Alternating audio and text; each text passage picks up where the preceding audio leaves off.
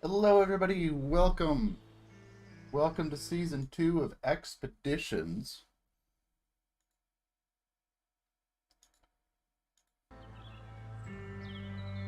Alright, you guys ready to get started?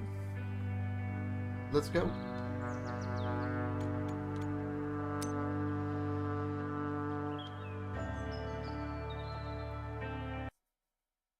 Alright, welcome in. We're getting ready to get started here. It's 9 o'clock in the morning. Alright, so we're going to jump into the new region, East Beskids. And take a look at it here. We got 15 expeditions, 14 contracts, 10 tasks, and there are 26 upgrades. You've unlocked free roam for the green estuary map. Now you can explore the terrain at your own pace and fulfill the contracts free from expeditions objectives. Alright, so it looks like we got the first one here, Brave Animal World. We need a scout. Let's go ahead and get started here. Let's see, now we gotta figure out which scout we want to bring. I think we'll start with the Yar. Where's my Yar at? There it is, all the way on the bottom.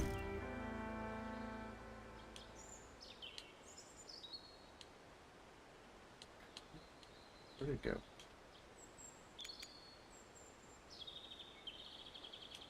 Change the inventory store a little bit. We got the signal repeater for ground drones. Got some new equipment here as well. But let's go ahead and grab some anchors to get started. Not quite sure on the signal repeater. I'll have to play around with that later. But we got batteries and some other things here. So let's just go ahead and start with an anchor. And let's take a look at what we got going on here. But welcome in, everybody. I have been waiting for Season 2 of Expeditions for a very long time. And it is finally here.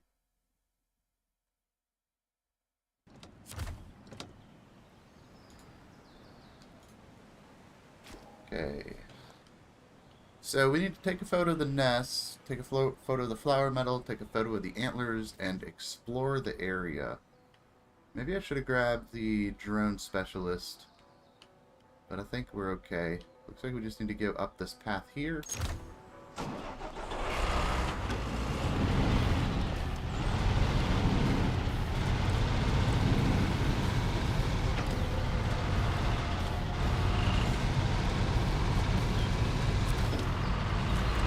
Alright, let's head up into the mountains.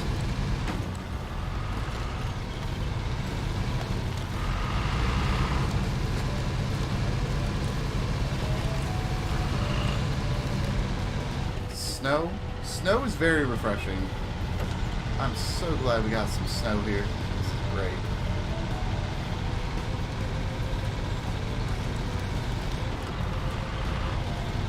Alright, I'm just gonna go for this high spot here in the woods. Just to start off here.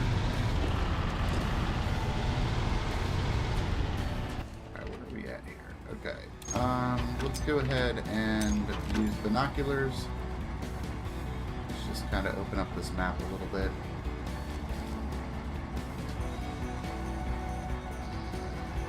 Just kind of do a full 360. There's one of our objective markers over there. Alright, what we got? Okay, we got just a few little spots over here. But let's go ahead and make our way over here.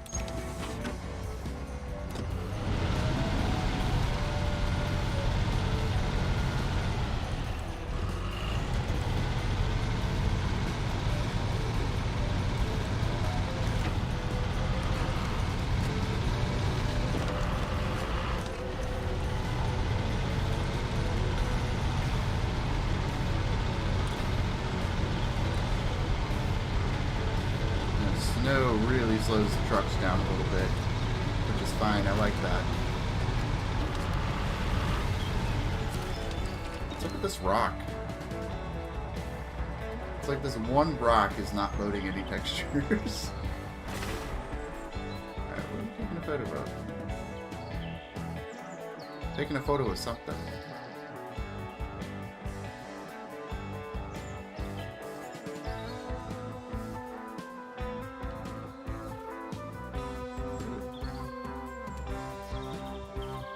don't know what I'm looking for.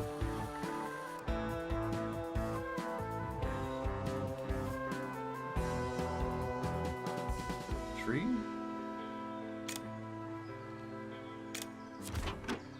What is this? Photo of the antlers. Take a photo of the antlers.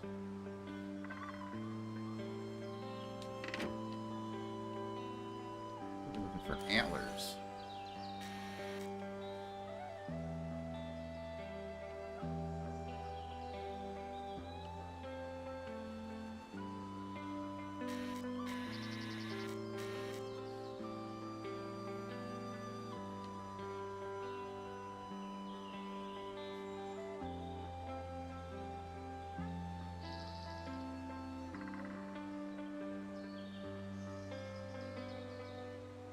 Antlers.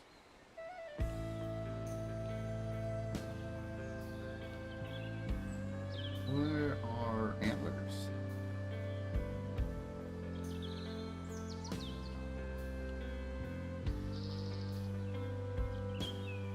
What? I'm sure once I find it, it's going to look incredibly obvious.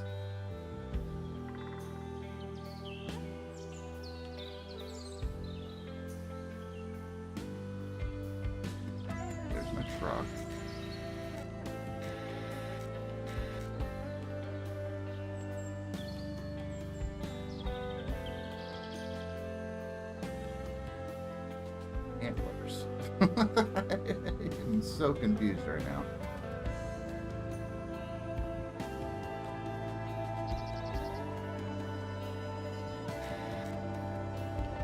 Is it something on the ground here?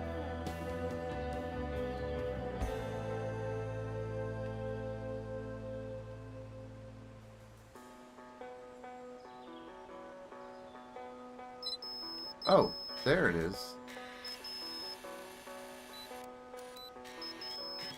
Ah, there they are. Antlers. Okay. Let's go ahead and grab a picture of the antlers. Okay, that one's done. That one was kind of tricky to find. Not too bad, though. Alright, we're going to head up this way. And we need to do some more exploration.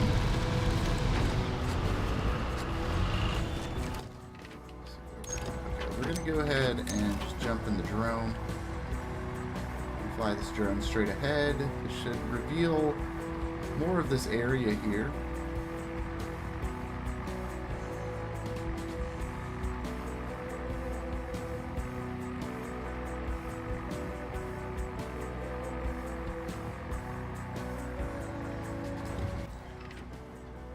Okay, I just need to get a little bit closer. I gotta get to the other side of this little pond here.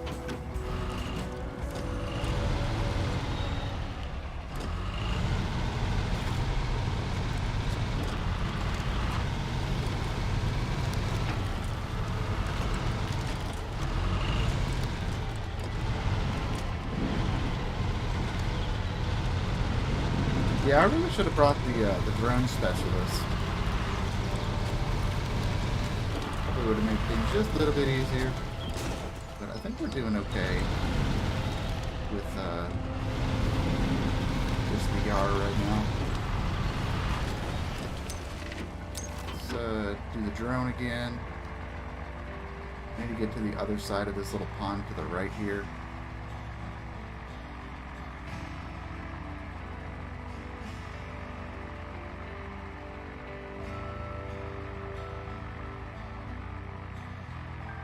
Gonna do it? This is 99%.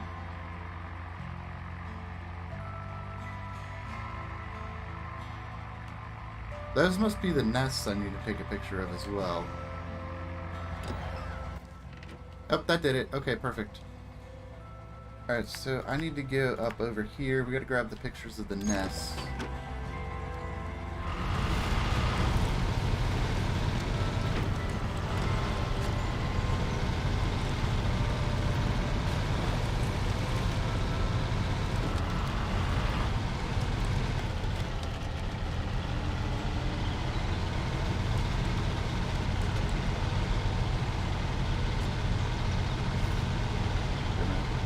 slowly trudge our way through the snow here.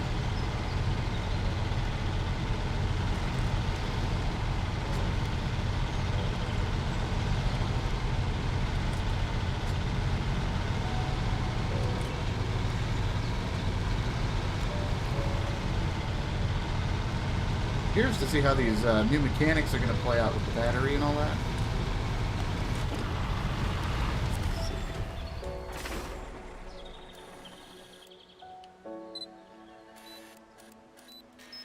There's the nests. We found those already. That's going to be an easy photo right there. Nests. Nature Sentinels. Alright. So, what do we got next? Take a photo of the flower metal and then explore. We do have a bridge here. So let's go ahead and make our way over to this bridge and across and go ahead and start exploring some more.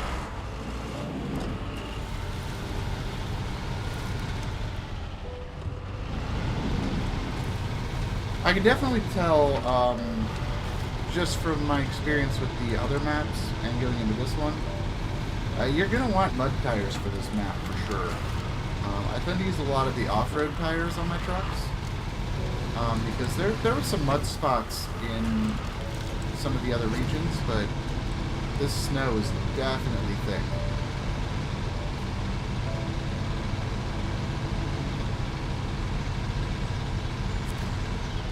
Let's go build the bridge. Oh, we got the wide bridges are back. We love the wide bridges. Alright.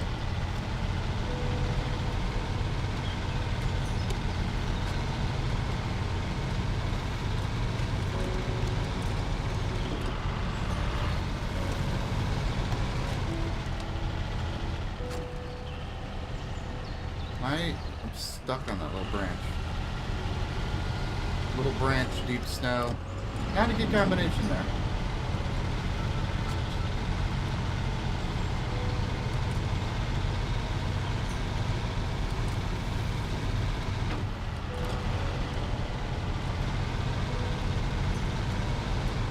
There's definitely some rocks that are just not loading textures for some reason.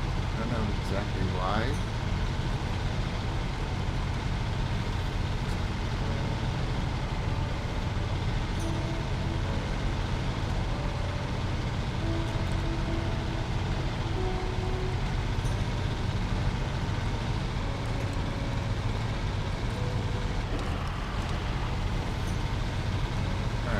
Down here.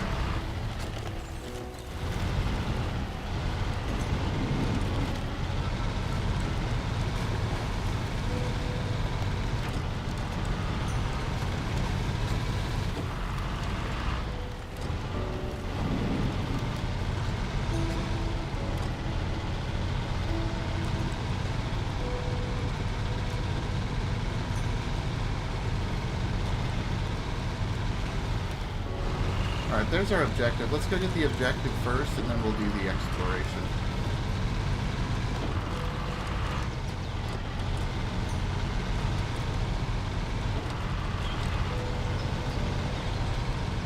Alright, we need to take a photo of the flower meadow.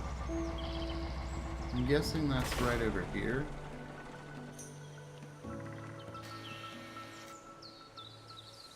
Where is it?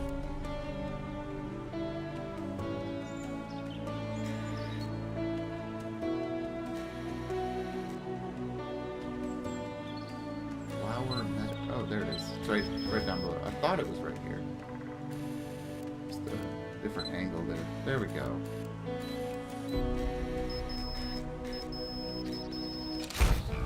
There we go. Flower metal.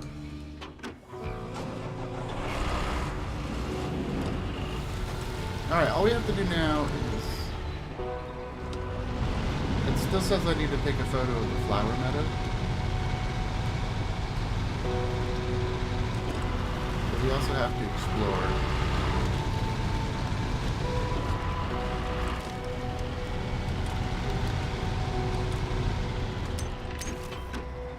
I'm just kind of driving through the forest right now.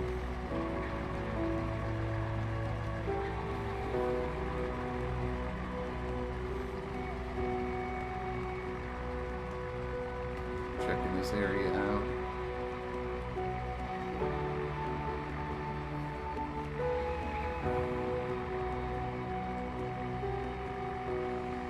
Okay, so I'm going to want to get out of this forest and use this path to get up to the top of that mountain, I think.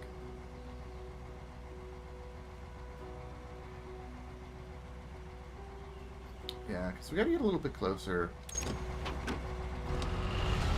Driving through this forest, probably not the best idea here.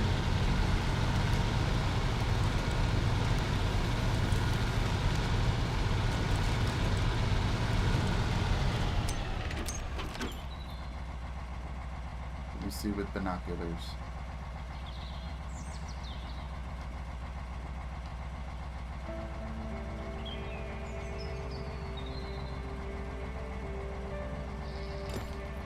I think that opened up most of it. They're like just a small little spot we're missing. It's up on the top of the mountain here. So let's make our way up.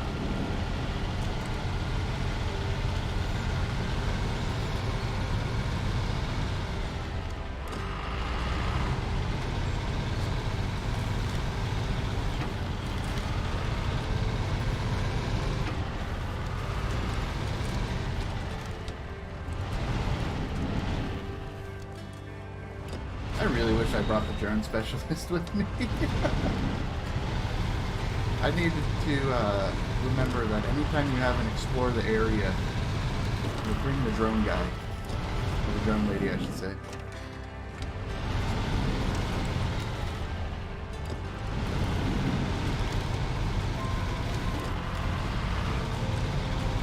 Alright, we discovered a new climb. That's $100. Let's go. Oh, that's it. We're done. Expedition completed. Okay, I did take less than 10 damage, which is great. Completed the expedition, great.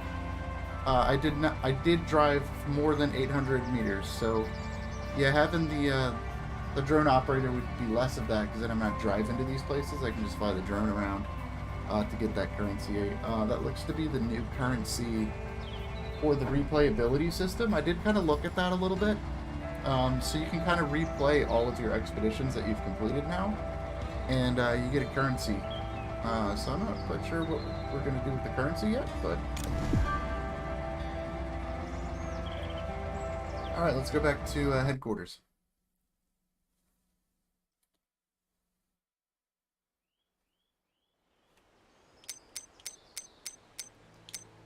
Let's go back to East Beskids. Alright, we've got Beaver Town, Dirty Work, Old Friends.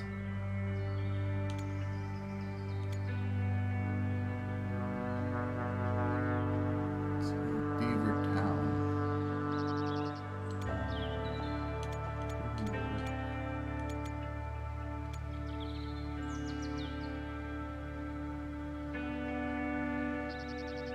Someone said we got 2 locations on both sides. Let's do Dirty Work. Let's go ahead and check out that second outpost. Condition deliver truck. What kind of truck are we pulling?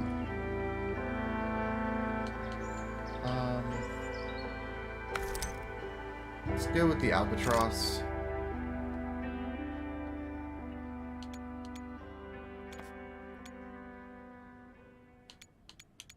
Change honks. Oh, okay. You can change the horn with the cosmetic system. That's pretty cool. Player profile frames. Oh, that's nice.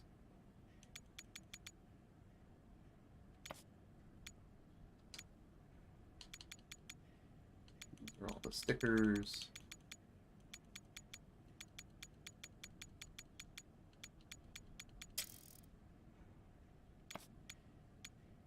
Alright, I think the Albatross will be good for this one.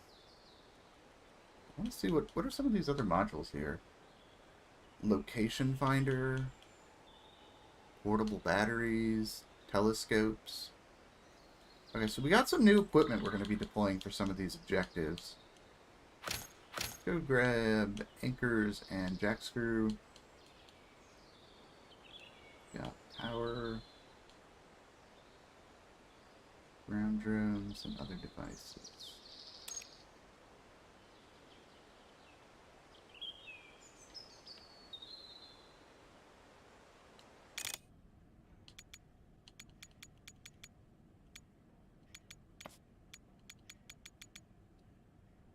Here.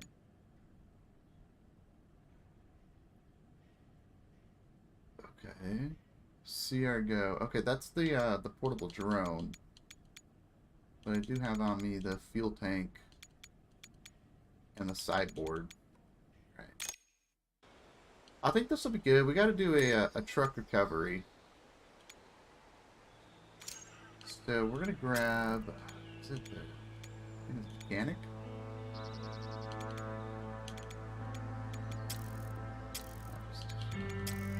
Who is it?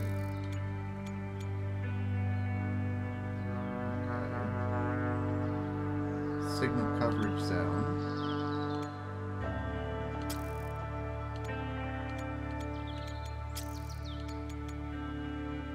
Ah, here we go. Empowers vehicle in tow. That's what we want.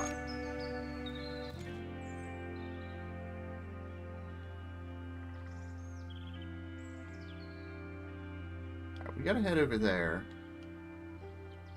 We got the Albatross. We're over here. I am also going to bring a scout.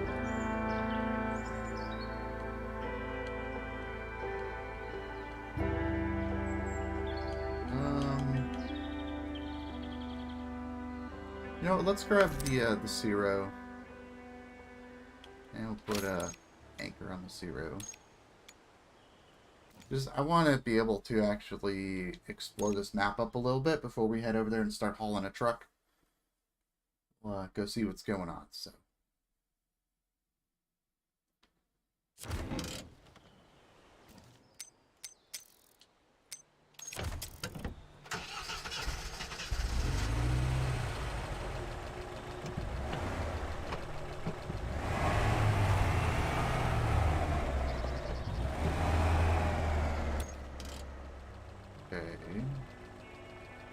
So this is the stuck vehicle. It doesn't look like it's a scout. And we gotta take that over here to the observatory. So let's head through the forest this way. Make our way over here with the scout. Try to just figure out what road we're gonna take to get over there. And then we'll pull it with the Albatross.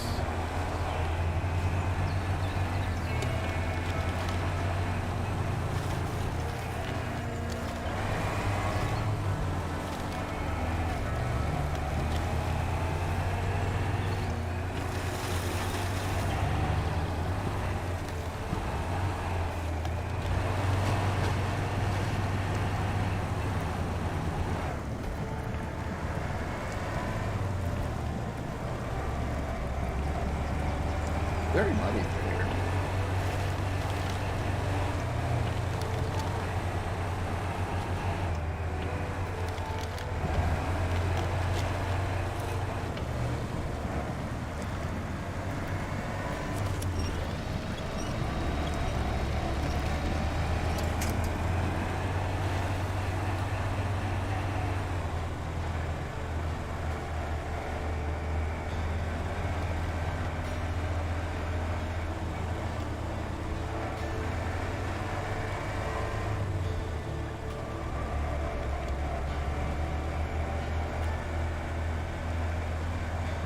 Out of the snow so we can pick up a little pace here.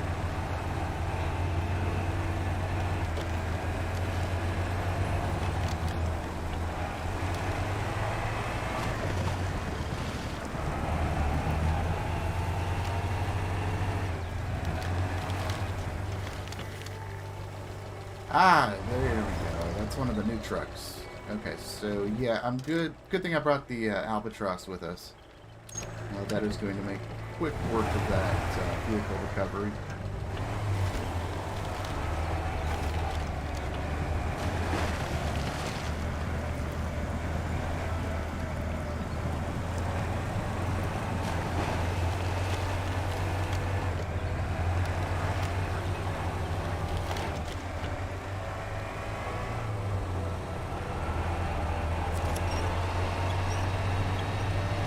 We got snow and mud here. Just absolutely treacherous conditions. It's fun though. It's fun.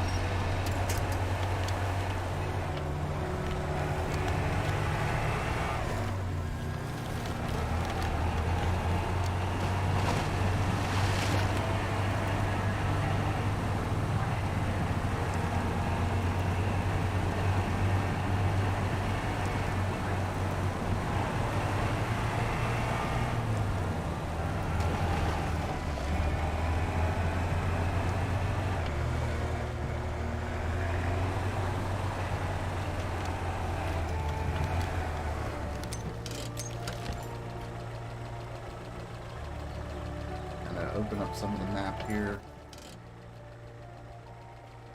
Kind of see where we're trying to go.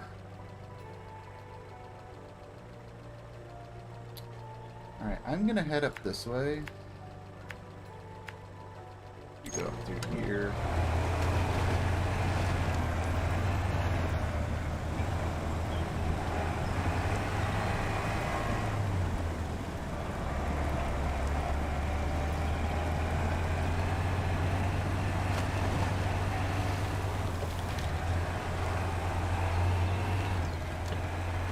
I need to see more of this map so we can figure out which way we gotta go. Because I don't want to start hauling a truck and then find out I can't go that way.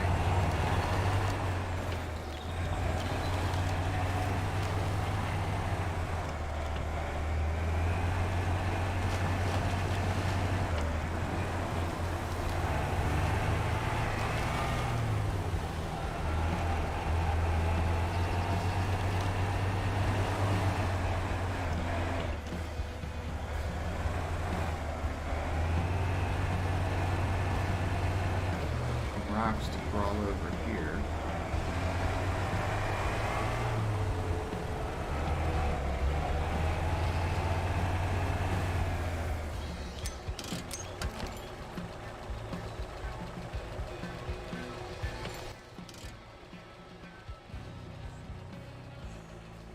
Okay, it looks like there's a path down through here. Yeah, right there. That we can use.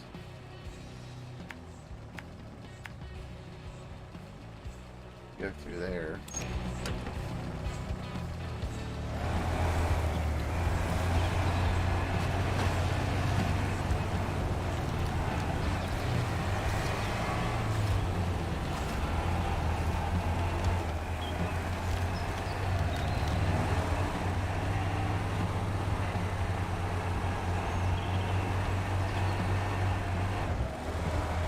That is a super sketchy spot right there. That is ridiculously sketchy. Go through it though.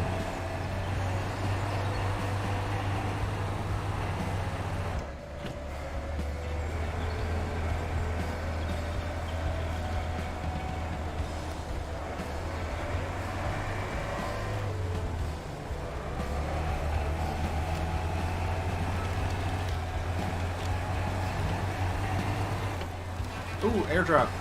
Oh, we got an airdrop. Okay, let's go ahead and grab the gem. And some extra anchors. Top off fuel. And there's still some there when you come through here with the albatross.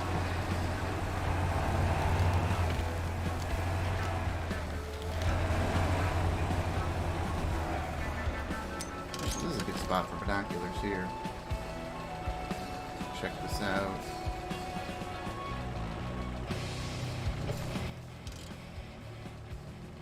Okay, I think I see where we need to go. Don't quite know if going around this way is probably the best way to get there. I think we're gonna want to go this way. Here and up. Through there. I think that's where we're going to want to go.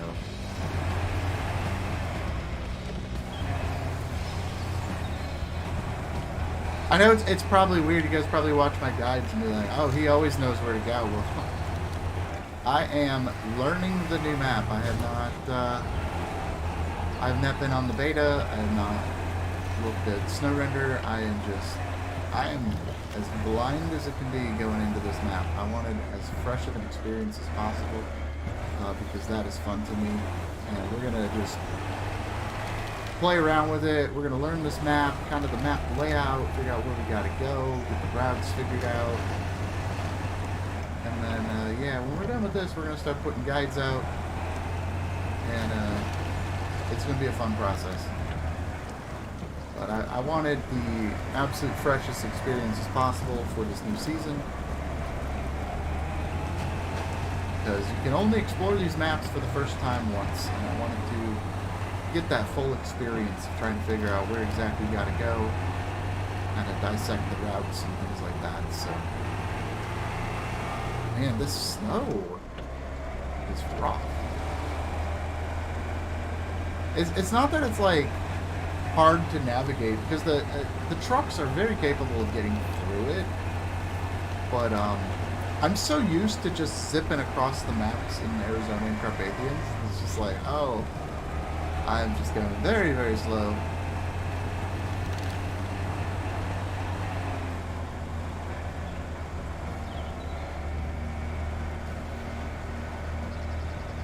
It's slow, but it's not like I'm getting stuck.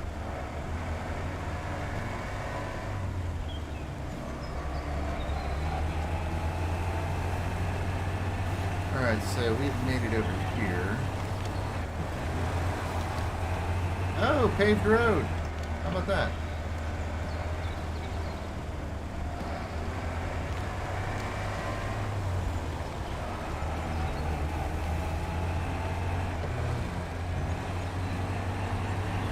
Actual pavement for a change. Okay, that's new. Alright, we have cleared out a path to get where we gotta go with the Albatross. We can haul this, we can start hauling this truck now. Get this figured out. I'm gonna park over here. Alright, let's go ahead. We're gonna jump in the Albatross. Alright, now we gotta build the route. Alright. So we're gonna go through here. Up and across the way. Oh, there's a task there we can take a look at. We're going to go over here. We're going to grab the stuck vehicle. And just kind of make our way up over here. Down over the rocks. Over through here. There's this little sketchy spot here.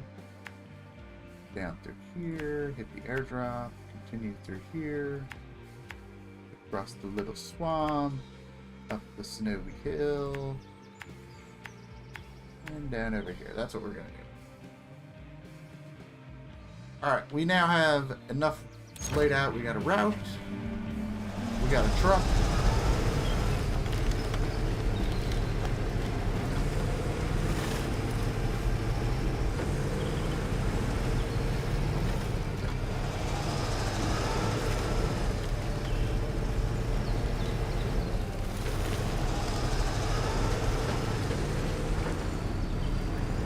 Alright, it is officially Albatross time.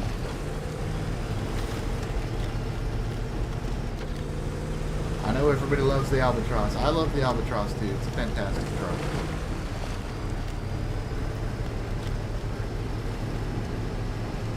Probably not everybody. That's kind of a bold assumption there. But I know a lot of people like the Albatross.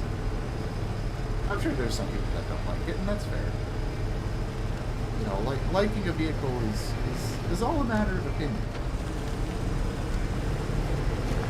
You know, I'm sure there's vehicles that I like that people don't like, and I'm sure there's vehicles that people don't like that I like. That's the beauty of Expeditions, right? There's a lot of good trucks, but I wouldn't really say there's like best trucks, if that makes sense.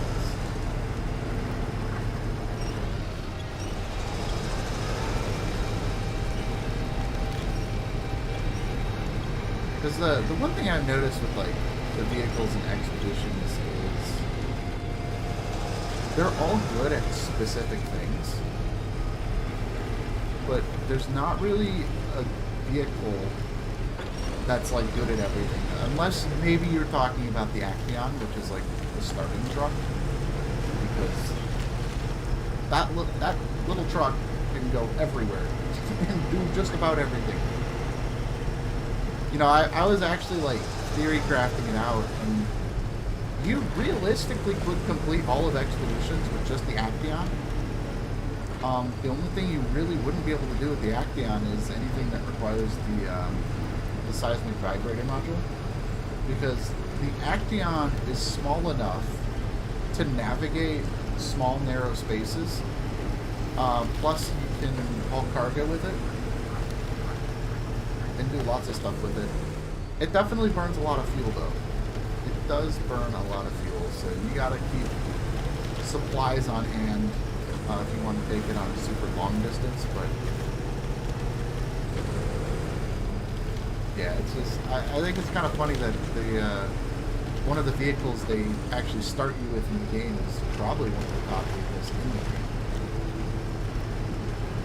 especially once you get it upgraded.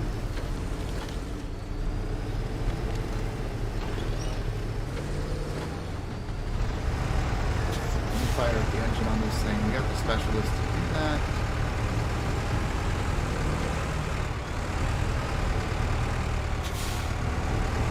Let's get right over these rocks.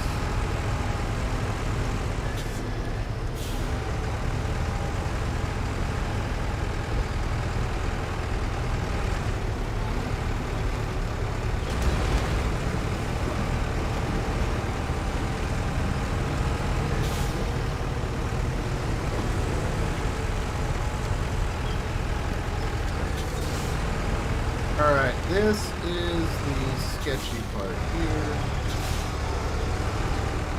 Straight line here. There we go. That's not too bad if you get the angle right.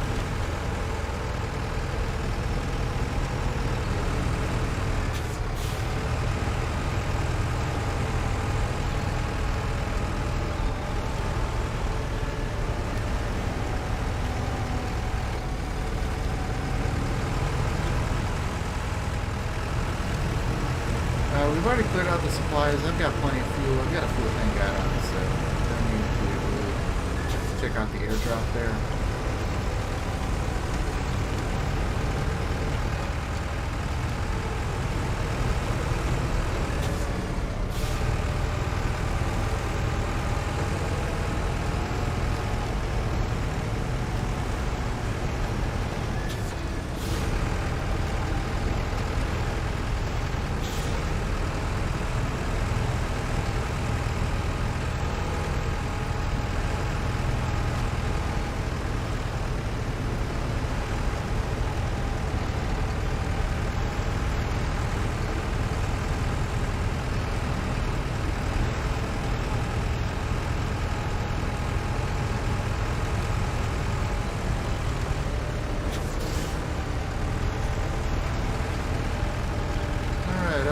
Snowy hill now.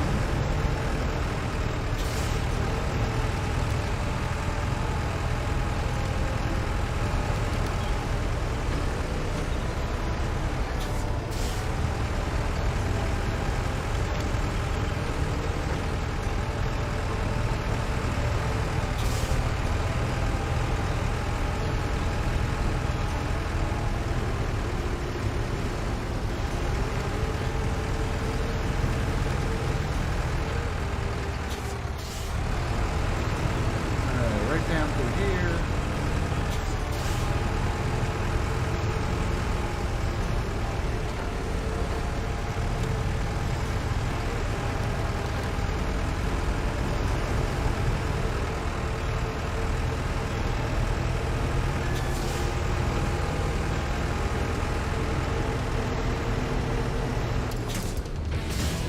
All right, expedition complete. Oh, okay. Complete an expedition using a scout class vehicle and flying the drone less than 5 times. We did that. Alright, so, okay, there is a challenge there. Probably have to use the Yar or the Lodestar for that challenge move. That's fun, though. Okay, so we have the Tron Broad now. Perfect.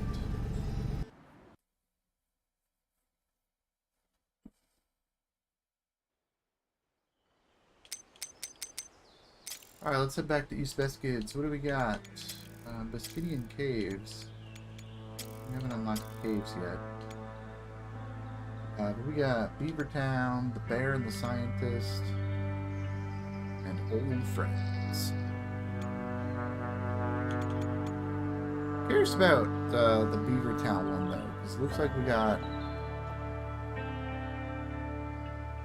I don't know if there's a way across that river. Curious about that. Unless we. It does say 2 trucks, so probably start one at one outpost and one at the other. It's probably the way to do it. Let's see, old friends. Okay, that's just exploring down there. Okay, let's do Beaver Town. Trucks. Let's go to the truck store. Want to check out the Tron since we just unlocked it. Where is it? Oh, there. Oh, there's the Unimog. Okay, let's buy the Unimog. Forgot about that. There's adding the Unimog. Tetra, Tron. Okay. Alright, here's the Unimog. That is a cool looking truck. Look at that. That thing's awesome.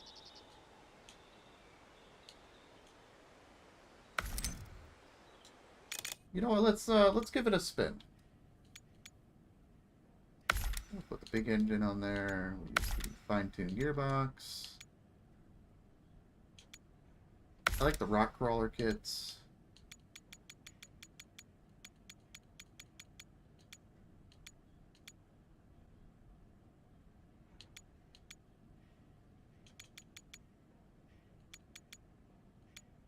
Like, let's use the TM3 tires. Winch. Put the advanced winch on there. Put the snorkel on. Let's do the emergency reserve help. The roll cage on there. Let's put the wide fenders on. There we go. Roof rack.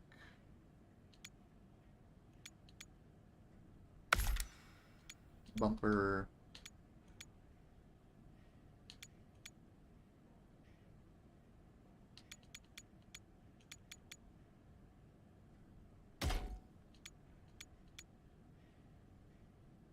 I don't think we need the CR-Go module right now.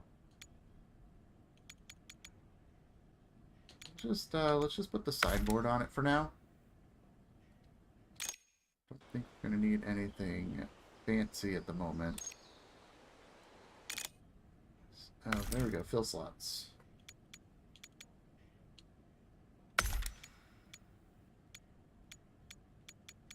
Okay, so we can add extra batteries if we need them. But let's go ahead and add a spare part and put fuel. Let's go.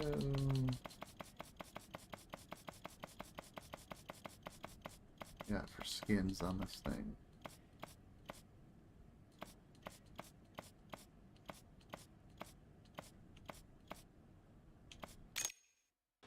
Alright, we'll just leave the default skin on it. I think that looks cool. That's got like a spider web on it. Okay, so we're gonna use the Unimog. And then for our second truck, I wanna see what we can do with the Tron Broad. Let's give this a go. We don't have engines for it. I only have a high-range gearbox. That's probably fine. Okay, so we're gonna need to find a bunch of upgrades for this thing.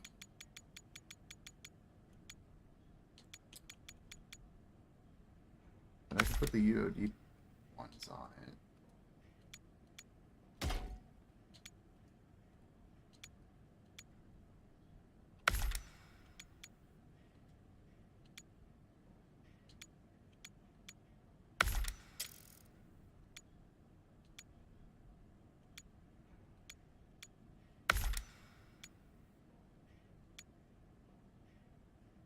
Oh, okay. I can put the drone module on the top of this thing once I find it. Oh, I need the roll gauge. Oop.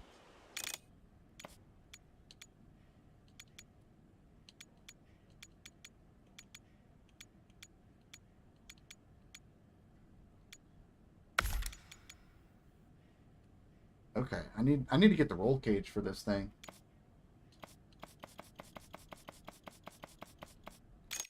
Alright, we're gonna not use this for now. We need to get some upgrades for it before we can really use it. But let's go ahead and grab the Overlander. Grab a set of anchors, and I'm also gonna grab anchor. And we're gonna deploy. Alright, I think we're gonna do the Overlander at the field base, and we'll put the Unimog.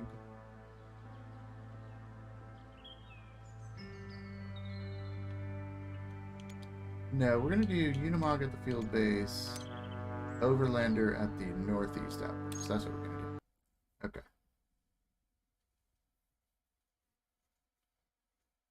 We gotta do a little bit of exploration here. Because we gotta basically just head straight south here, because I don't know if there's necessarily a way across this river. There might be a ford somewhere down here, but I'm not sure. But we're going to go ahead and start off by heading south here, and let's see what we can find.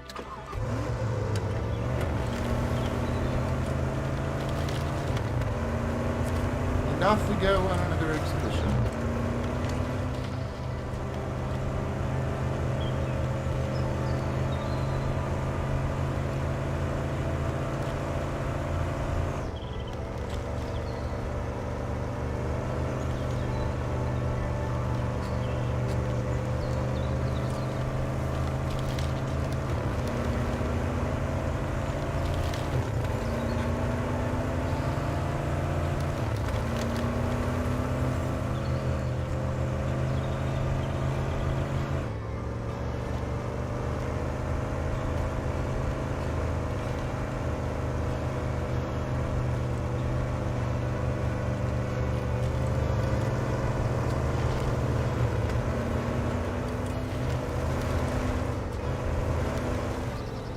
Me and not true. What is going this? Yeah, I got the texture quality. Put that up.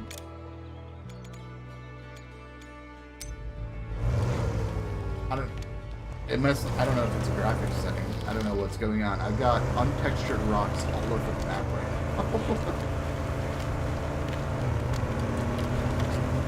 It's weird because I have textures all the way up. So it should be loading textures. But it's like, it's kind of hit and miss. You know, like there's just random rocks that are just not loading textures.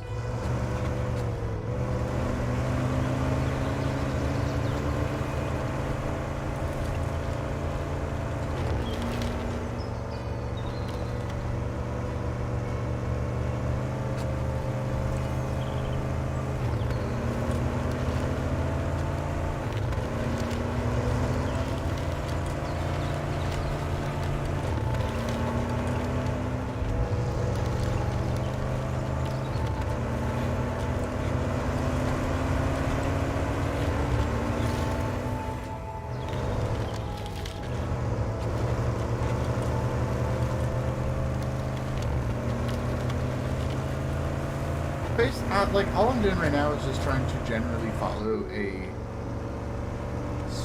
path that goes south. Which is, you know, pretty well defined right now. It's kind of nice.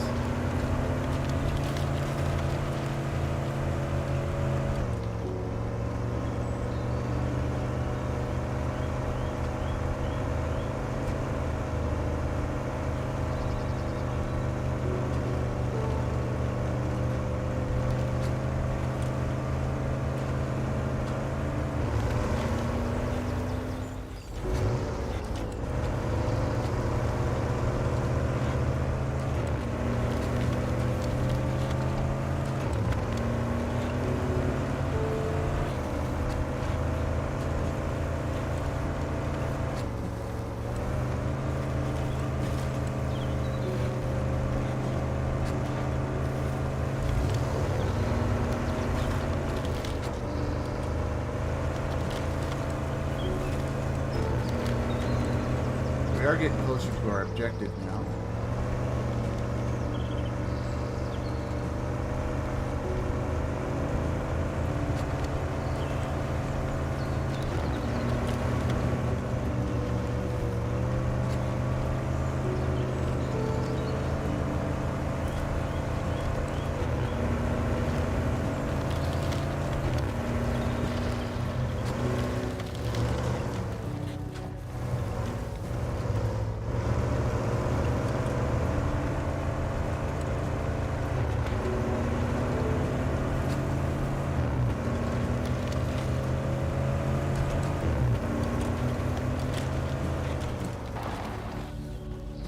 Alright, now we have a decision to make. Up or down?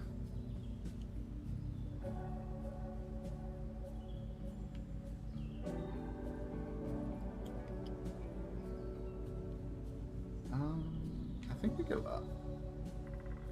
You see, if we go up here, that'll lead us over here, which we can go down and get to our objective. So, I think that's the way to go. Give it a try.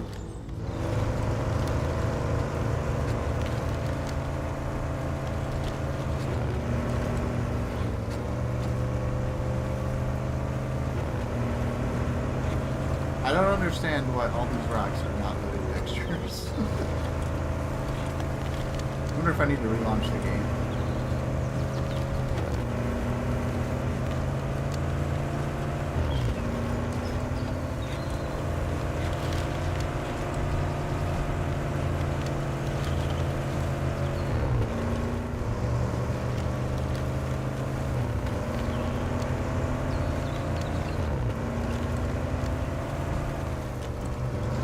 Just like it wouldn't bother, like if everything wasn't loading textures, I'd be like, okay, there's something wrong with my settings. But there's so many like rocks that have high fidelity textures that there's like these PS1 rocks. Just, what's going on?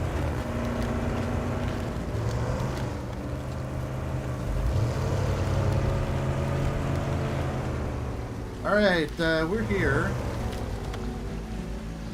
How do I get across? See a rock right here.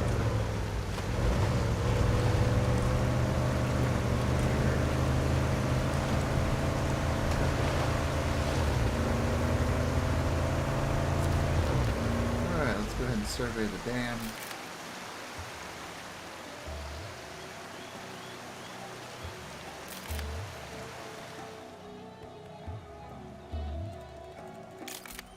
What? Excuse me?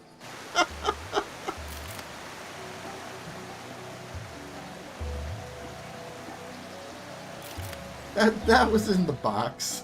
There we go. Beavers are called kings among rodents for a reason. Their structures are truly majestic. So there you go. Beaver fact, everybody. Beavers are the kings of the rodents. Alright, so now we need to go to this other one. So we're going to go ahead and jump in the Unimog. Alright.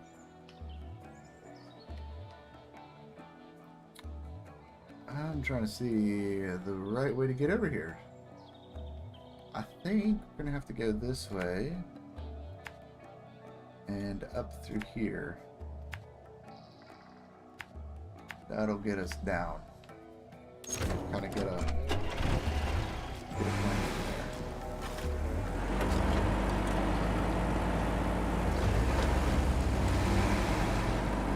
Oh, the sound on this vehicle is great.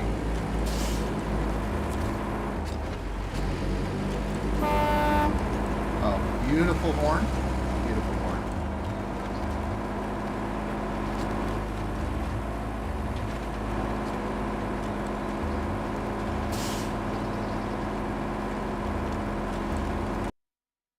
Uh-oh. What? Oh, there we go.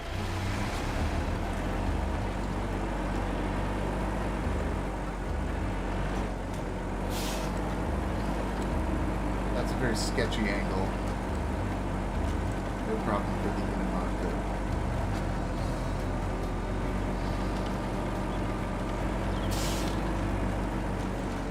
Very deep snow here.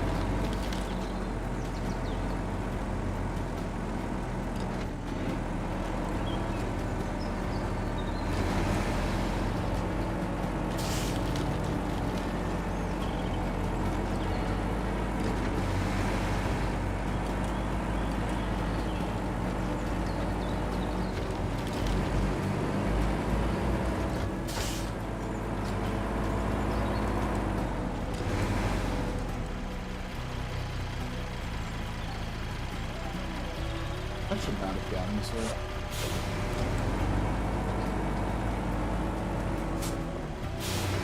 We're gonna go around.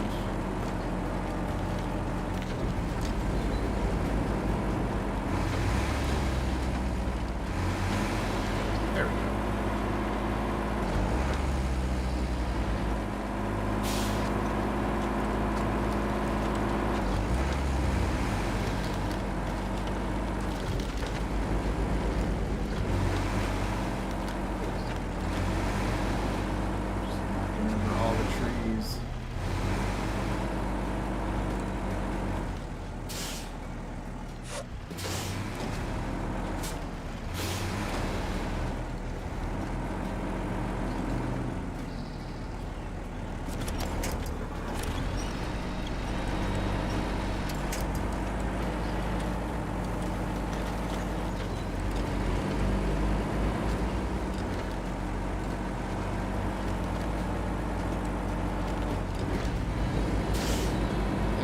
That's what we're getting at.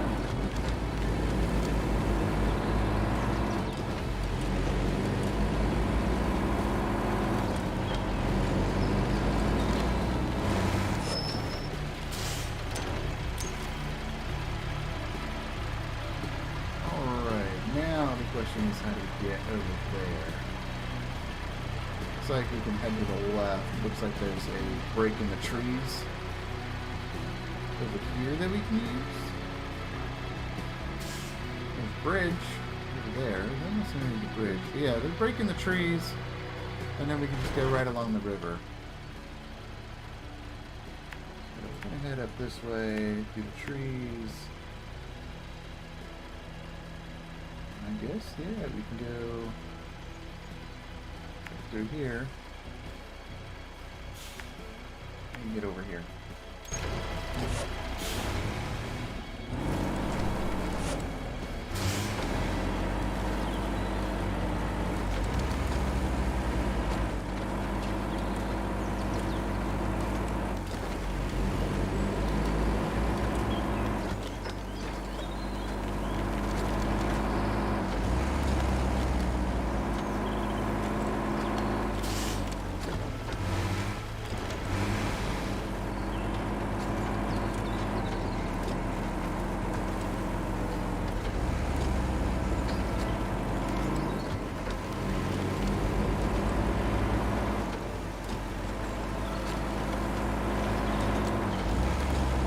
I like this map.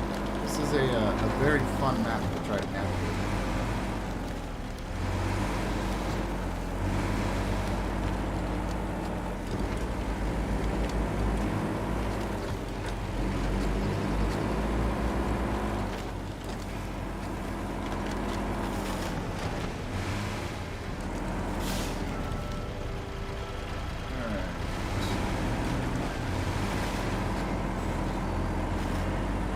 I feel like trying to drive on the Beaver Dam probably a bad idea.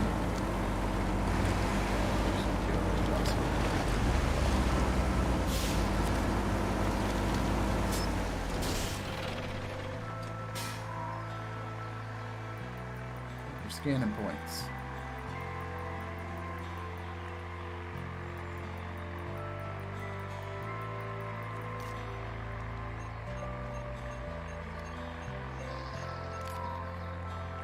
Alright, there's one.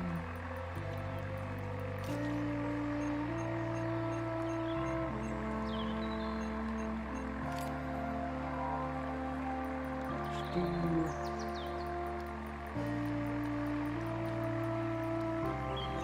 Where's the third one at?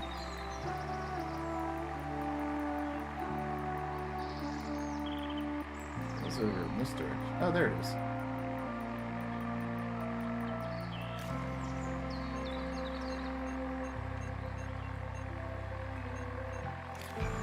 Two beaver lodges in a single dam. Now that's a rare. Judging by what we saw, they have built a good dam that won't harm any other animals. Okay, good job, beavers.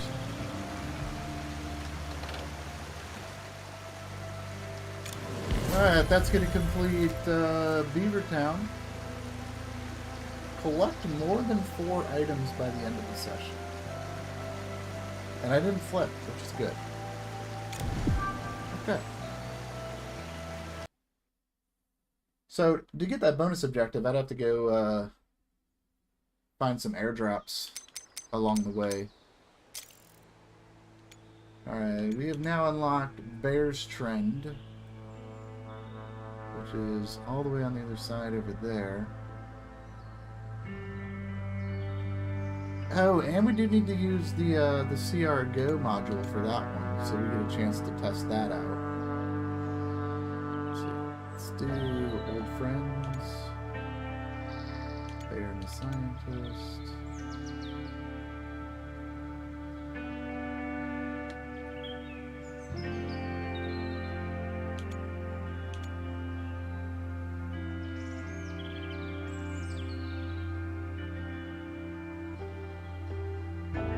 Figure out which truck I can put the CR Go module on. You know, we could always albatross it, I think. Actually, I think I can put that on the Unimog.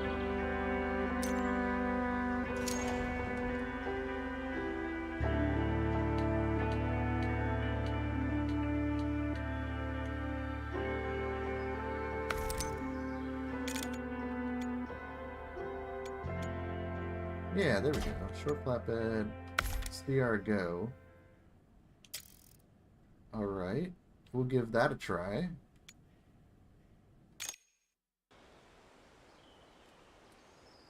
And I do need jack screws and a camber trap.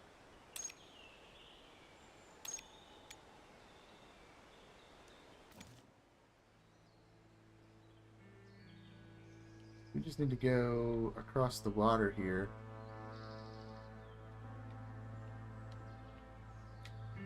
Basically exactly the same way we just went.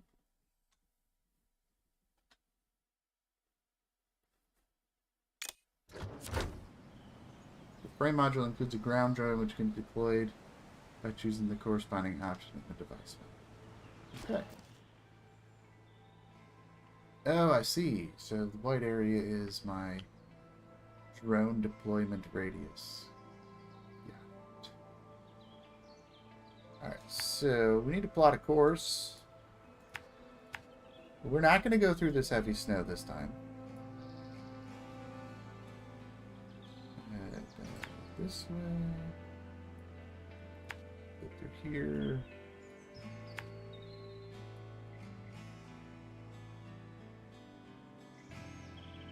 Actually, I can,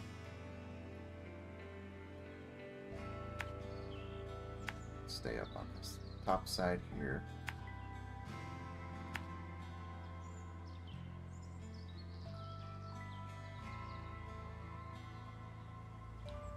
We do need to get down to the shore and get across. This way.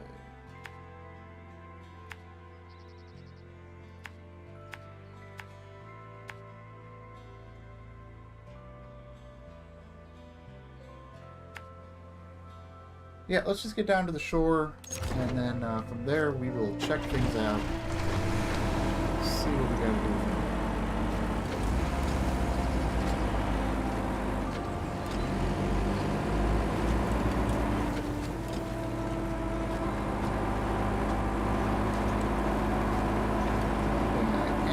Before we set out, though, is I am going to build the cargo drone. Just in case we need some supplies.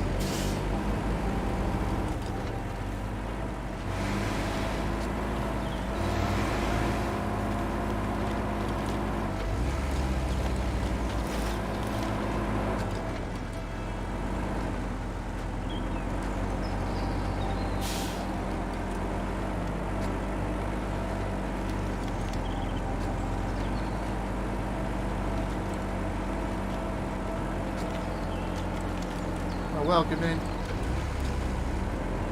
Not quite sure what that means, but thank you. We are making good work out of this Mercedes Unimog right now, having a good time with it.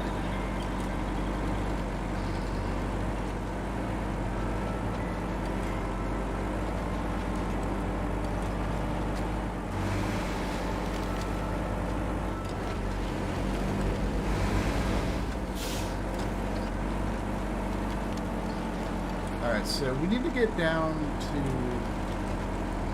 the river.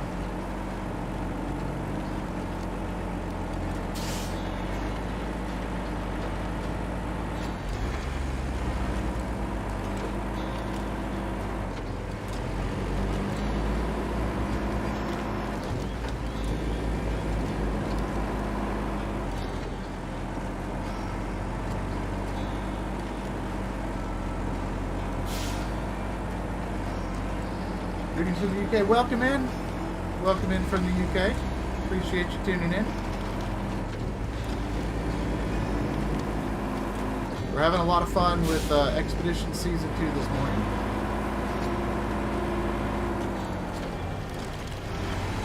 The virtual beavers virtually thank you for not crushing the dam. You're welcome. I tried my best to be respectful of the beavers, for sure.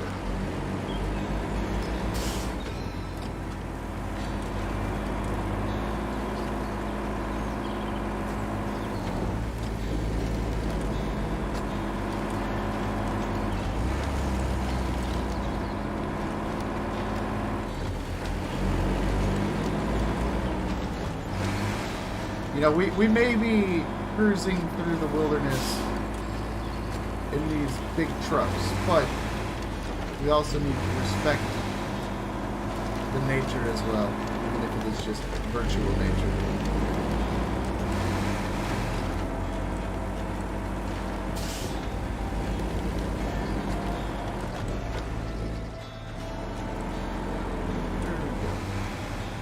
Oh, come on.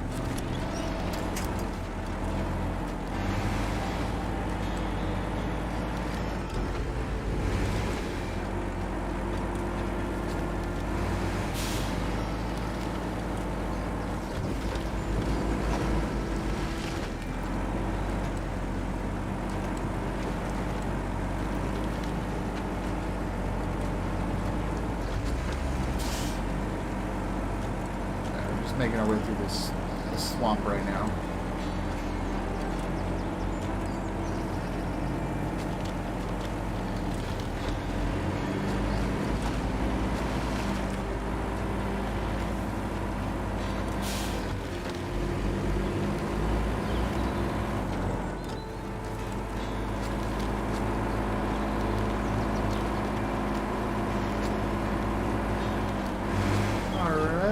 There we are at the... Oh, that was a nasty bounce there.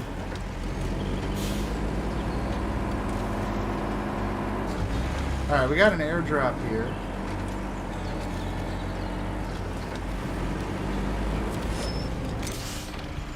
Let's go ahead and grab these gems and top off the fuel.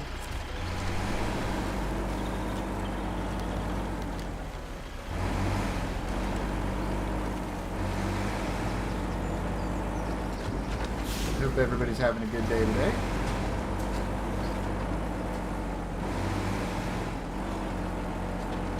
Got a little sketchy there.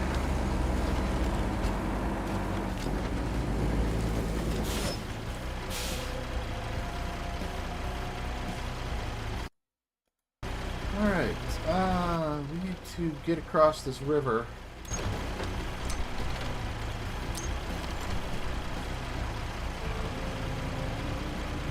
Check the river there.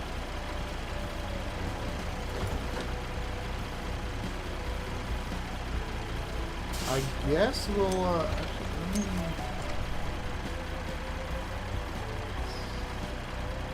I should be able to get across to this island.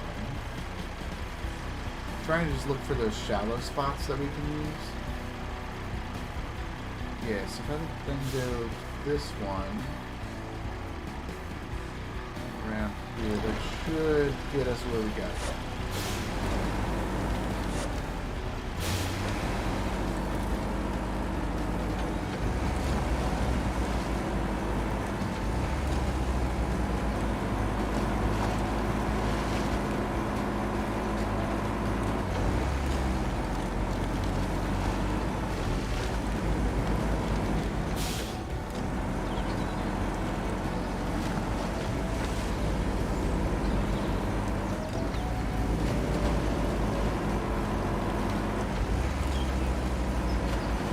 There's the path across the river right here.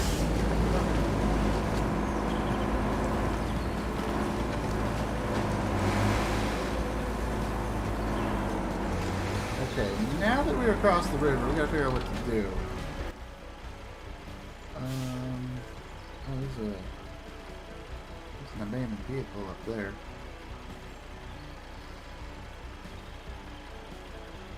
Find the nearest bears there.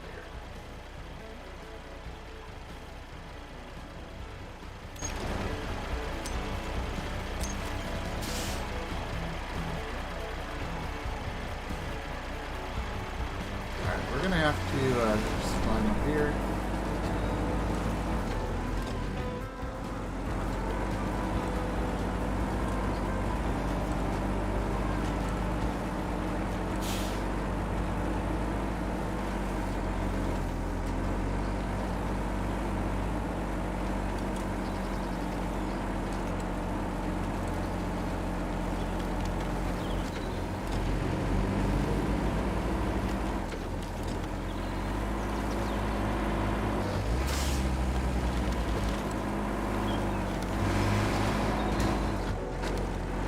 I have a feeling this is not the waypoint I need, but I'm going to go check it out anyway.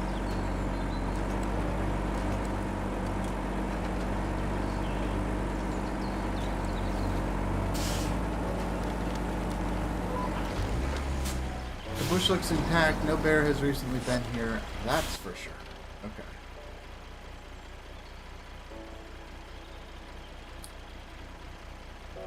Okay, so we need to get up into these mountains here. I have a feeling that's probably the one I need. I do need to get within range so we can use the CR Go module. Let's try and just head up through here. There's a truck right here. Don't worry about that right now.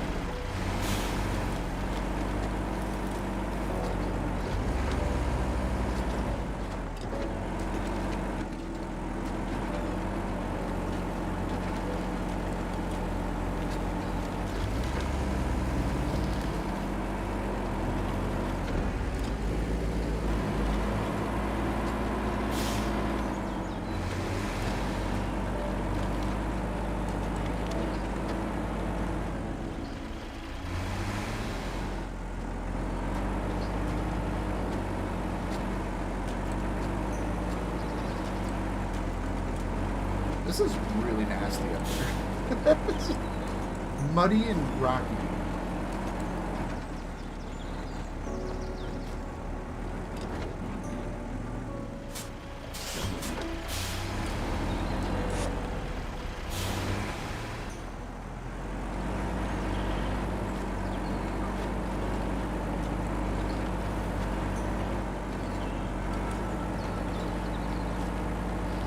I'm assuming this is the task for the vehicle rescue.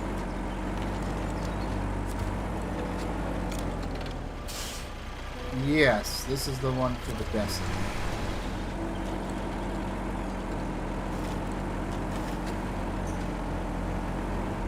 Which is the third truck that was added to the season. We've got the Tron, we got the Mercedes.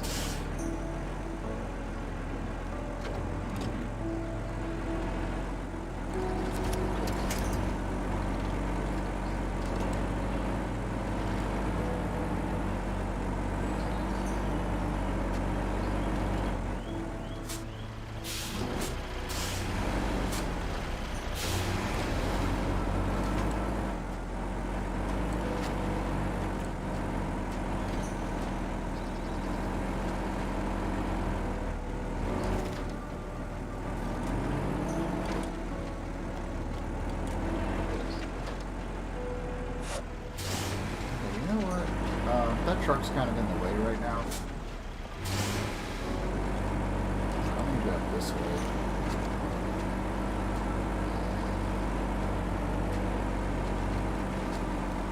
I should be able to get up here.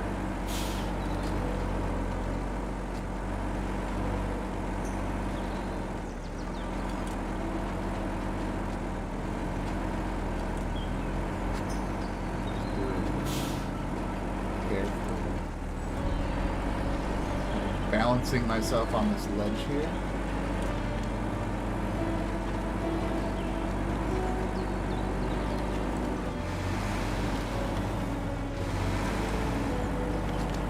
There we go.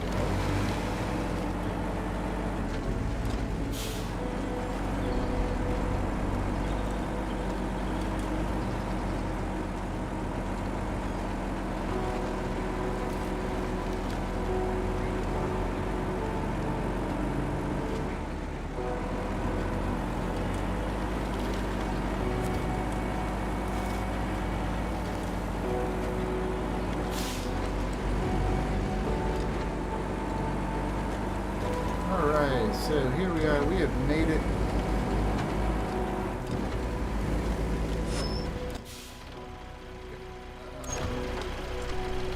You know what, we're gonna go ahead and just use the ground drone. I want to give this a try.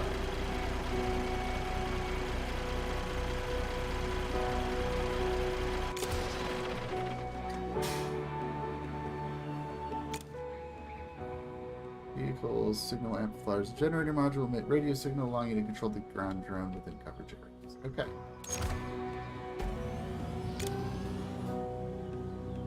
Ground drone's battery capacity is limited. Keep an eye on its energy levels and don't forget to charge it regularly. Alright.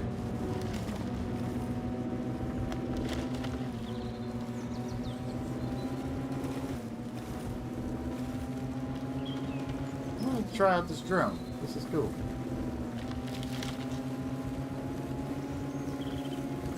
I mean, I know I could just drive the truck over here. That's fine. But I wanted to try out the drone. We've got the drone.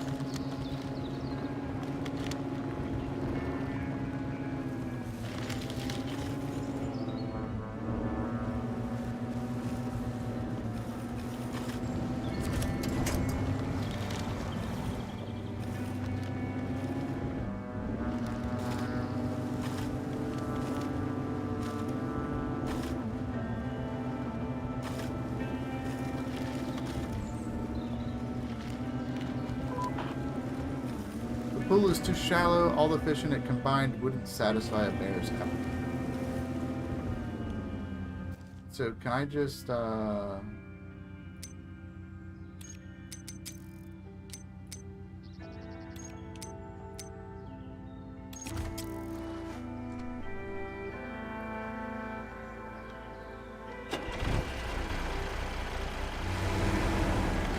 what is going on with my camera right now? What have I done? What is going on right now? Oh, I can just recover the drone.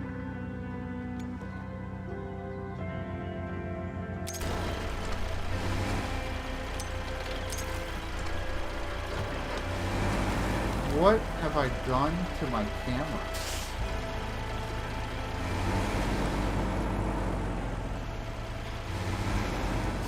What have I done to the camera?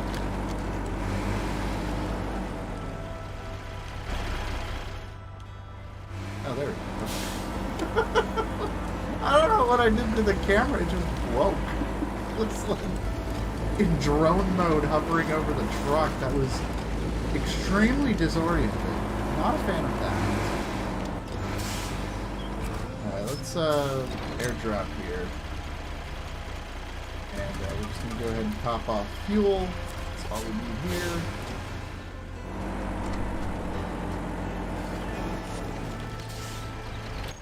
Okay, I need to figure out how to get to this next waypoint over there.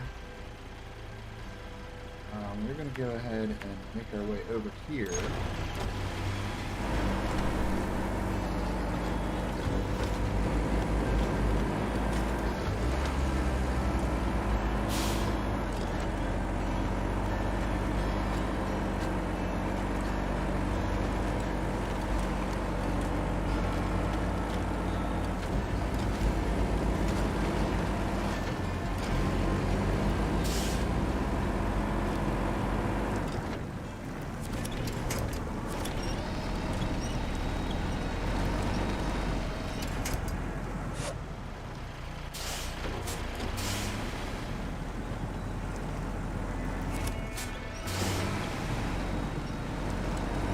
I got caught in something that looked good.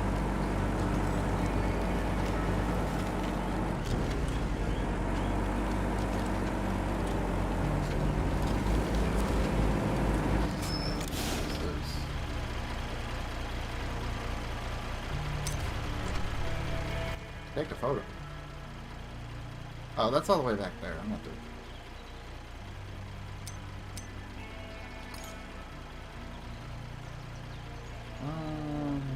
The question is, which way do I go from here? And I think the only way to answer that is to use the drone here. I think I'm going to want to go this way through this rock fall.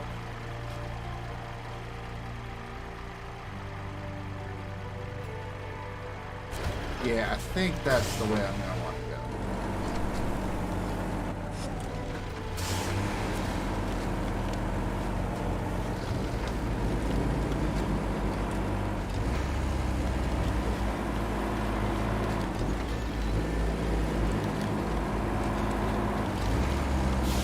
Alright, so we're going to go ahead and do that.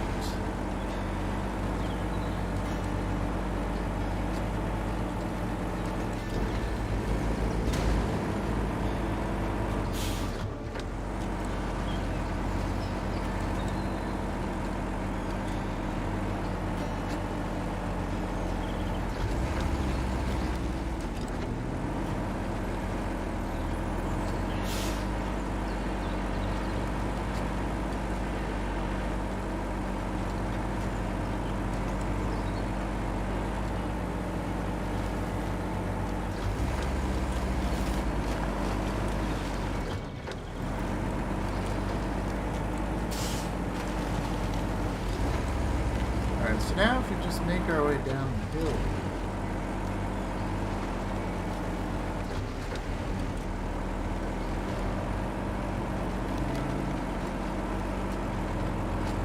With snow. This should get us to where we want to go.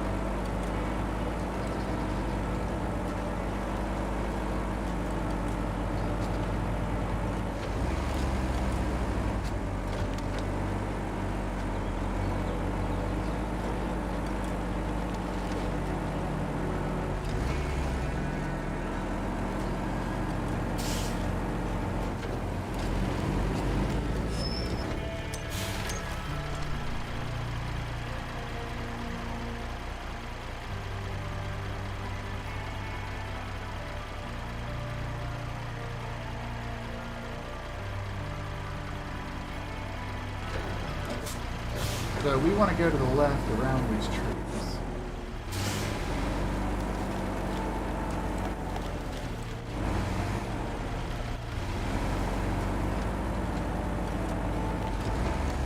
Hopefully we can squeeze right through here. I think so.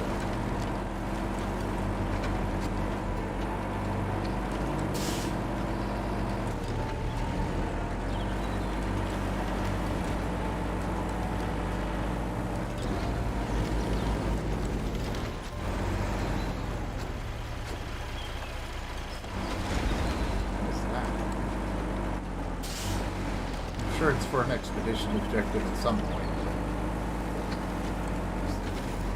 Stone pillar there.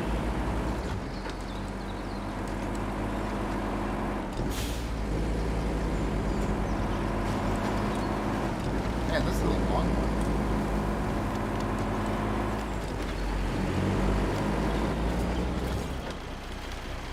Oh, there we go. We found the bear lair.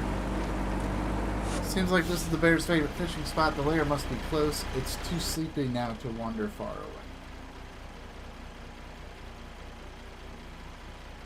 Which is all the way back up the mountain, literally this way. I made the wrong choice. You know, we went up this way and went around the mountain. All we had to do was go this way and then up the mountain. So, but you know, that's part of the fun of exploring. So, we're going to go the other path up the mountain. I'm going to go check out this way.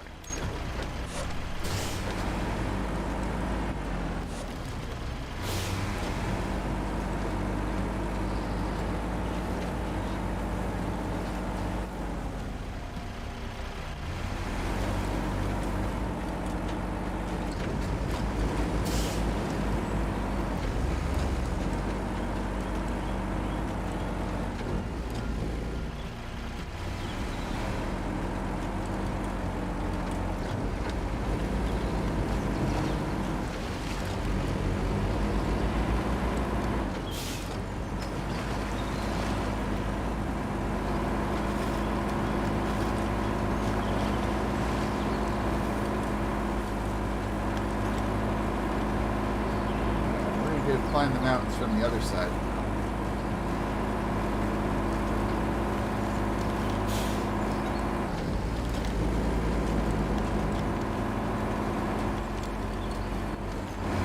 Just working our way up the hill here. We did go the wrong way, but that's all right. We needed to check out all 3 locations for the lore, so we needed the lore of bear habitats.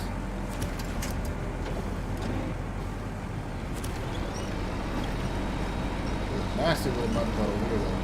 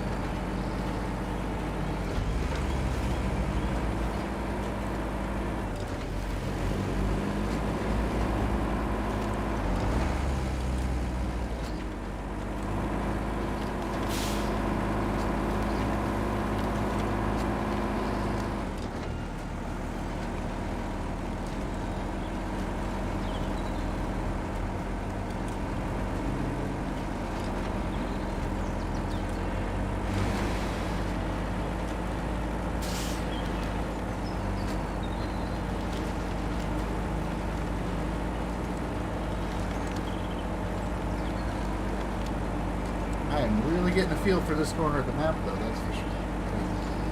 I've been going up and down through these mountains multiple times, so.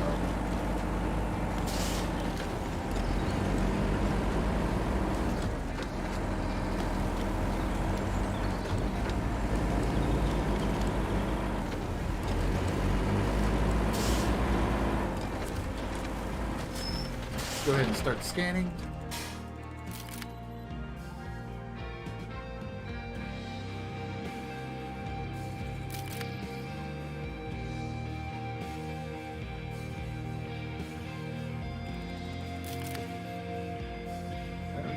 Found the bear tracks.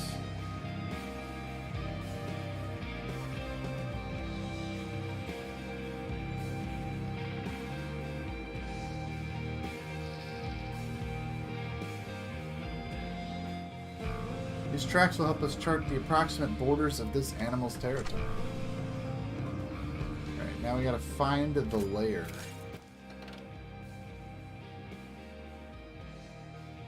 Find the lair. Okay.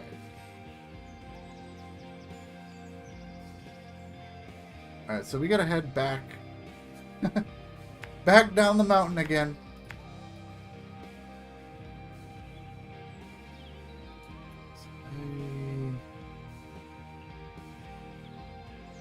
We gotta get up here. Yeah, so we're gonna head back down. Kind of go up the shoreline here, I think. And up here.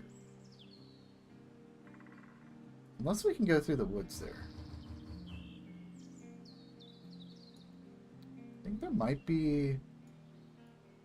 We'll check it out. We'll get to the bottom of that pond. I want to check out to see if there's a shortcut there that we can use.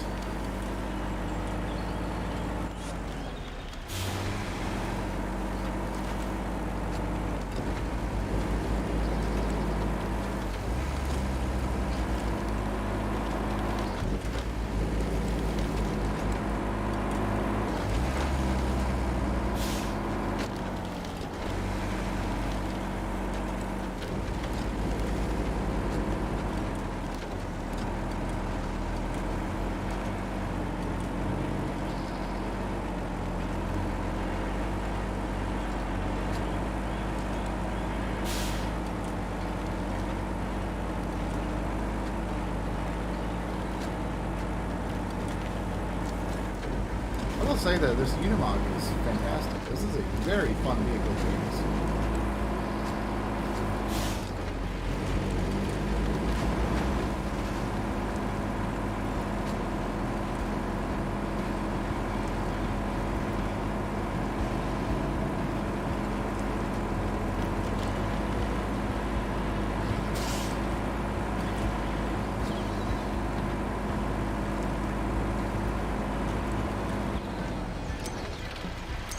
grab the drone. Let's see.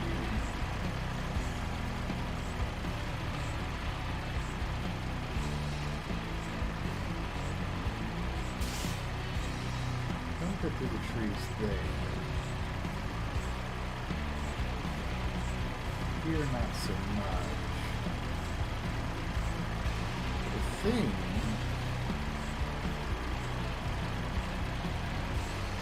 Yeah, if I go up, these rocks here.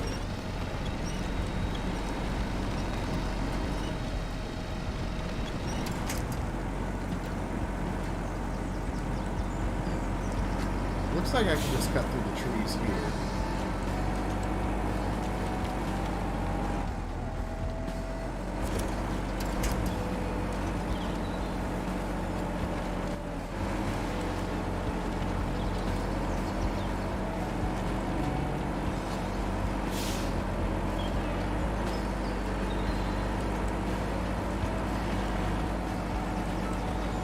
Oh yeah. There we go. That's a shortcut right there.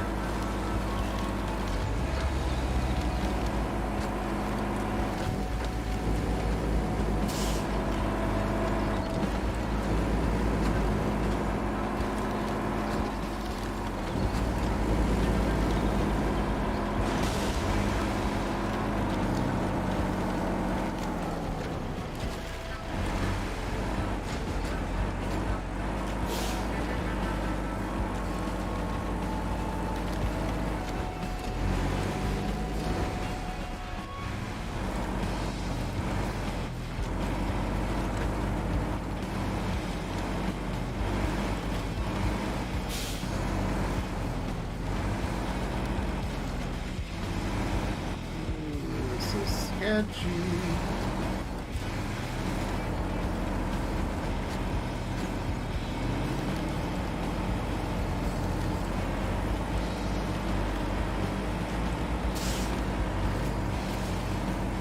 Oh, we made it though. You can't go any further by car. A remote-controlled ground drone will help us here. Okay, so we're gonna go ahead and jump into the ground drone.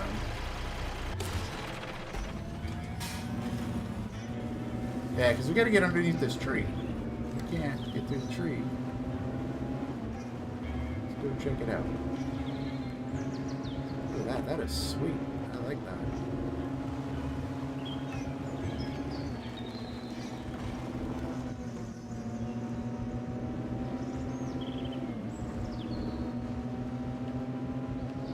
Now we can go right in here. Deliver supplies. Wait. I have the camera trap on the truck. Okay, I need to... Yeah, I don't know why I didn't read that before. But... Alright, I gotta go back to the truck to grab the camera trap. And then I can install it.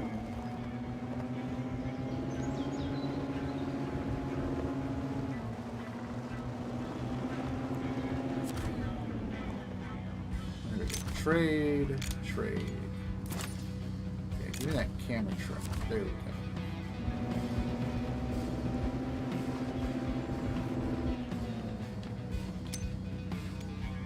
Yeah, I got the camera trap now. Perfect.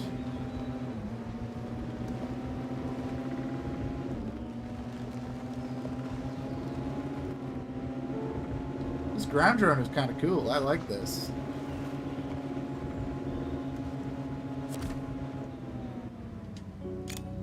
Install the camera trap.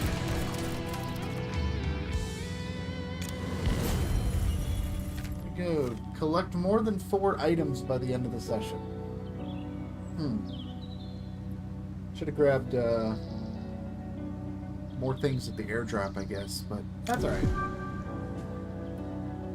Alright, so that's going to complete Bear's Tread.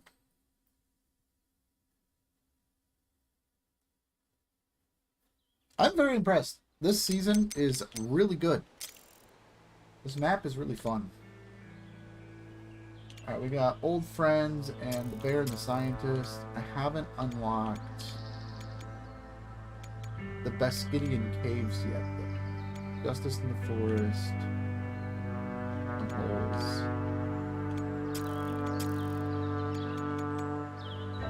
Is unlocked after illegal camping. Seismic Studies is Old Friends.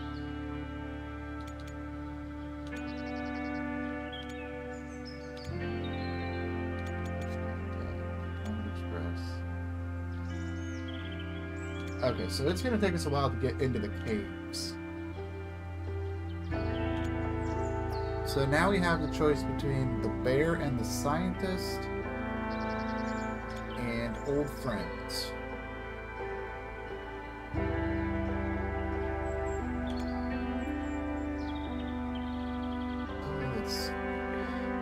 Had a heart attack recently, and I was just going to the observatory, and then all of a sudden, whoa, a bear appears!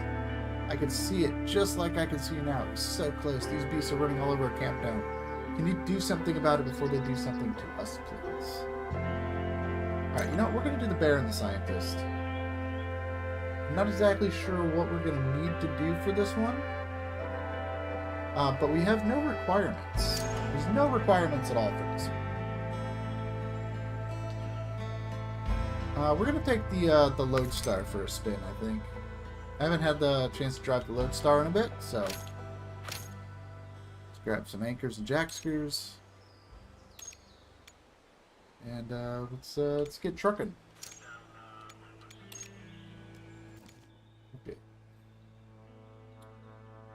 Yeah, we're going to start from the northeast outpost here.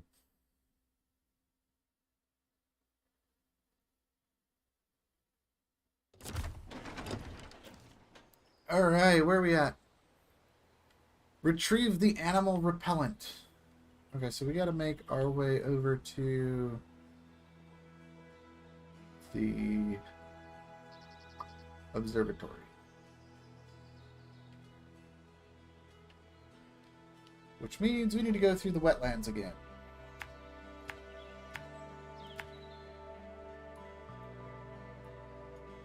Oh, where am I? There.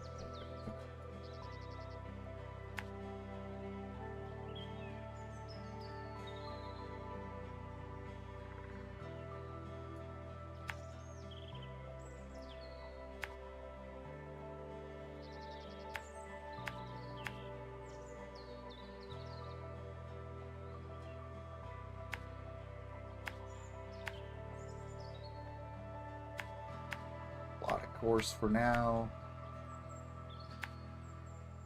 We need to get down to this observatory. We need 3 inventory slots. I'm kind of glad I grabbed the Lodestar, because we do have plenty of inventory slots on the Lodestar.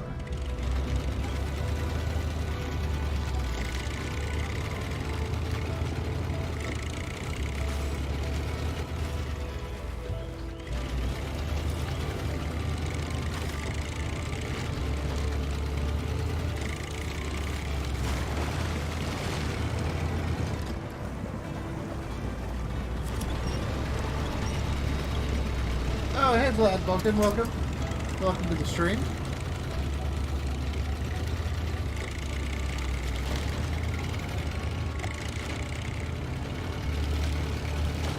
Having a good time with season 2.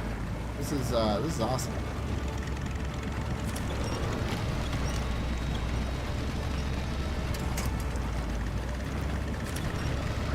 Kind of stuck with it. That's okay.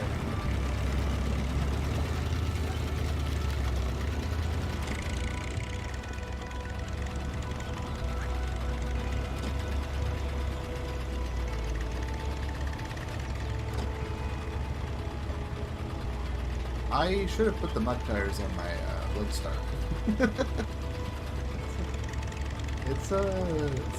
It's doing its thing. It's just kind of slow. Still got the off-roads on it from when I was using it in Sedona.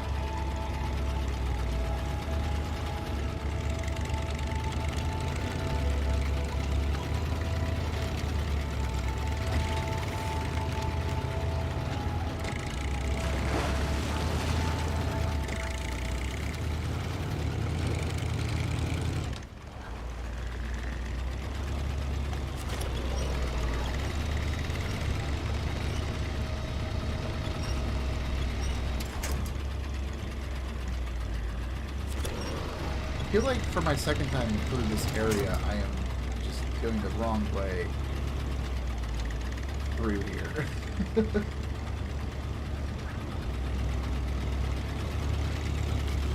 Oh, let me see. Just want to say thank you for your complete traffic spreadsheet. Something wished existed earlier when I haven't completed the game yet, but still great work cutting out. Yeah. Hey, I appreciate that. I have been working on that since the game's launch. And I really want, like, because I have been using a similar version of that spreadsheet for my own playthrough with my project by just going through the game and figuring things out. And as I was working on my video guides, I really wanted to make sure that I had those finished so that when I released the spreadsheet publicly, it was fully ready, it was fully good to go. And I am just so pleased with the result. It has been a huge, massive project of mine that I've been working on since the game came out. I'm glad you're enjoying it.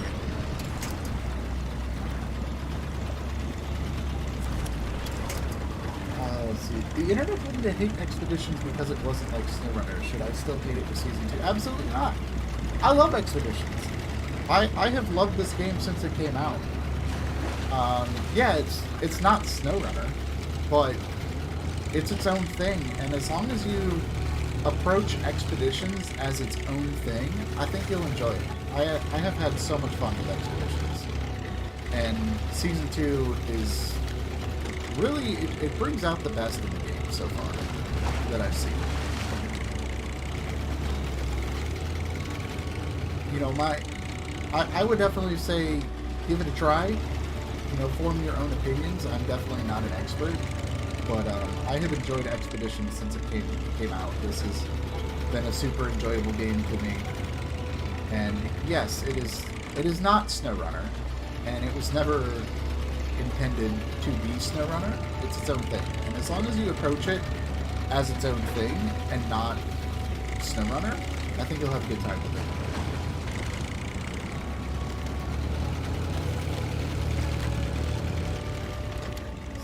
Spreadsheet got myself. We see the table I made the list of trucks and add-ons, characteristics, all that. It's given me something. Yes, I have seen your spreadsheet. I have looked at that a few times when I'm trying out trucks and things. So yeah, your spreadsheet is incredible, and you know, seeing a spreadsheet like that was kind of what kind of led me to, you know, sort of head in the direction of doing something myself.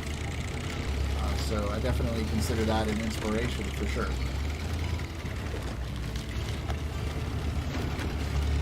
Let's see. Never gave it a shot. Really enjoyed SnowRunner though. What would you say is the main difference?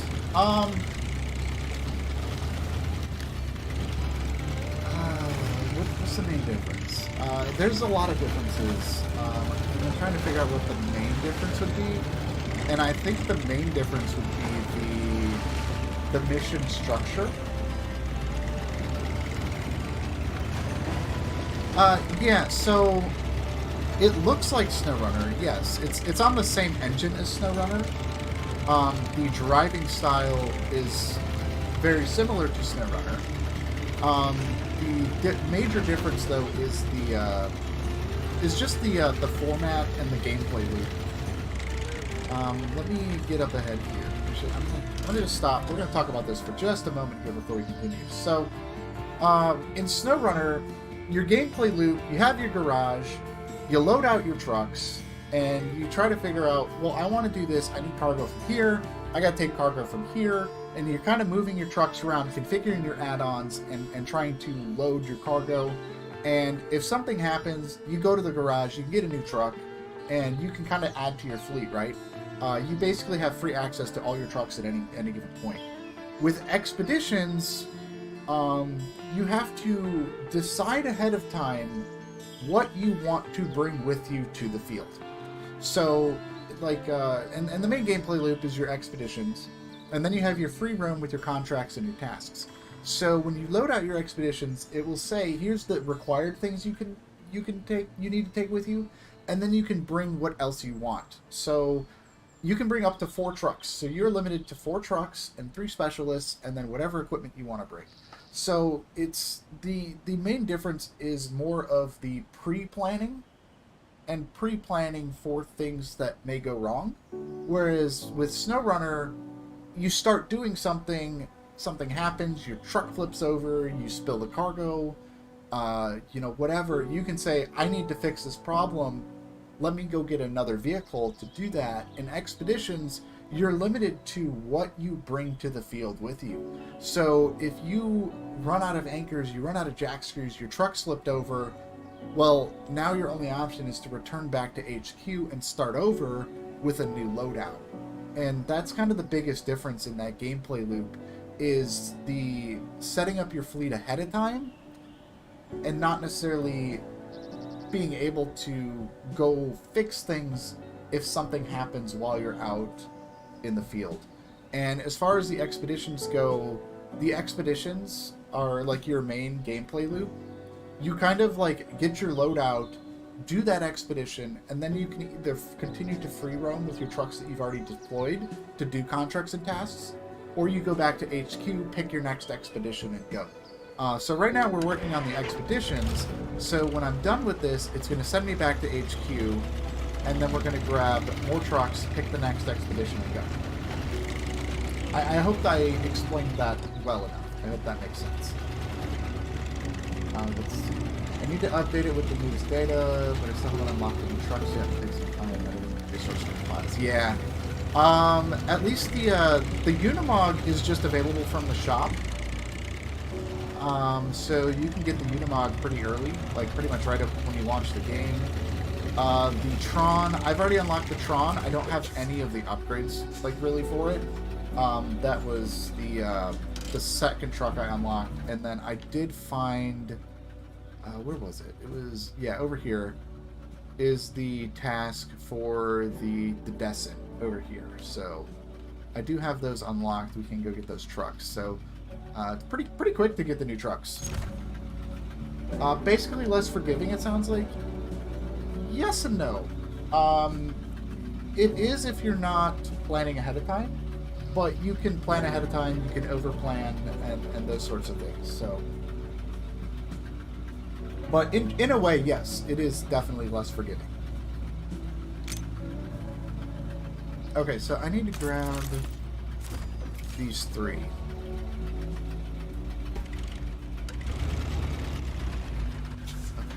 Whoa, I am just bombarded with objectives right now. Spray animal repellent in the area 3 times.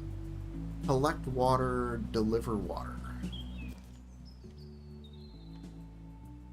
Okay. Let me... I'm assuming this one in the base here is probably the deliver water.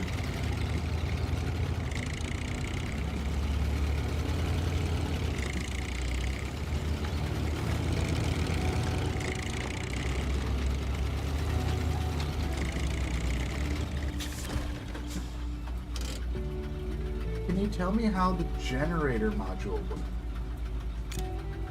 Oh yeah, that's the deliverer. The generator module works? I haven't tried the generator yet. I'll be honest, I haven't tried the generator module yet. Yeah, I haven't tried that. The only module I've built on this map so far is the cargo drone. I can take a look at that when we're done with this expedition. I don't have any trucks at base to go play around with it. But from what I've seen so far, I don't know. The battery module. So I have a battery on all the vehicles have a battery, which is for running like the metal detector and things like that. And so instead of like using fuel or something like that, you have battery charges on the metal detector. And the drone itself has a battery which basically functions like a fuel tank for the drone. And when that runs out, you can refill it with the batteries. But yeah, I haven't had a chance to really try the generator module yet, so I can't really give you a clear, concise answer on that. I have only just used the drone in the last expedition we did. So, have I tried the Roadcraft demo? Yes, I have tried the Roadcraft demo. The Roadcraft demo is so fun. I cannot understate how much fun Roadcraft is. I have completed the demo solo and in a full co-op, and it is an incredible experience. Roadcraft is great. I'm having so much fun with the Roadcraft demo.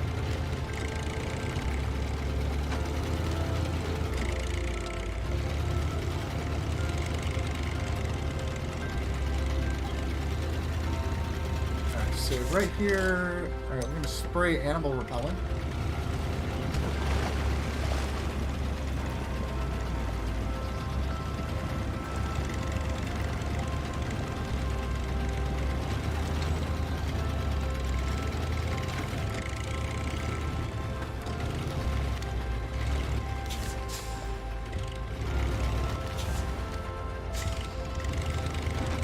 Oh, you just built the module. Okay. Yeah, I'm not sure. I have to play around with that some more.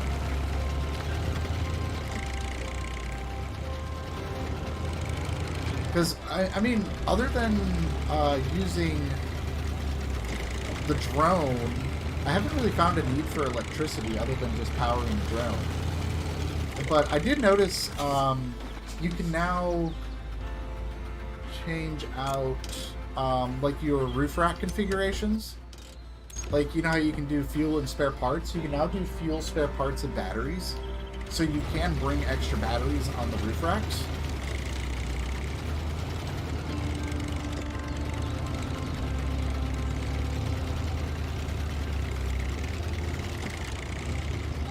Let's see.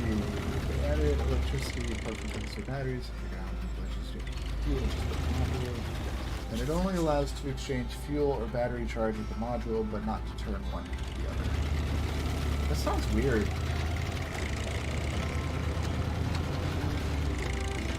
I don't know. I'm gonna go. We're gonna play around with that. Once I finished this expedition, we're gonna go fiddle around with that and see what we can come up with.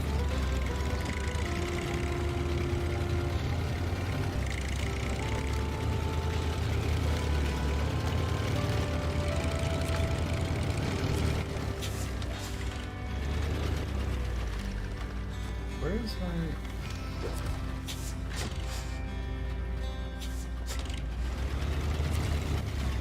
Why...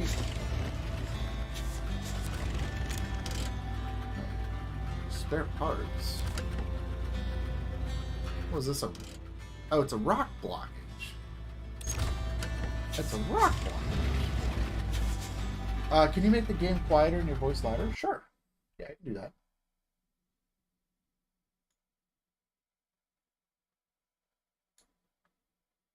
I know that Lodestar is kind of loud.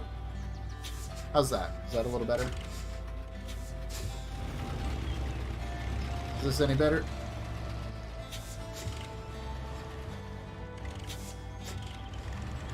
This is bugging out on me a little bit.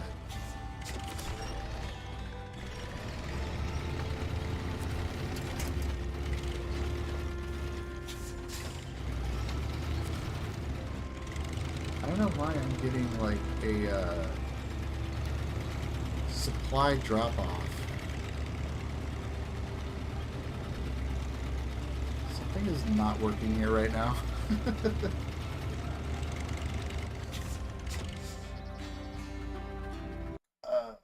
Enhancing on the voice. I can only crank it up just a little bit more. I hope this helps. My microphone is already at max right now. Right, we're gonna clear this rock, or I guess install the bridge.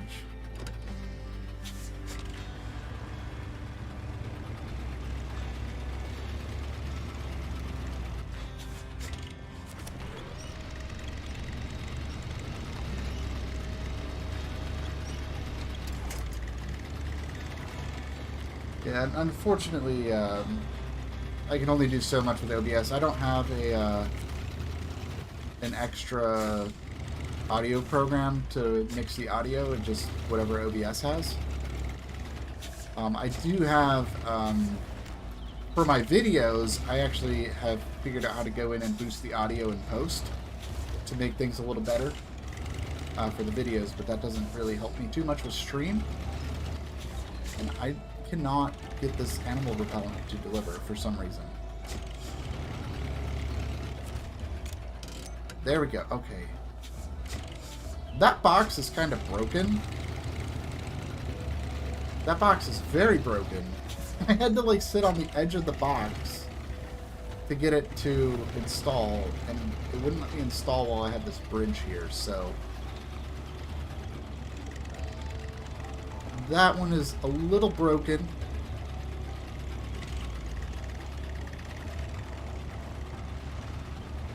But we were able to get it done.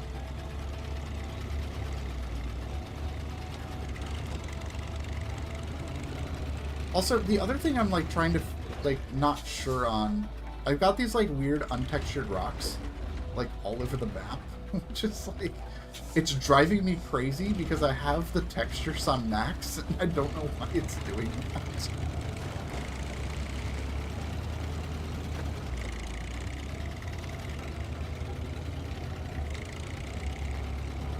Let's see. Wondering if they will stick with the no damage and no fuel idea in roadcraft. Kind of on the fence about the automated truck routes also.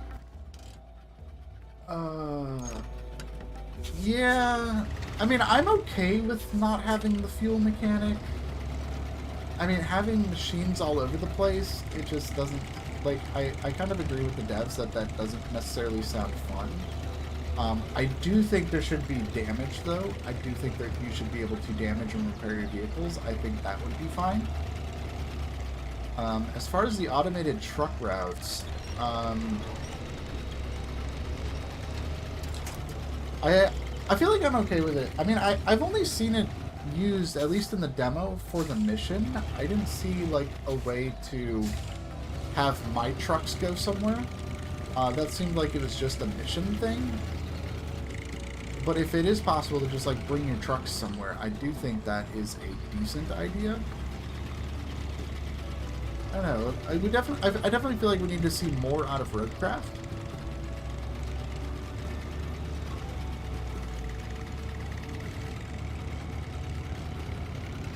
I think the electricity mechanic is very raw and needs more development.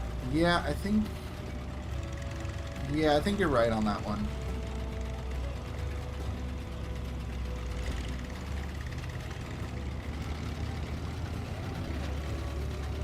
I know, it just... The electricity mechanic here just feels like it's just kind of a thing.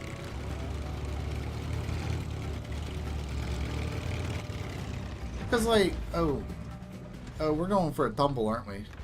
Yeah, we're going for a tumble.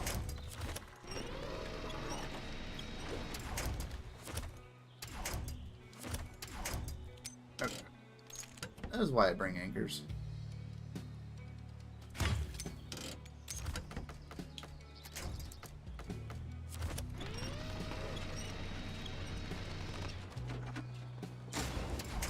Yeah, because, I mean, regarding the electricity mechanic, like, I have this battery indicator on my truck, but I don't have anything on my truck that uses electricity. Like, I don't have a metal detector on the truck, I don't have...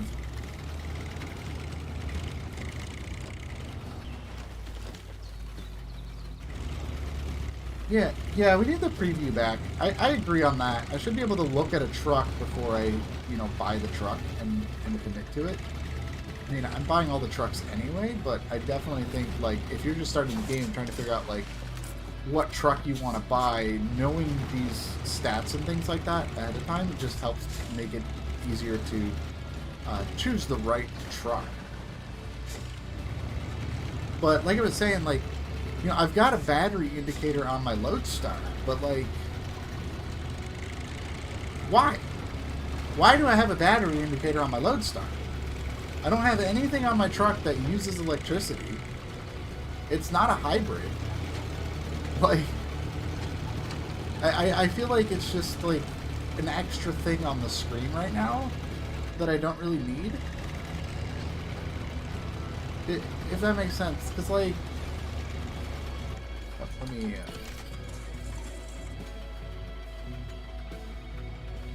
it's like, I can recharge... It's hybrid, yeah.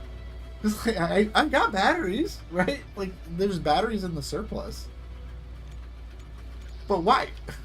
I don't have anything that uses the electricity.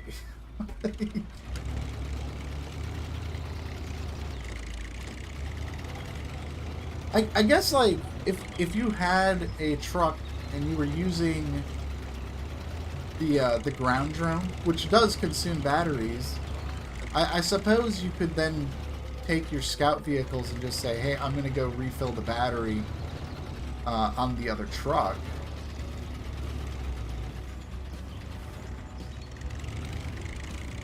I guess that makes sense, but I don't know. It's interesting.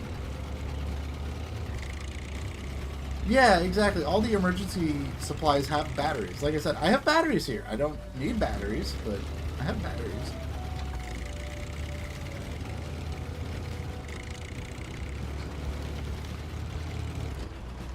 Yeah, I'm pumped either way with Roadcraft. Just the fact that I can make roads with sand anywhere sold me. My only request since playing the demo is that we can add winches to every truck. I think adding winches to the trucks is an absolute necessity for Roadcraft. Hold on, I'm kind of bogged down here. Okay, so I was doing, the other day, I was doing the co-op on the third map of Roadcraft, the one where you have to build the pipes. And I was heading to that pipe that's kind of down in that water area, where you have to, like, go through the water and the rocks and get the pipe delivered. And I was heading down there, and when I got down there, I got bottomed out and stuck on a rock. And I just could not do anything. I was just stuck on the rock, and that was it. I had to basically wait for my my partner in the co-op to basically shove my truck out of the way, and I couldn't I figured out how to recover, like, if you flip a truck over, but I couldn't find the interface option to just recover a truck that's just kind of sitting somewhere.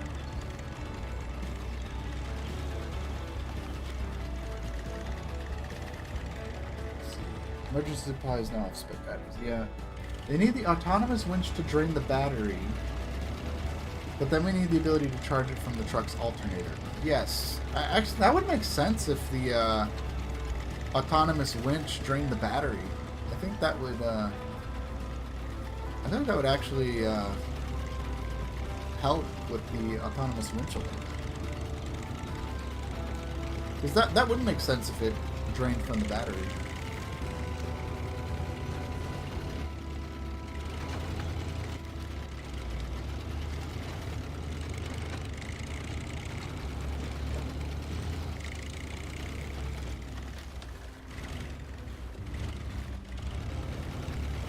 Yeah, I don't know. I feel like this is the only thing that I'm not, like, completely sold on, is this battery electricity mechanic. I don't know if this was the right time to do a mechanic like that, if that makes sense. Because, I mean, well, if you look at Expeditions, it had a rough launch.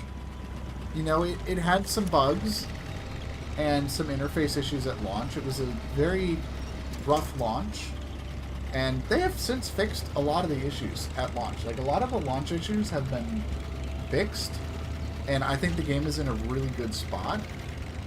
And I think, you know, if I was, you know, in charge of planning, I would have just made sure Season 2 was just like Season 1, where it's just like, we're just going to enhance the experience.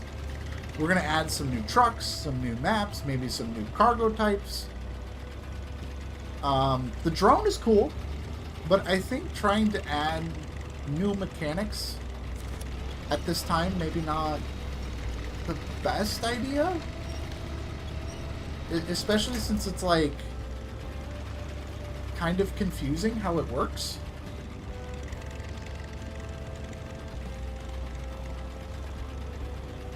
Yeah.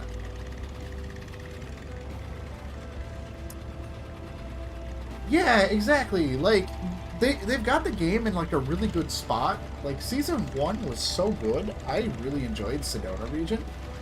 And I really, like, I think the best thing would have been to just keep building on that and not necessarily overhaul with, like, a new mechanic. I don't think a new mechanic was necessarily needed for Season 2. I think just enhancing, you know, good maps, good trucks, just building on the experience and not necessarily overhauling the experience is probably what I would have done, but we'll see. Oh, nice! I got all the bonus objectives. Okay, drive no further than 3,500, take less than 50 damage. Even though I rolled it down a hill, I still took less than 50 damage. That's perfect. Alright, I got all the currency. Alright, this one is 100% done. Alright, let's go to headquarters. Alright, I want to go take a look at this generator module. I want to take a look at this. I'm just going to go into free room. And I'm going to grab the Unimog here. Because I already have the drone on it. And we're just going to go to field base. I want to... Let's fiddle around with this for a little bit. Let's take a few minutes. We'll fiddle around.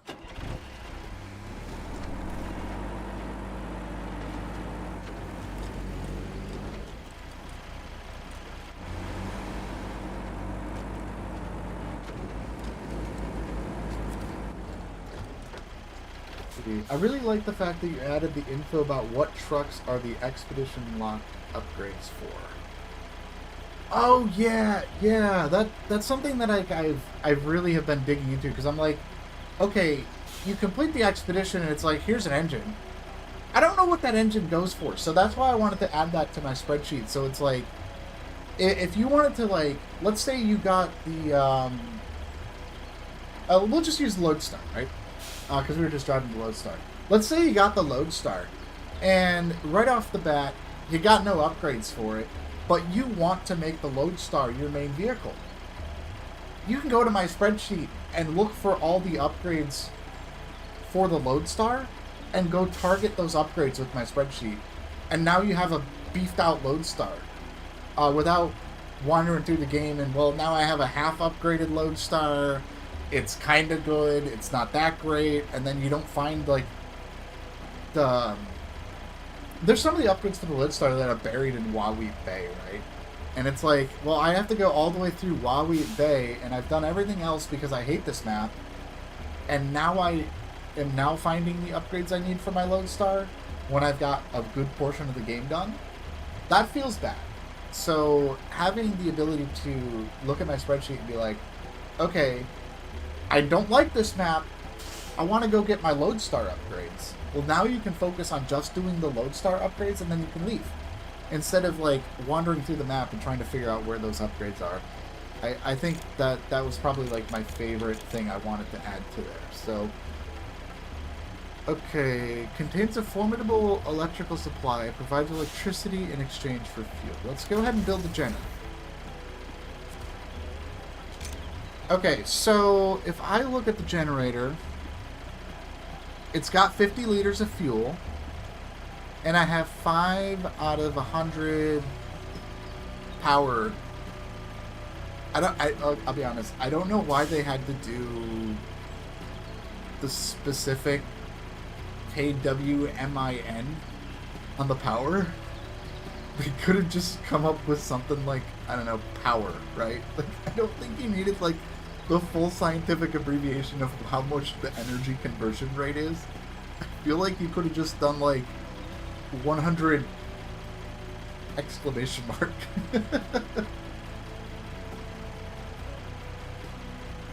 Okay, so...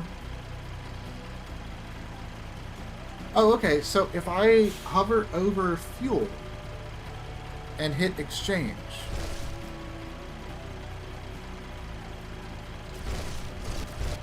Okay, I have now converted all of the fuel in the generator into battery power, which I can't transfer that here because my batteries are out. But that is how you convert the fuel. So I could go here and say, hey, I want some more juice. And I can fill the generator with power and then go over here, exchange. And now I've got 20 power. So that's how that works. I will say, I think the conversion rate is kind of bad. 10 liters of fuel for 1 power. Yeah, you just hit exchange. You have to select fuel, and then you can exchange the power. I can sell the power. Oh, that's sell the generator. Okay. Yeah, you just have to exchange it. That's all. So, like, I go here, we'll add some more fuel. And we'll go over here, exchange. And now I have 30 power in the generator.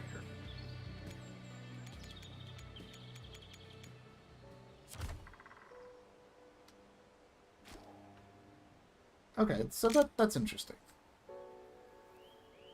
Okay, that's kilowatts per minute.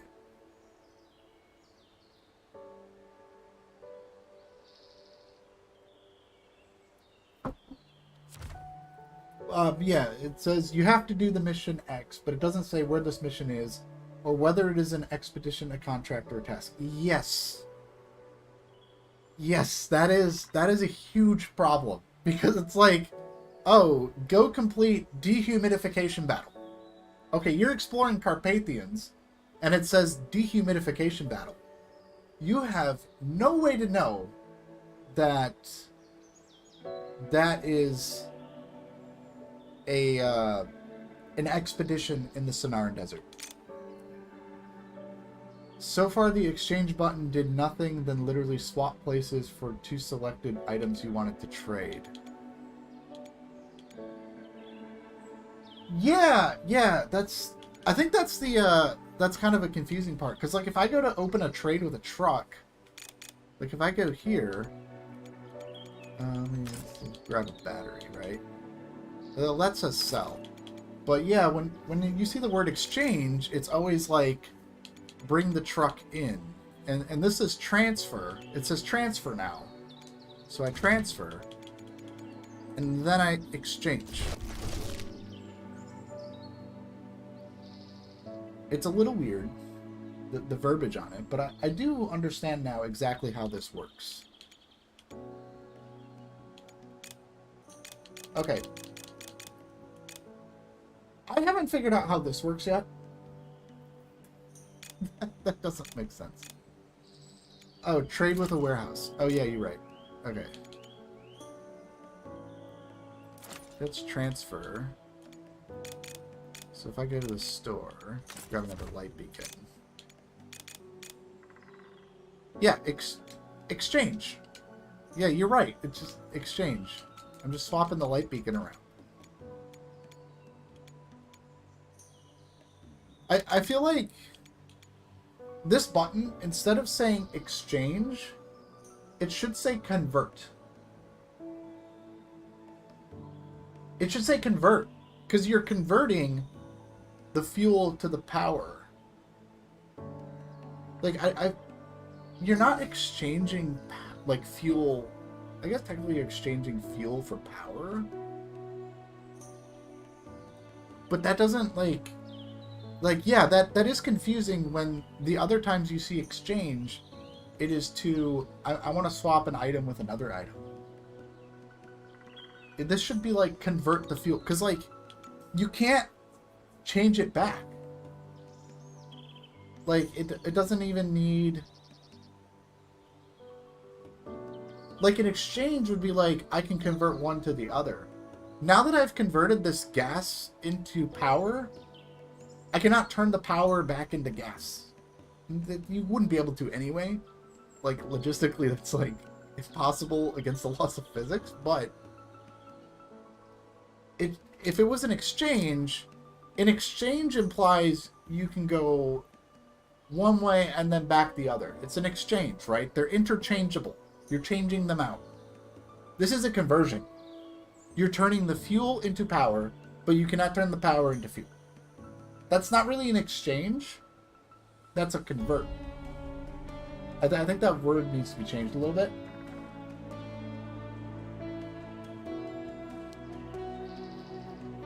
Any more bugs you've noticed related to the update?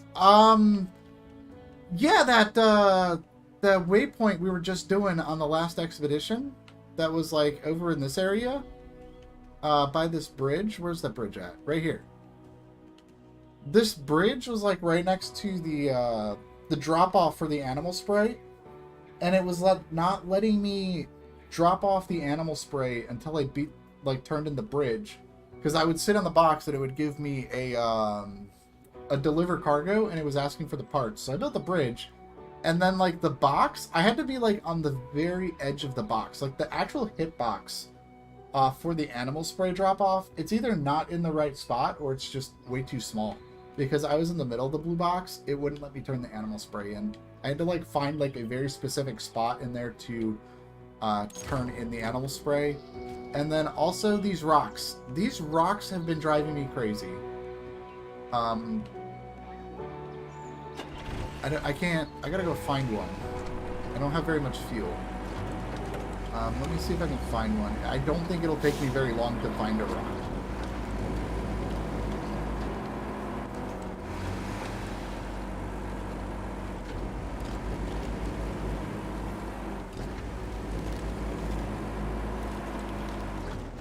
Unless they fixed themselves by now.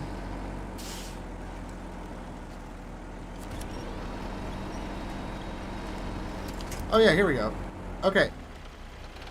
Good morning. Okay, look at these rocks on the left, right? These look like great rocks. And then this rock. There's no texture on the rock. I don't know why, like, some rocks are just completely untextured and others are textured. And it's not my game settings. Like, I know I don't have my game settings on max, but I do have... maybe it's the shadows. But I have the texture filtering all the way up. Is it shadows? Is that what's doing it? No, it's not the shadows. I still have untextured rock here. I haven't figured out. Maybe I need to just relaunch the game. But, try not to run this on 2 max just because it makes the stream run a little bit better off of it. But, yeah, I got just weird untextured rocks. What do I think about the Unimog? I love this thing. It handles great. It drives great. It's so much fun. And it's super capable. I think it's a great addition. I haven't tried the other 2 trucks yet. Oops. I've got the Broad, the Tron. But I don't have a ton of upgrades for it right now. Yeah, I got this guy. I have 39 of 61 upgrades.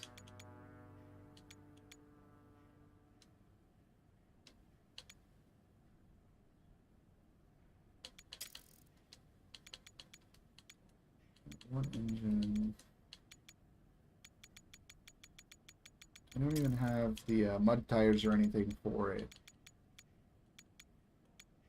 Put the medium on there. I can't. See, the thing is, I can't do too much of this without the roll cage. I have to do. Yeah, this is complete Secret of the Quarry. Oh, I don't know what Secret of the Quarry is. I need this roll cage to actually do something with the Tron, but.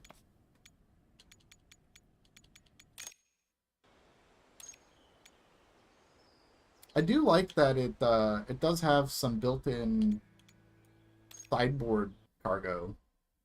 Like, you got 2 slots of sideboard cargo kind of built into the Tron.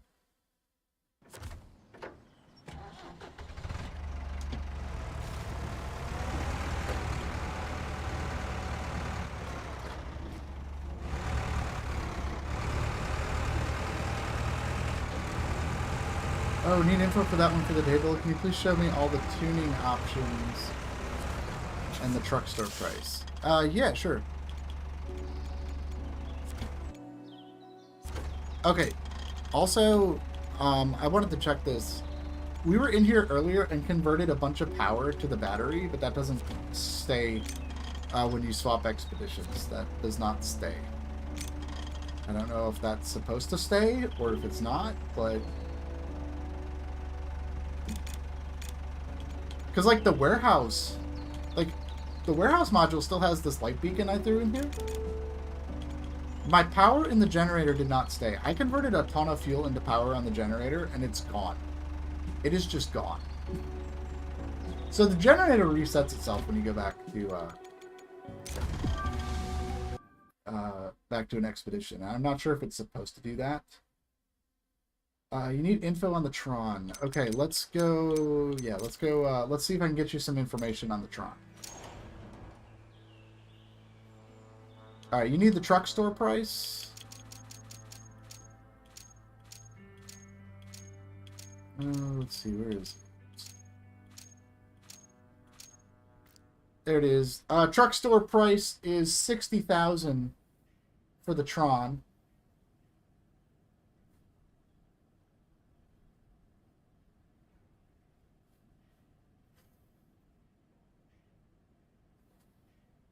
Yeah. If it does 10 liter per one charge, it needs to have a 1,000 liter tank. Yes, it does. Like, that conversion rate is honestly kind of bad. Like, you're better off just bringing a bunch of batteries and storing them in the warehouse. Just buy the batteries and store them. You're probably better off than trying to use the generator.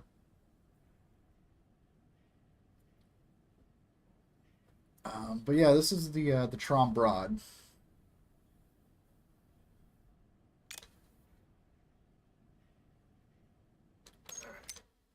So that's that. And you need the tuning options on it as well.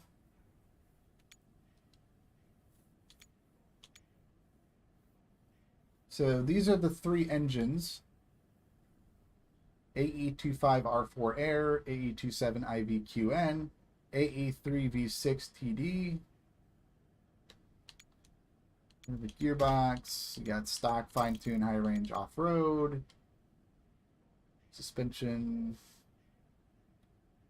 rock crawler, stock, lift.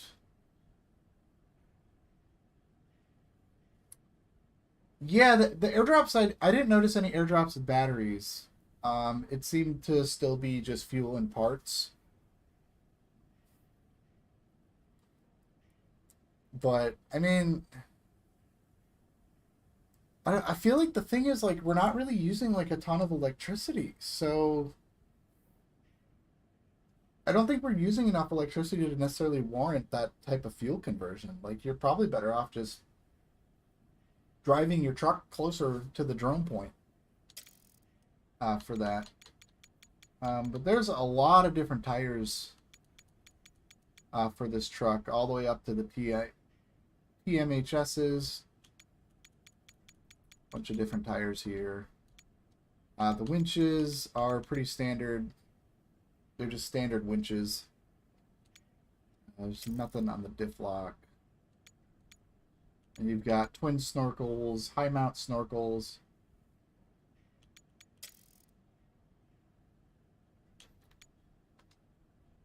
And the rear, you can do a stock bumper or a wheel mount. Front bumper, you've got stock reinforced, big reinforced. Roof, you've got the metal detector, the drone module, and the roof rack. But in order to do that, you need the external roll cage, which is under miscellaneous. You got reserve S, L, M. There's the roll cage, stock fenders, bolt-on fenders, reinforced fenders. And then, yeah, you got the rims. So that's kind of a look at the Tron here.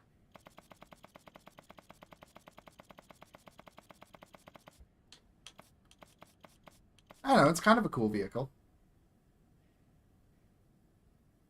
I do like that it has sideboard slots and inventory slots. I think that's really cool. For a scout, anyway. Like, having the sideboard cargo on a scout is really cool.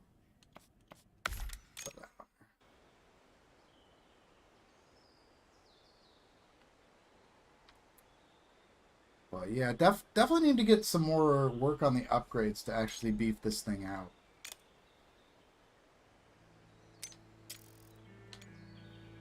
So...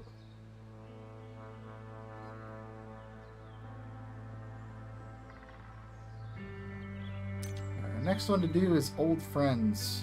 Watery terrain.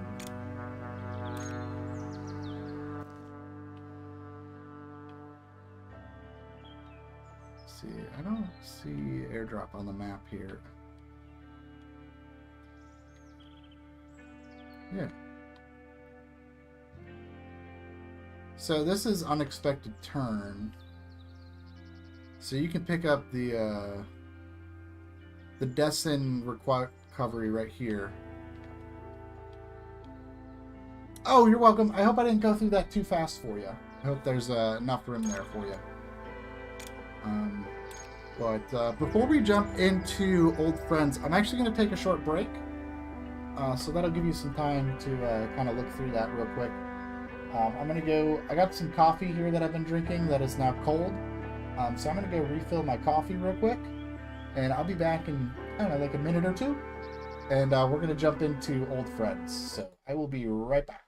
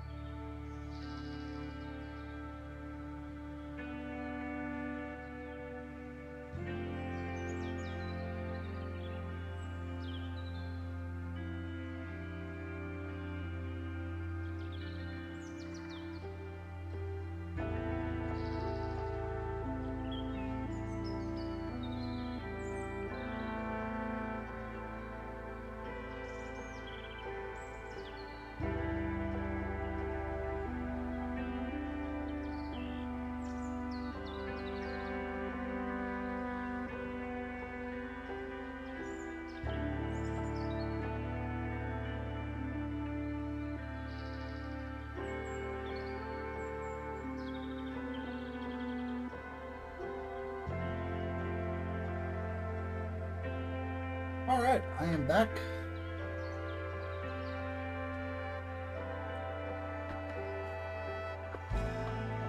Is everybody ready for another expedition? We're gonna go do Old Friends.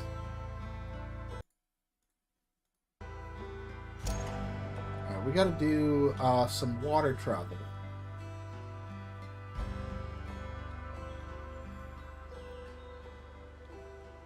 I think...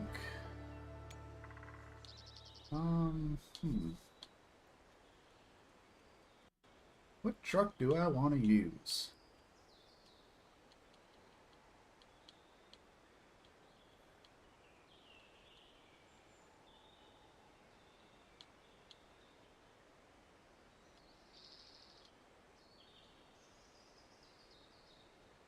Yeah, let's use the crocodile. I haven't used the crocodile.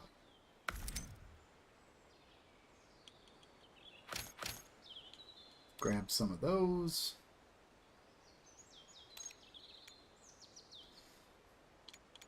And we need a logistician.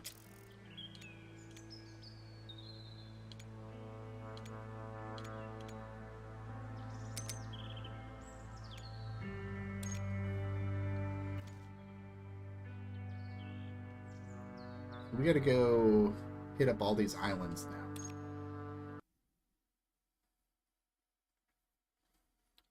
What I am gonna do, I've got the sideboards here. We're gonna go steal a bunch of the fuel from the warehouse here.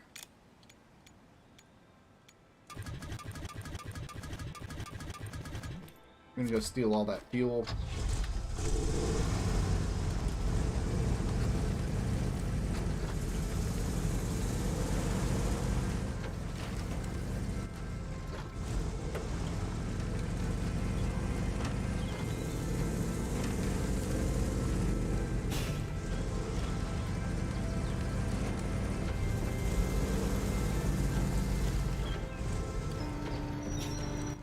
Okay, so we gotta head north here. We're gonna have to go through this rock blockage here. So we gotta get down to the middle of this lake and then start island hopping. We do have some explore the area. I should have brought the drone specialist, but I think we'll be okay without it. So let's go ahead and clear these rocks out.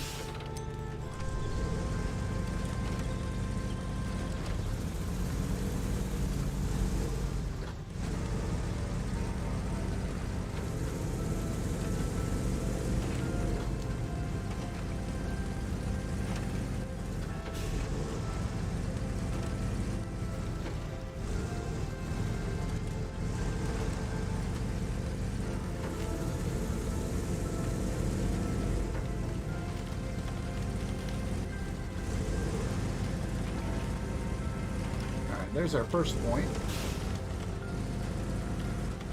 Oh, these are all optional steps. Wait, these are just optional steps. I don't actually have... The only thing I have to do for this is actually just to explore the area. Oh, that's not what I want to do.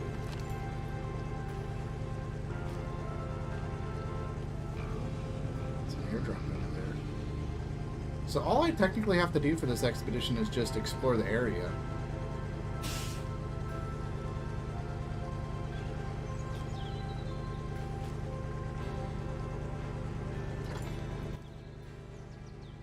Which means I just need to get to those other islands. It's kind of just like, oh hey, here's some vantage points. I don't know why those are just optional steps. I think that would be really cool to actually go to those points, but I don't necessarily have to. It looks like we have a river crossing here, and it looked like there was one over this way too. Alright, we're gonna head over this way first. I want to check out this little island. We're gonna head back this way. Let's see. I think we should be able to just go right down through here.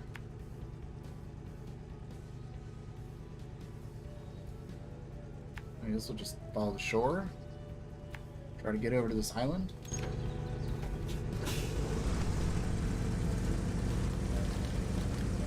we gotta go to those islands to do the exploration.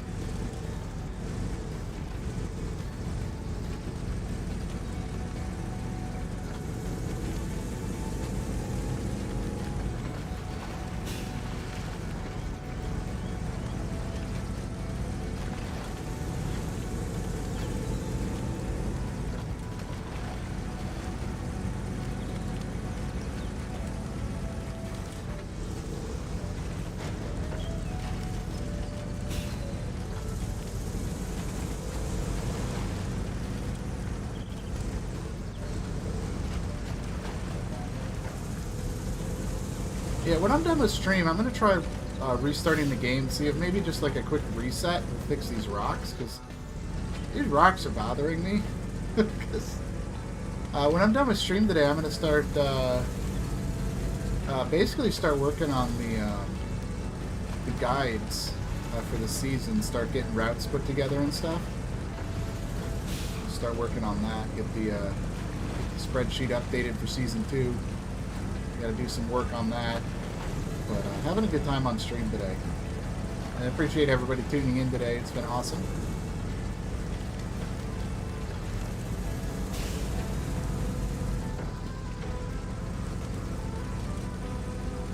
Alright, so we climb up here. There's a great view over the southwest part of the island.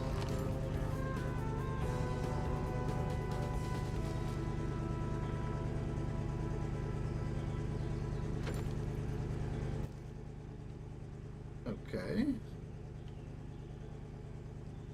Now I need to find a way across to the island.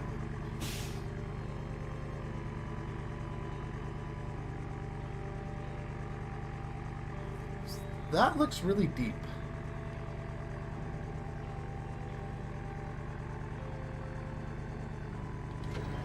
I don't think I can drive over that. I'm gonna try.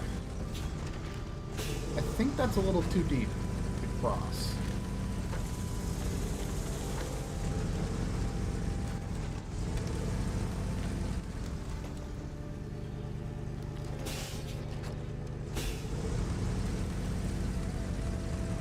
Yeah, there's not even like a good way to get down to that side of this island.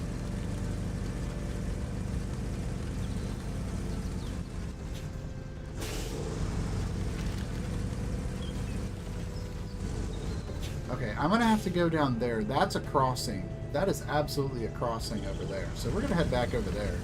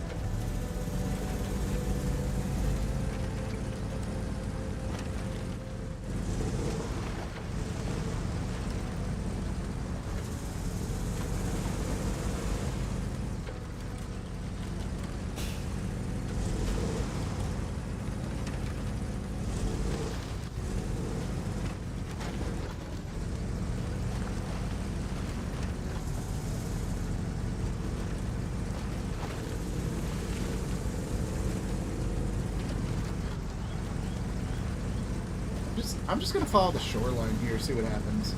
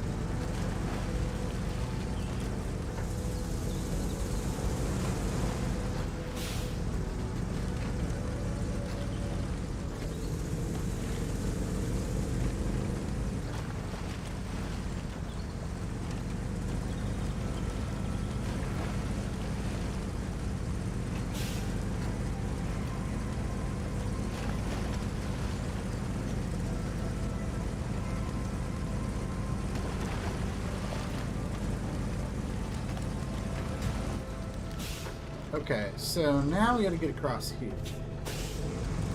We gotta get to these islands. Oh, that is very deep. That is very deep. That is bad. That is bad. That is not a crossing. This is not a crossing. Oh boy.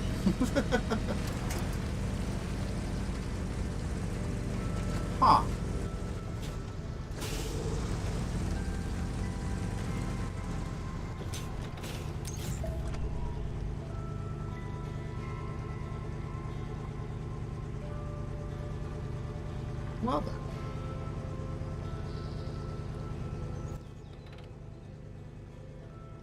I thought for sure that would be a crossing.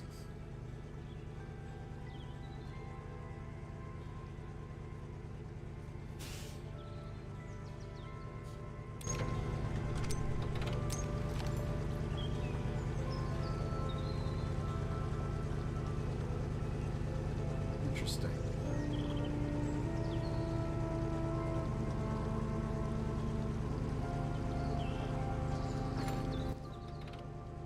Yeah, there is not a way across here. I'm actually I thought for sure there would be a crossing here.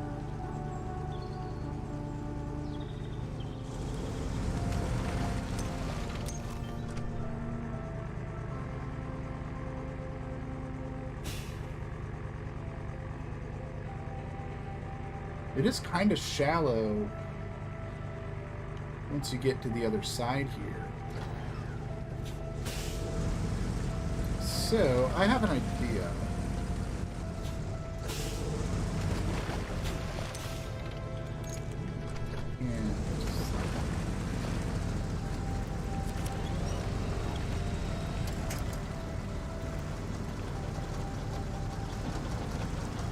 This is not working. This is not working. That it did not work.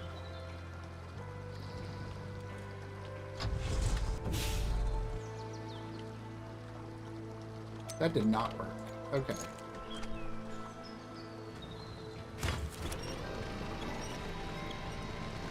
Well, I figured it was worth a try.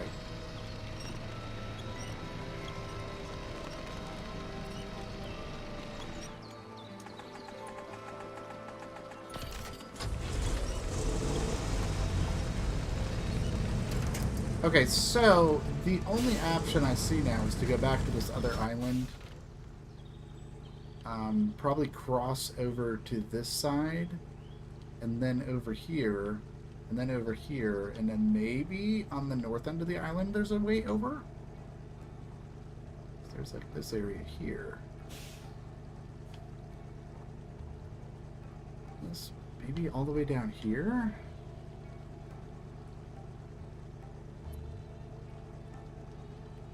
I am surprised there's not a crossing here. Like, I am really surprised there's not a crossing there.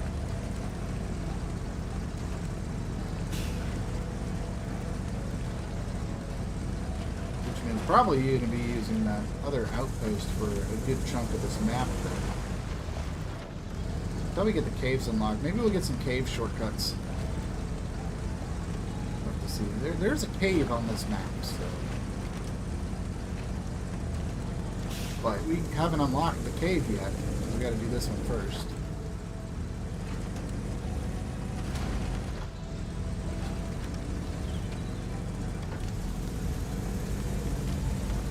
Very interesting.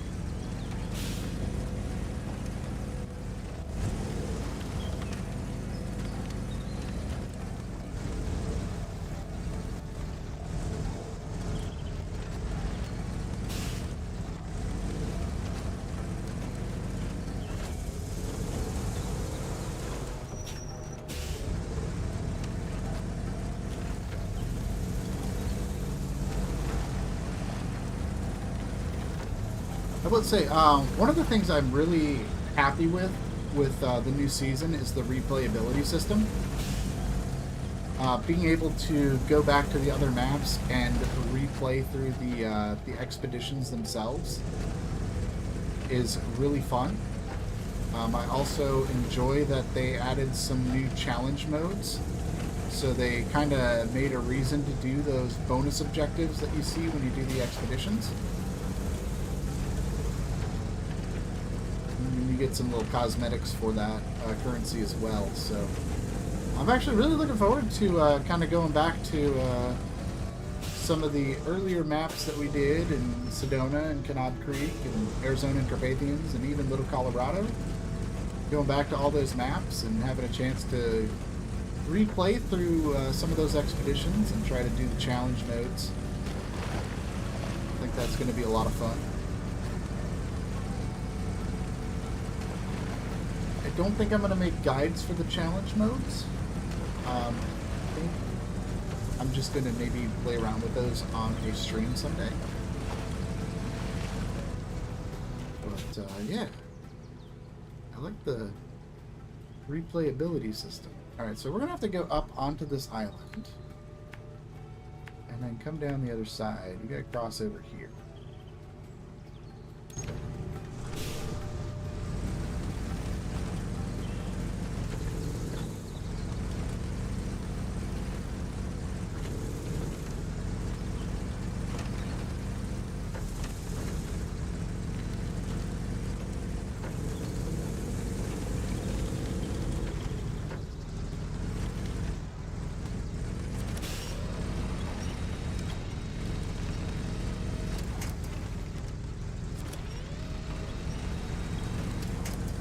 Now I can get over that. I was determined to get up that cliff. Nothing was going to stop me from getting up that cliff.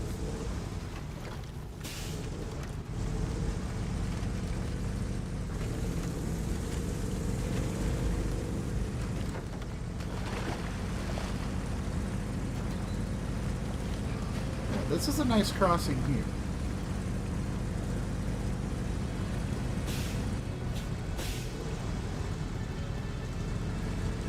Well, I think nice crossing is kind of a relative term. It's not like the nicest crossing, but it is functional.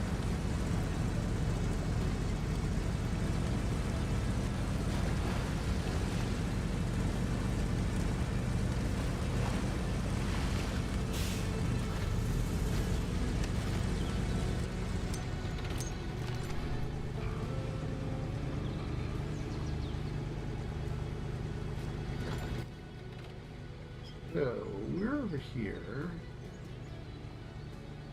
Looks like there's a bridge up here. I'm probably going to need to grab some parts. Because I did just have to fully repair my engine, so probably going to need some parts.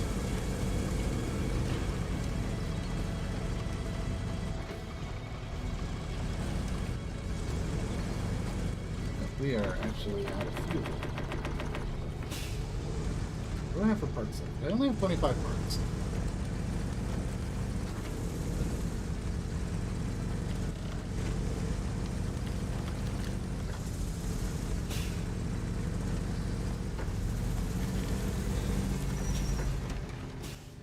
Alright, I need to do my cargo drone. I need parts. I've already pulled all the fuel out of here, so.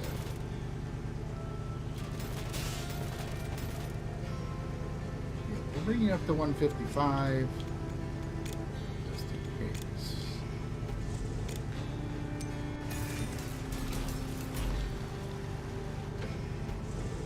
Just in case we need another bridge along the way, we got some extra parts.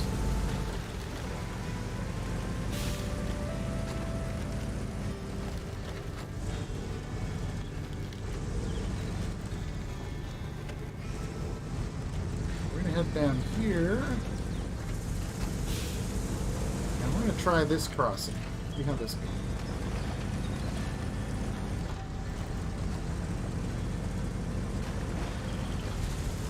It looks shallow enough. That is some hefty current, though.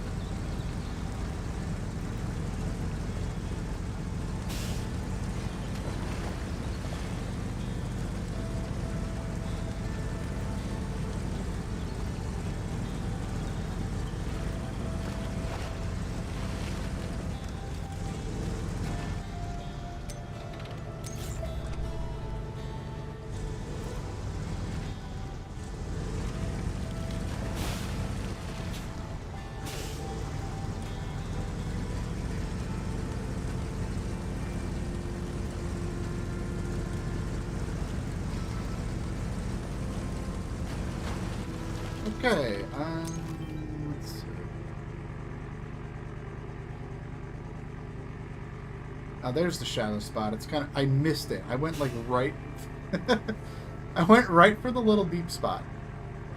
It might have been a little bit to the right or a little bit to the left. I'd have been able to cross there just fine.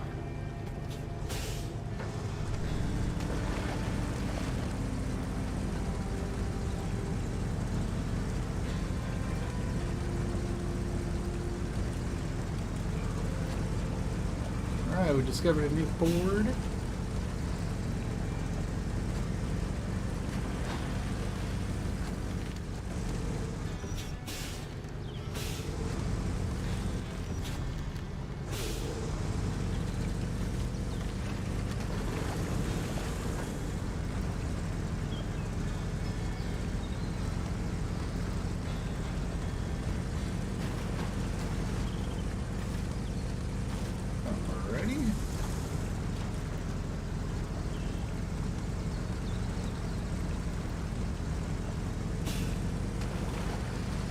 Alright, so this is going to get us over to the other side here. It's kind of swamp buggying right now. Alright, so now that we're over here...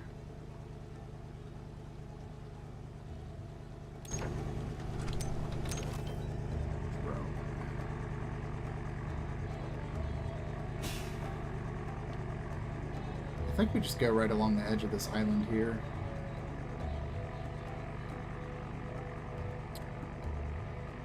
Yeah, I was trying to debate between going up over the island or along the shore. I think just following the shore is probably the way to go here.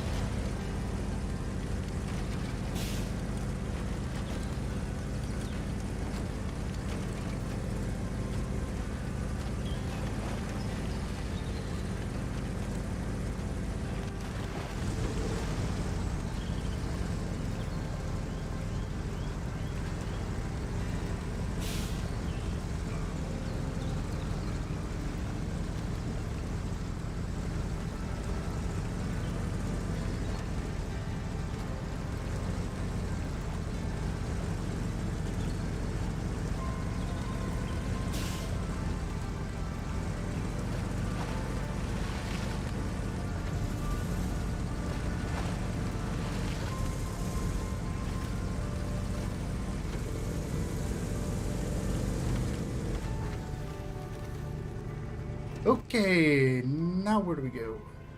I think we go up and then down. Or I can go through. Just go over to that waypoint.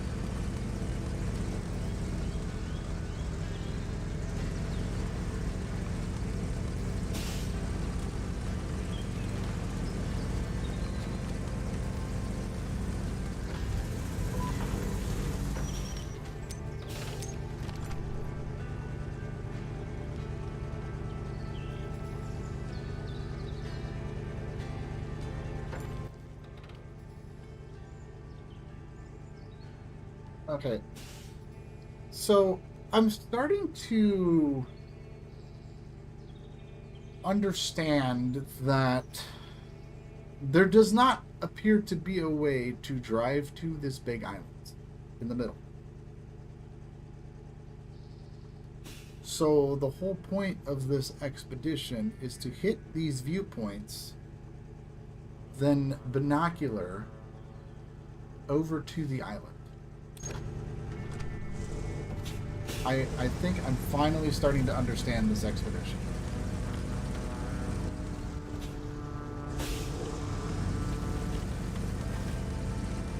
I think that's very interesting.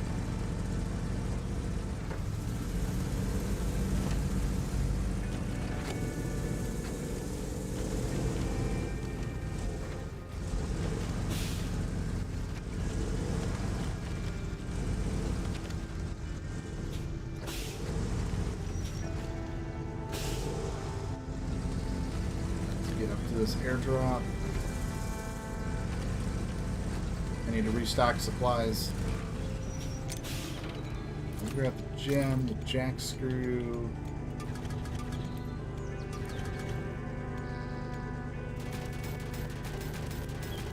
Stock up on parts, and we're good to go.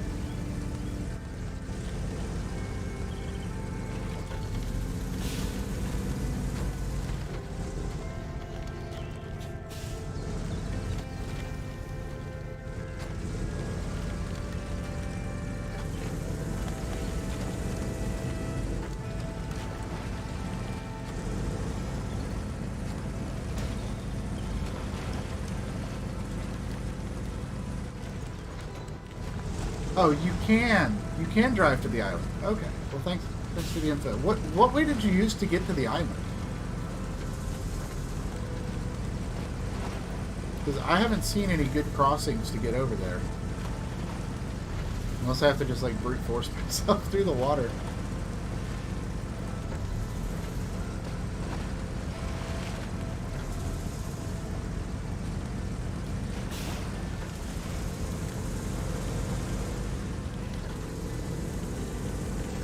I need to go up. Yeah, I gotta turn around, go to the other side. Go up here.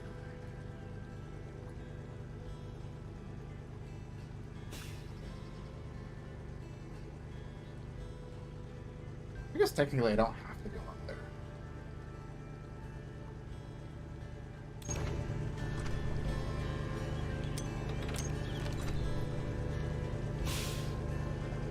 Okay, Big Island has been explored.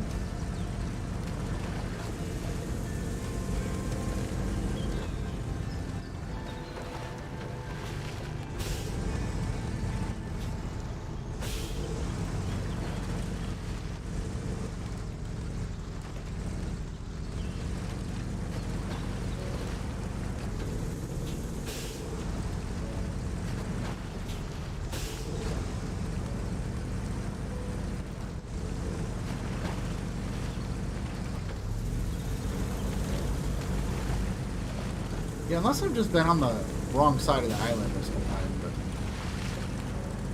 I have not seen any good crossings to get over there. I have a feeling there's a cave entrance over there, though. Probably gotta use cave to get over there.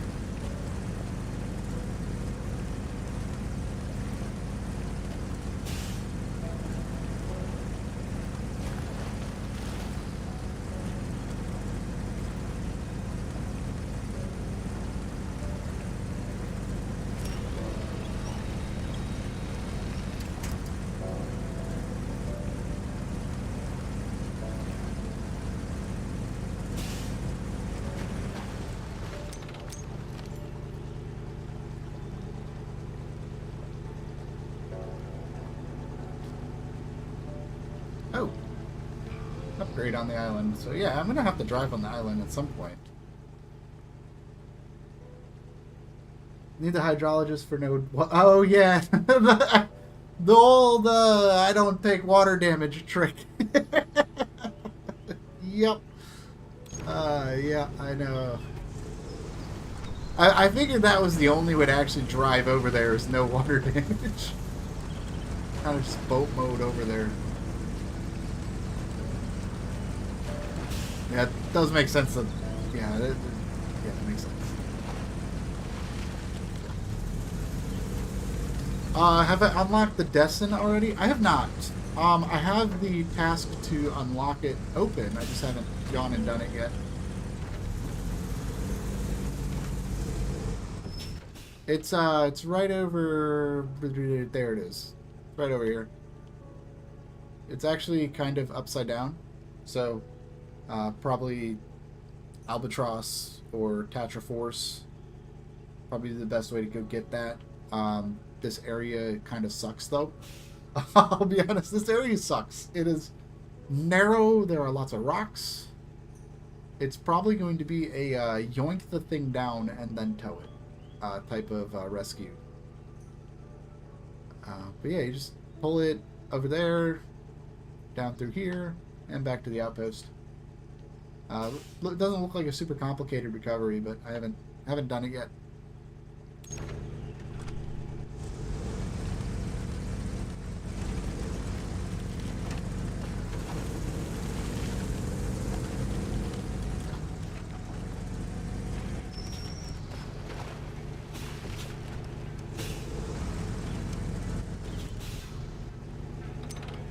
Use the Albatross to get it?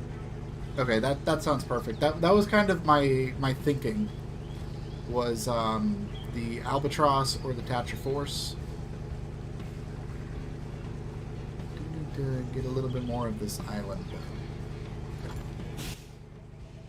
We're almost done. We got just a little like peak up there though.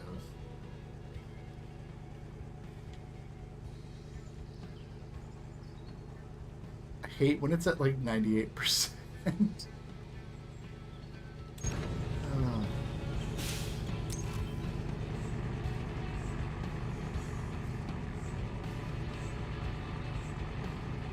just don't think I can get to it from this angle.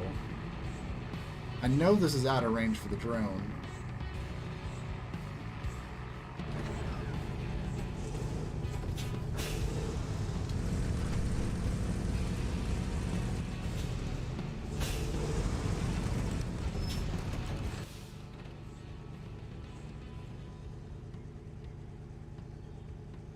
There's like one little spot I need to get.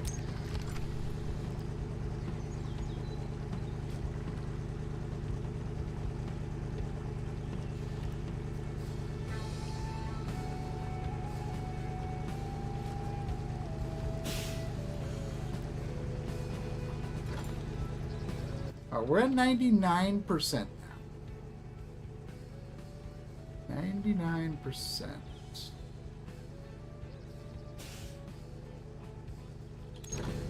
Okay, I wonder if I can just get a little bit higher vantage point. Maybe I can get that last little bit I need. I hate to have to go to the other side, but I can always just free truck recovery over there.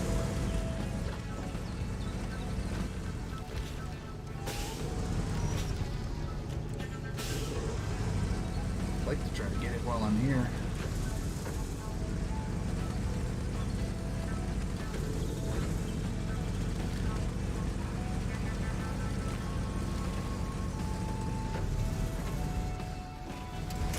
Oh no, don't do it. Oh, come on. Oh, we're going for a tumble now.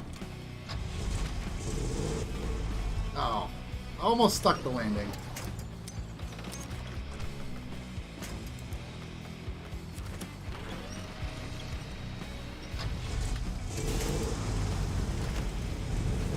I just want that higher range. I should have just gone around, but...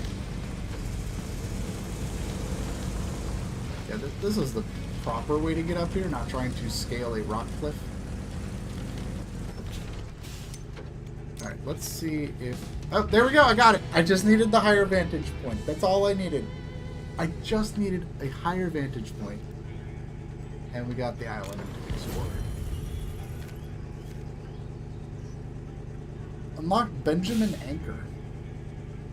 What does Benjamin Anchor do? Use the echo sounder less than 3 times. Failed that one. And collect more than 5 items. Alright. So, that's going to complete Old Friends.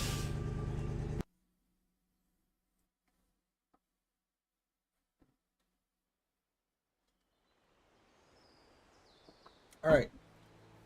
My plan was to just focus on the expeditions on this one. But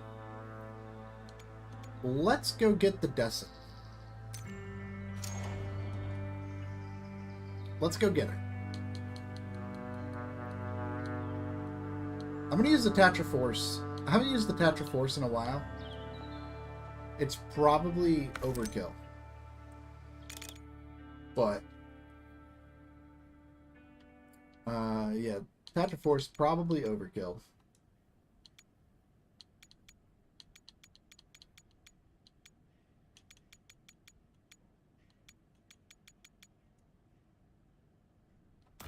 Don't need the seismic vibrator.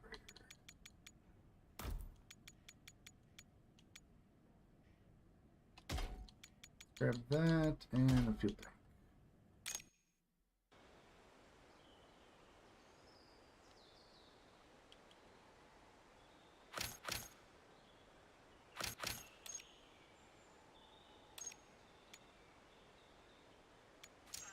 All right, let's take a look at Benjamin Anchor.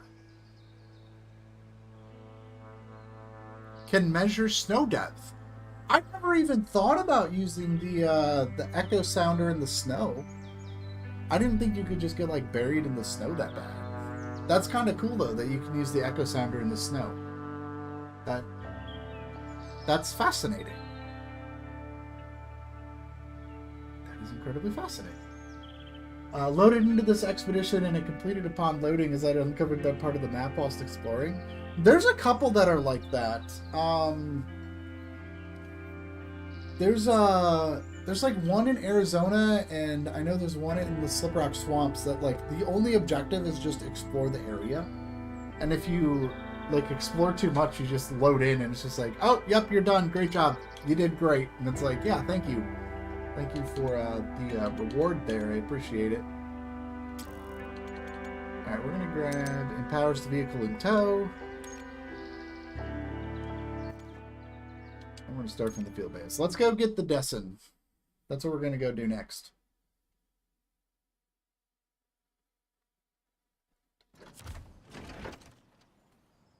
Okay, that is over here, an unexpected turn. Bring the abandoned vehicle. Alright, so we need to plot a route. We're going to head up through here. And we are using the Tatra Force, so we do have to kind of choose our path wisely through the trees.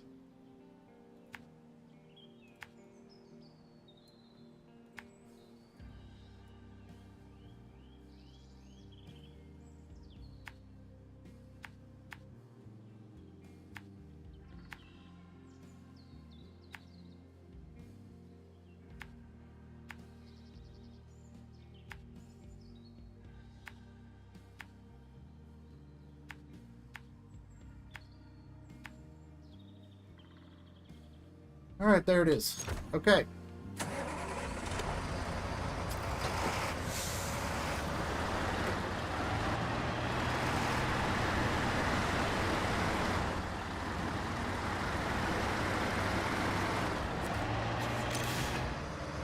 I am going to take this fuel.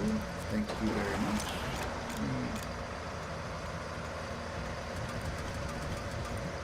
I'm just going to take all that fuel.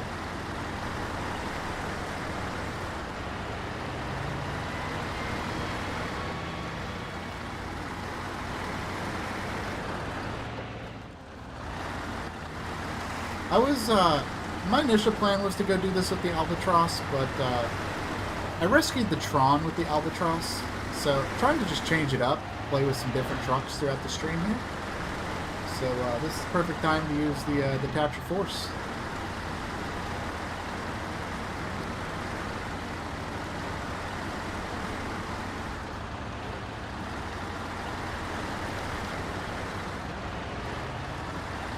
Here's the...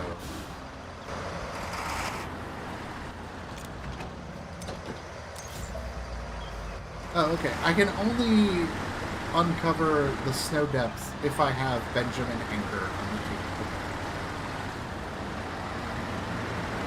That is an interesting mechanic, though, using the echo sounder on the snow.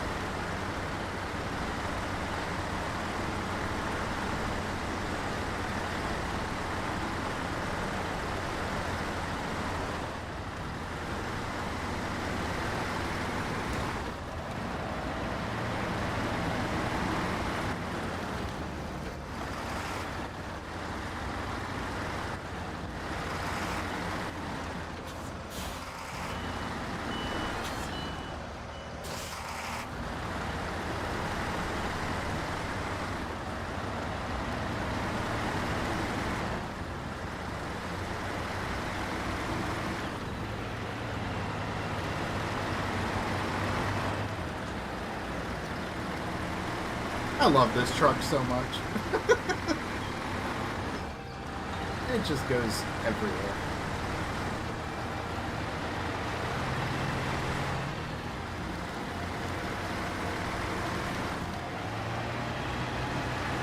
It is a little overkill for a lot of things, though.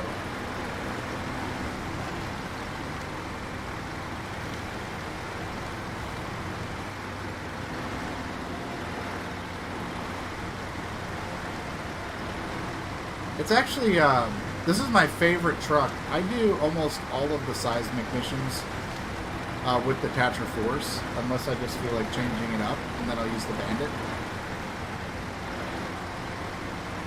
And a lot of that is just because of the 3-slot bed.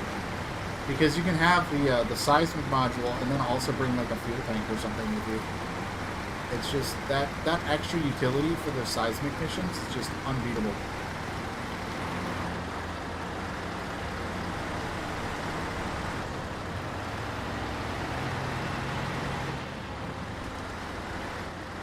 Oh, hold on. Yeah, we're good.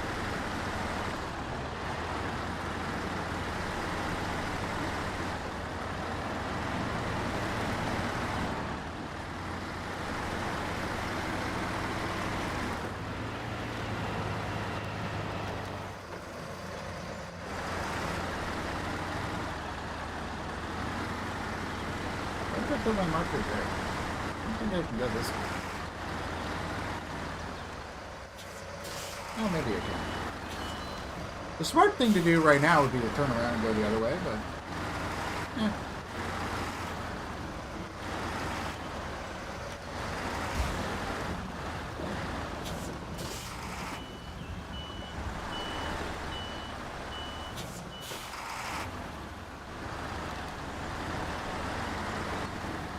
I thought I was going to be totally stuck there.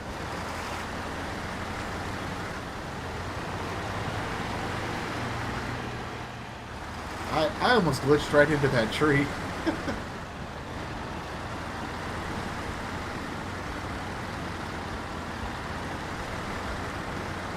I'm not used to much, probably should, seeing as it was a pain to get in the first place, took 3 attempts. Yeah. The Tatra Force recovery mission is incredibly difficult. It's a fun mission, though. I really enjoy it. But this truck is absolutely worth the hassle of completing attempt to ford the river. It is just... It is one of my staples trucks that I use a lot. Like I said, it is my go-to anytime there's a mission that requires a seismic vibrator, because you can just slap a fuel tank on it with the seismic vibrator and just go. And pretty much just do everything in one shot. It's fantastic. It's got so much power.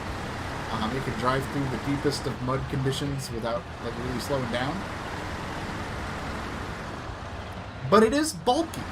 as you can see, trying to navigate tight areas, it's very bulky.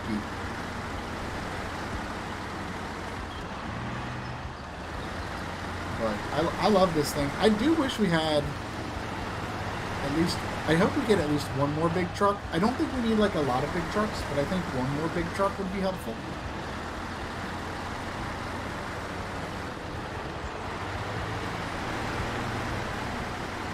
Because we kind of have this whole category of just like heavy trucks. Like you got Scout, Off-Road, and then like heavy trucks. And this is the only one in that heavy category.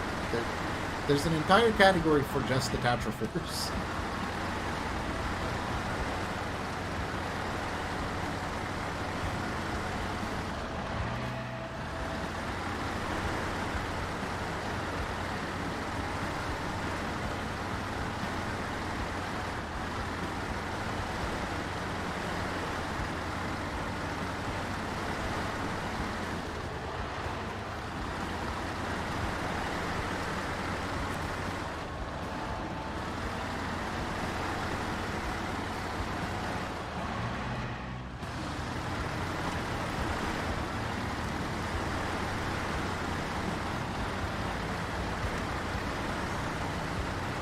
Alright, there is the Destin.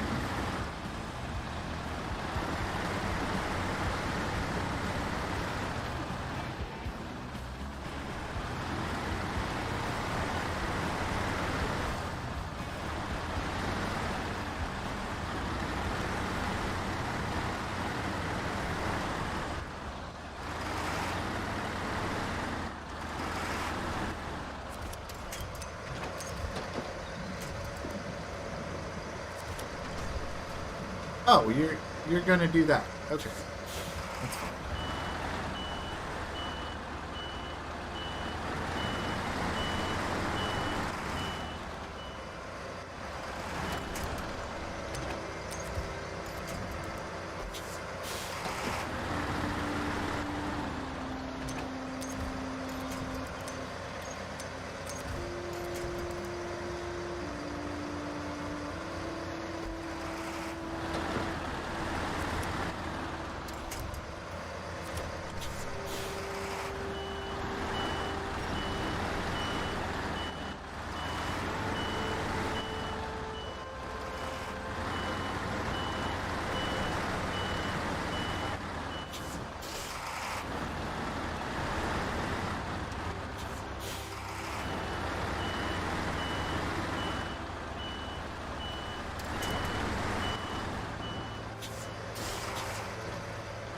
This is the hard part here. I got the truck out. It's pointed in the right direction. I gotta turn around on all these rocks.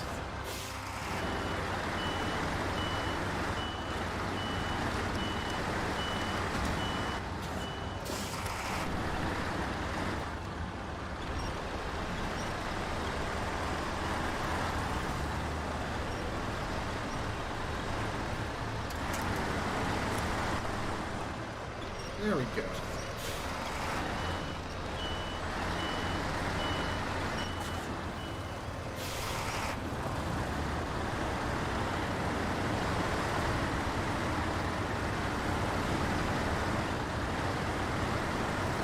All right, now we're moving.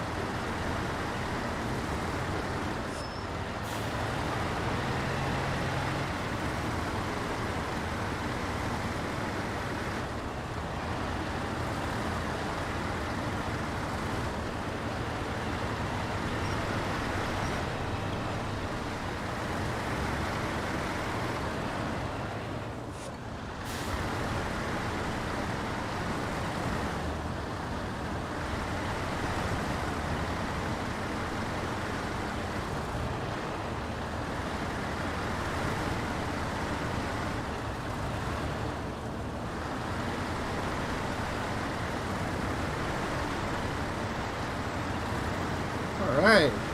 Alright, that is the hardest part. Right there, just getting up into all them rocks and just getting this thing out of here. The rest of this is not going to be that bad at all.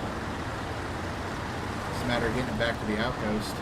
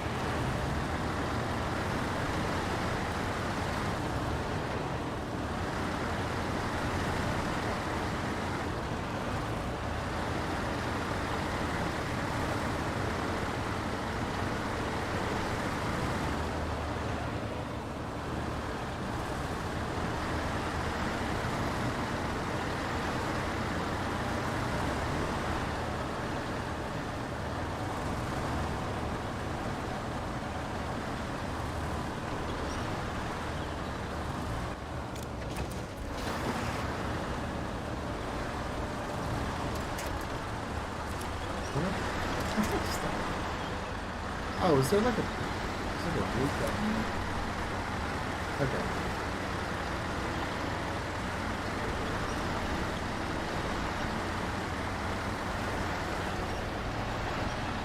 This truck does not get stuck on things that often.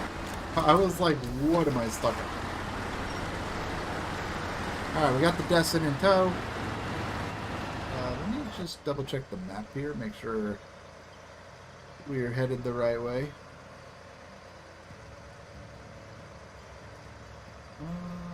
Yeah, I wonder if I can just go through, like, right here. Here it is.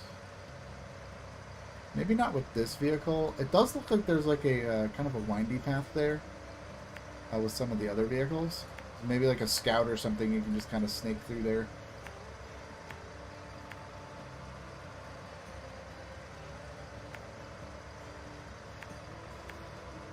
Here we go.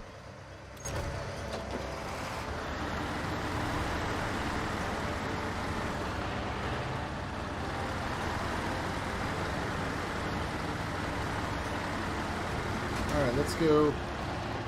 You alright back there? Just exploding behind me.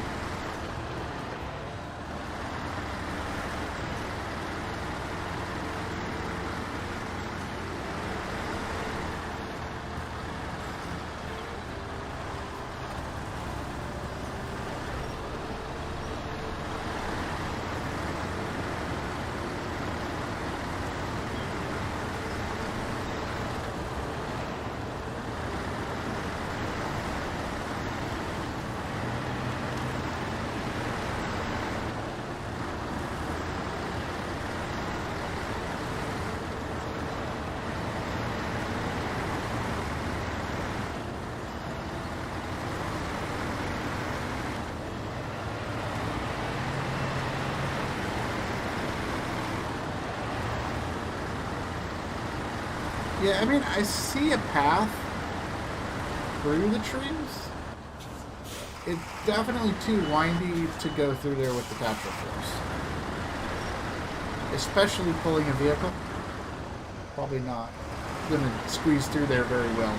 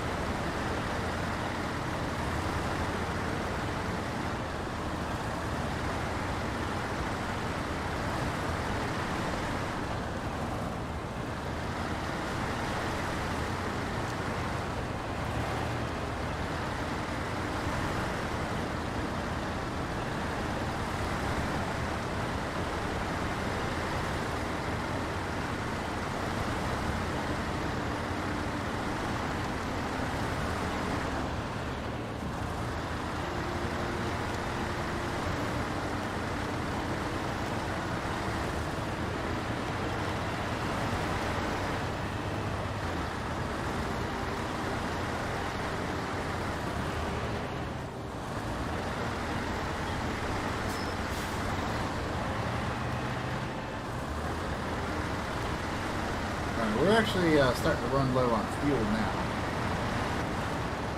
I mean, we have almost 1,000 liters of fuel. Got so much fuel on this thing. Between the loaded sideboards, the frame add-ons, and then the fuel tank I have. Got so much fuel.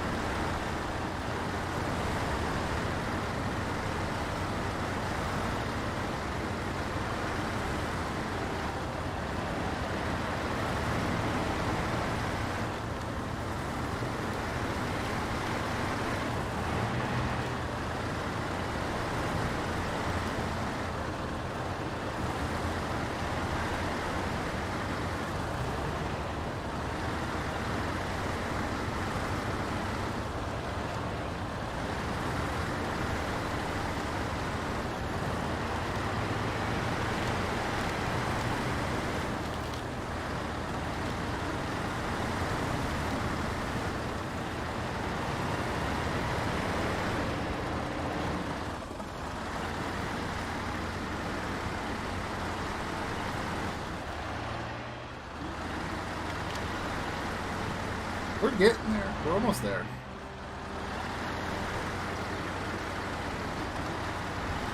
I'm hoping it wasn't going to get stuck on that tree. That would have been terrible.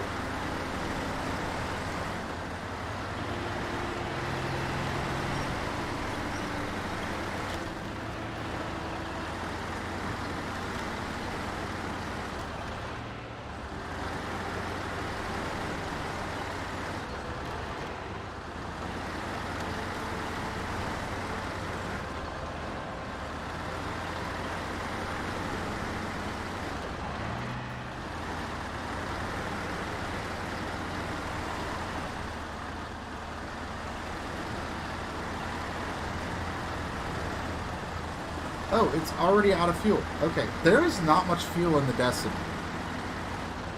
It is already empty.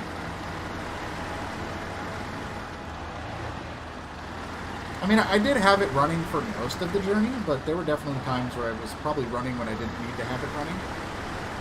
So that is good to know. There's not a lot of fuel in the Destin. It kind of reminds me of the Bandit recovery in Sonoran Desert. The Bandit runs out of fuel so quick when you're trying to tow it.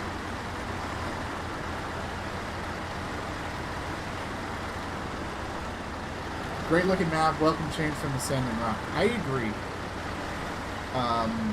I think this is visually, it's a great map.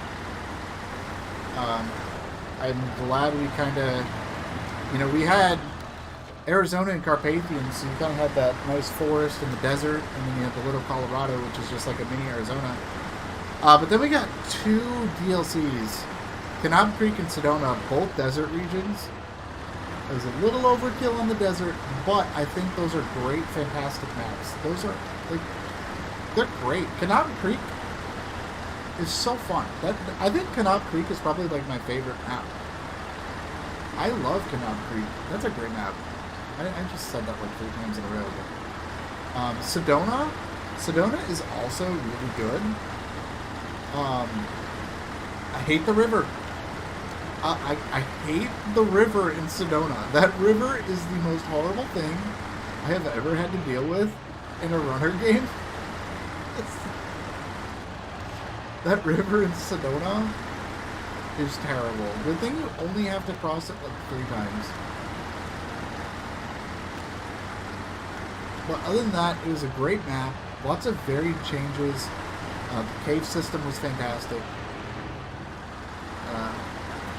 Honestly, the only map that I've played, and I'm just like, I hate this map, I never want to go back, is Wawoot Bay. It's a challenging map. It's a great challenge. I hate it though. I hate Wawoot Bay. Alright, we have unlocked the Destin. We now have the Destin available. We managed to track down the truck's owner and contact him. He said that he was absolutely devastated by the accident. You offer to let us keep the vehicle if we move it from the Nature's Reserve territory. I suppose that's cheaper than paying the pollution fine. Well, let's get to fixing it. Alright. We now have the Destin. Alright, let's go take a look at the Destin in the store here.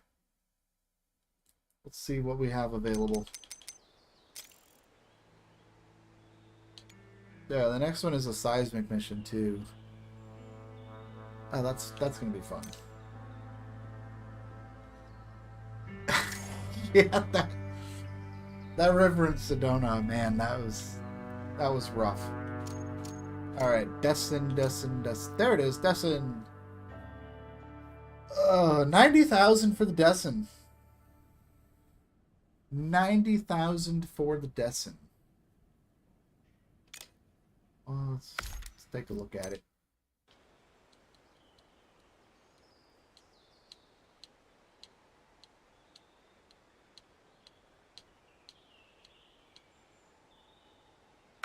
There we are. Alright, miscellaneous. Double spare wheel mounts? Oh, that's cool. That's cool. Force fenders. Metal detector rack. Oh, okay. I see what you got for. Complete the Egg of Doom. That's a cool mission name. The Egg of Doom. Alright, I've already got an engine for the Destin already, which is helpful. Gearbox, suspension. I don't have any of the suspension kits for it.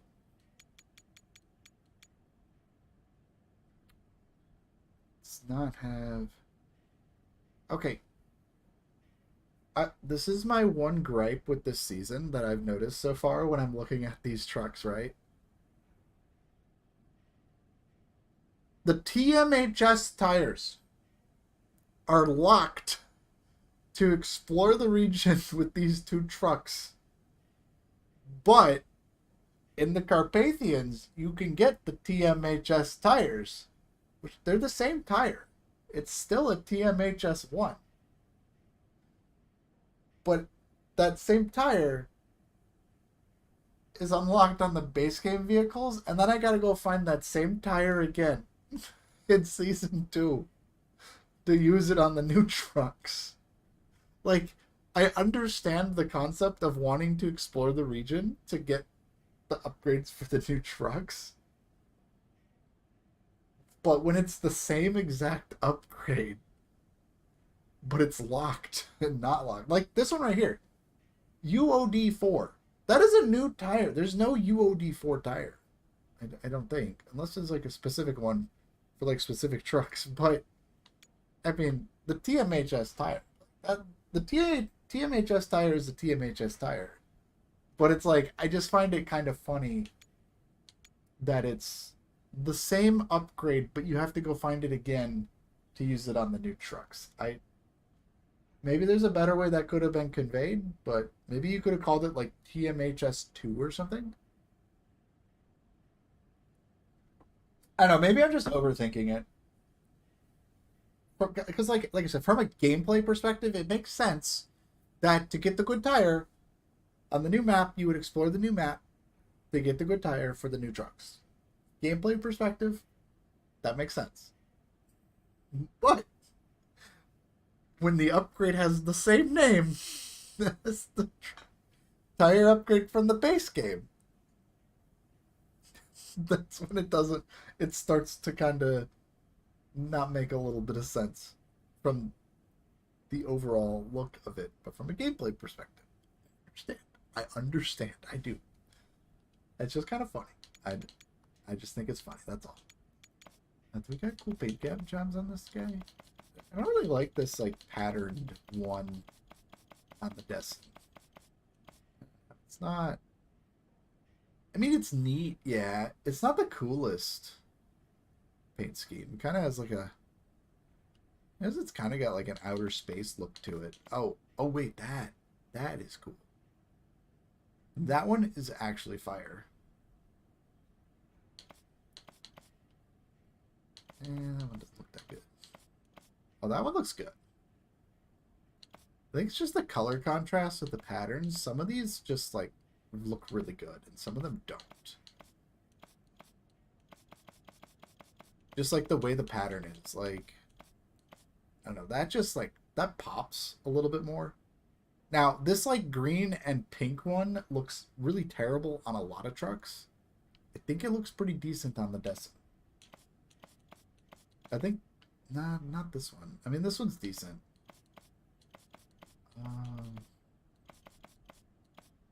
I think this one's my favorite on this truck, though. I really like the look of this one on this truck. That one's fun. We're gonna put that on. What did I was gonna look at frame modules for the Destin. I can put the CR Go. Okay, it's another little small truck here. I like it. I like it. We do need more upgrades for it, though. Specifically those tires. We need those tires. Oh, no, that's not what I want to do. We need to close this out. We need to go do seismic studies. We need a seismic vibrator. Like I mentioned before, I like swapping trucks. So I normally would use the Tatra Force, so we're going to use the Bandit. And I'm actually going to change my configuration on the Bandit here from the UOD3. We are going to put the TMHS ones. Wait. TMHS.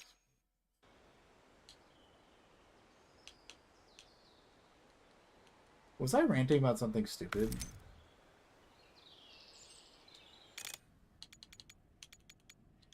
TMHS. Or am I just like... No, they're the same tire. For some reason, I thought one was a TMHS and the other was THMS, but no, I'm just an idiot. Anyway, I need to... What do we got to do on this? I changed the tires on this. That's right. I got the good engine, fine-tuned gearbox, four color kit. Yeah, we're good. Definitely gonna need these with the Bandit, though. We're gonna need some of those. The Bandit. Alright. Height difference. Need more spare parts. What do I need spare parts for?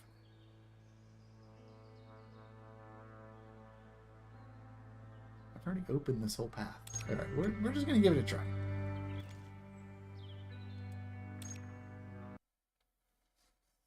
Alright, this will be the fun part. Trying to find these waypoints in real time. Normally when you guys see me do these missions, I already know where the points are. And I just go do them. So, yeah, this will be fun.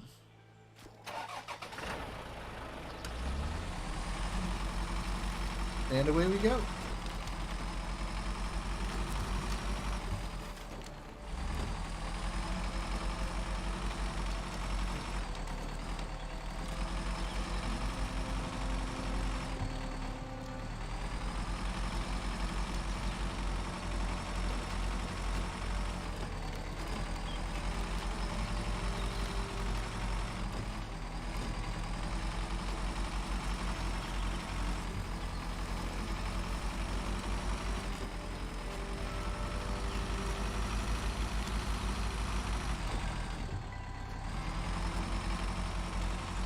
Alright, so we're just kind of generally heading south here.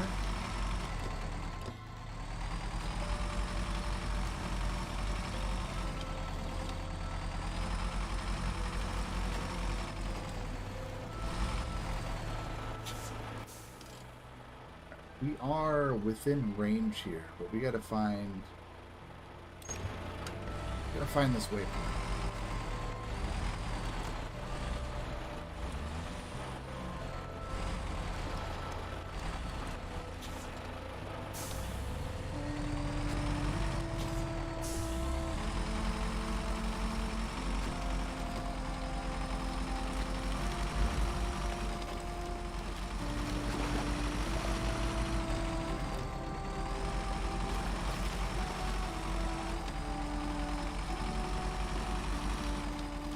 Don't quite know exactly where we're going, but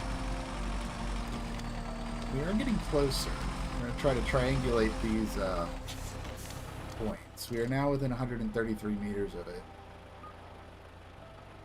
Which means it's either up over here somewhere, or down here, or it's probably like right here in like a really shitty spot. It's probably that third option. It's probably like a really terrible spot. But we're gonna head down this way. As long as we're continuing to get closer to it, I think we're good.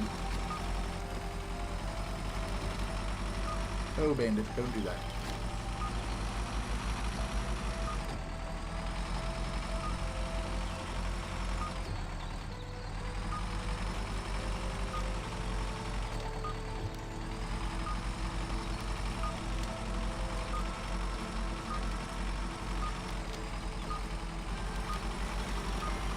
Oh, is it actually just like right here?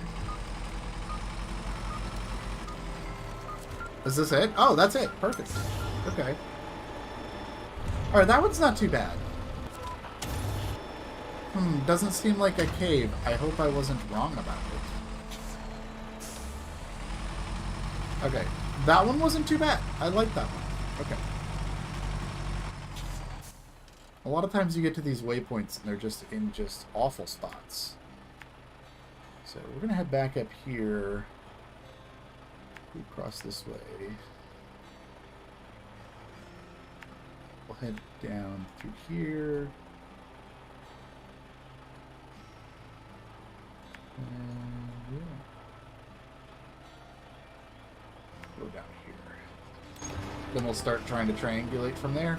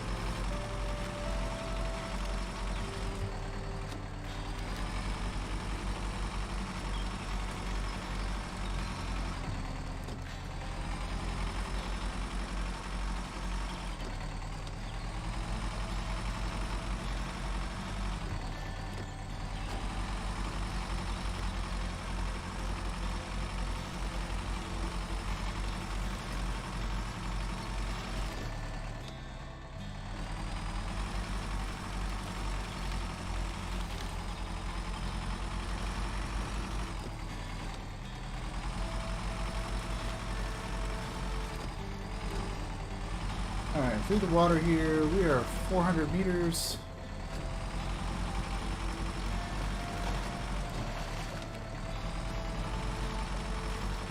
These next two aren't too far apart from each other, I can see. I mean, they're kind of far apart.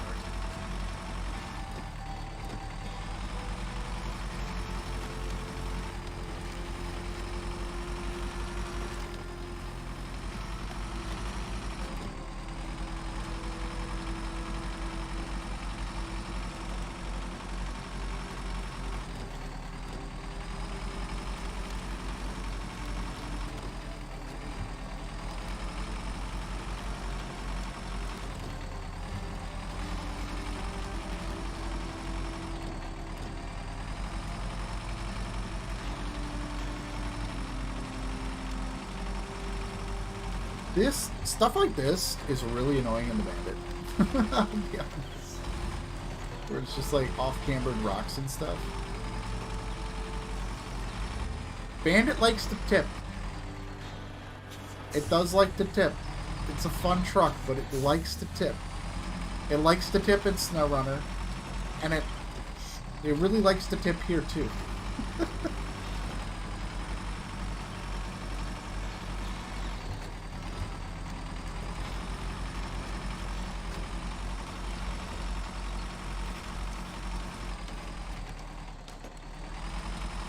Alright, we are 200 meters.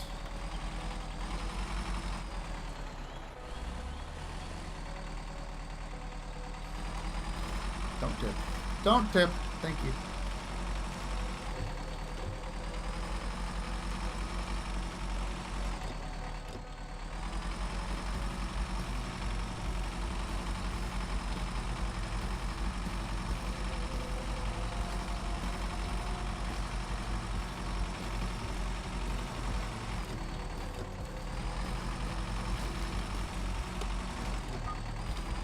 Alright, we are within 150 meters now. Alright, we're going to head down to the middle. And just try to triangulate this waypoint.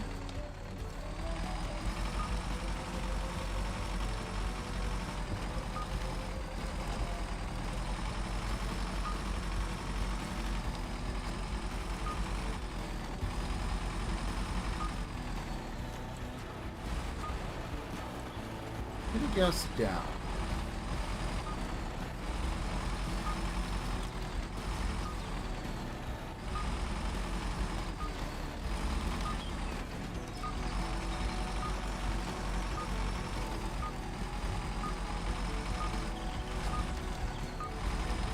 Yeah, it appears this is the right direction. Why am I getting so lucky with this?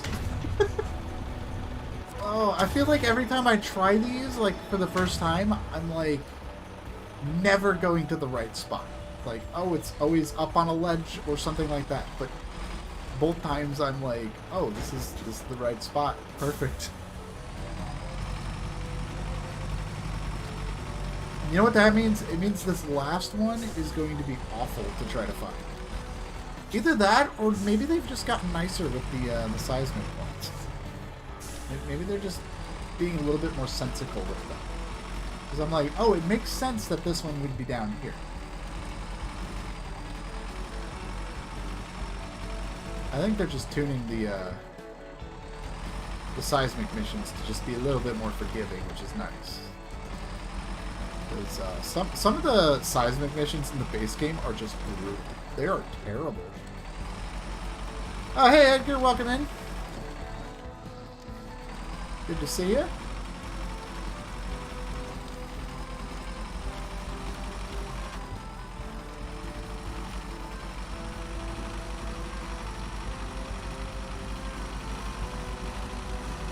Right. We need to head south some more.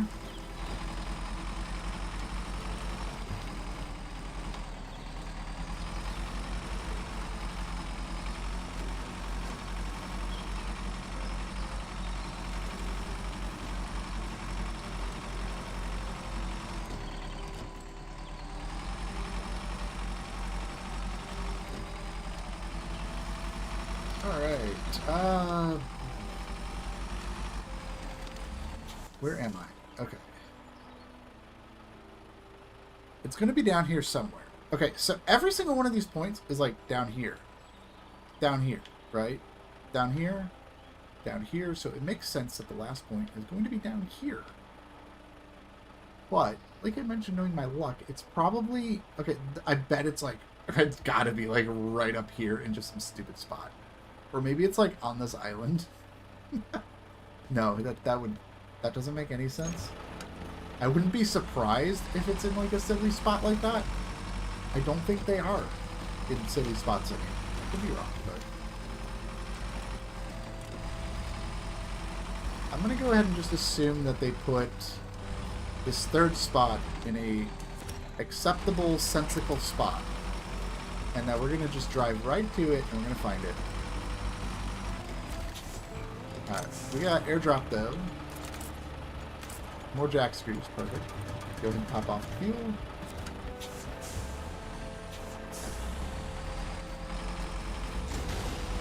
Oh.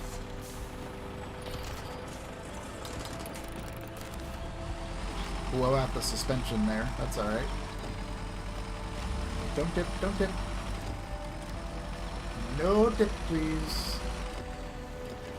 Alright, 150.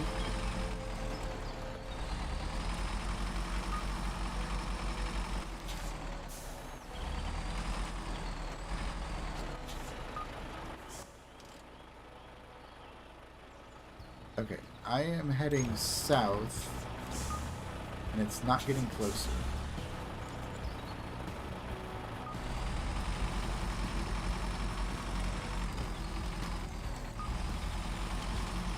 Or it kinda is. Yeah, right. I can drive over a tree, but I can't drive over a box.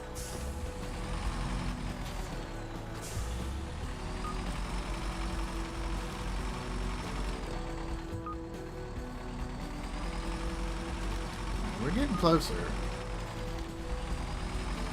It's around here somewhere.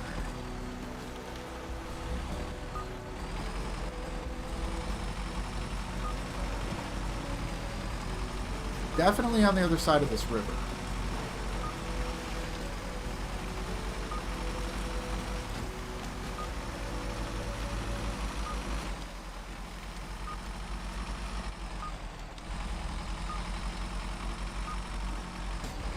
We are now less than 50 meters from it.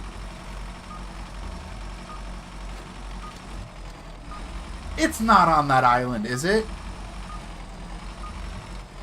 It's not on that little island, is it? I was making a meme earlier. I was like memeing about the location being on the island. It's not on this island. No way. No, it's not on there. Thank God.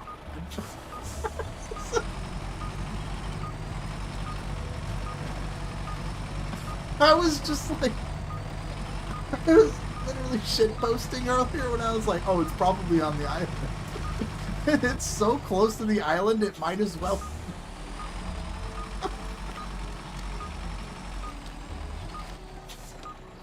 It's not that.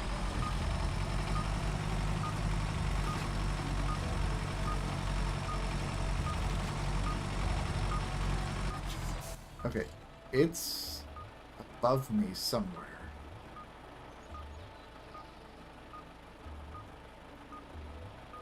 So I am 16 meters away.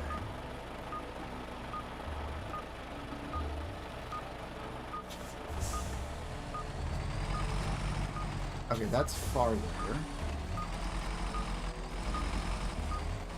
That's getting closer. Okay, it's got to be right over to the left here.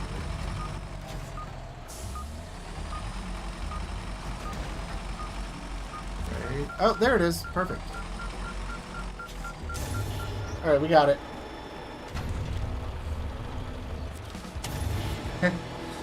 It was close enough to that island. Oh, I did not get less than 50 damage because of a box.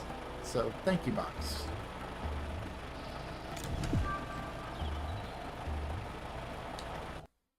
Alright.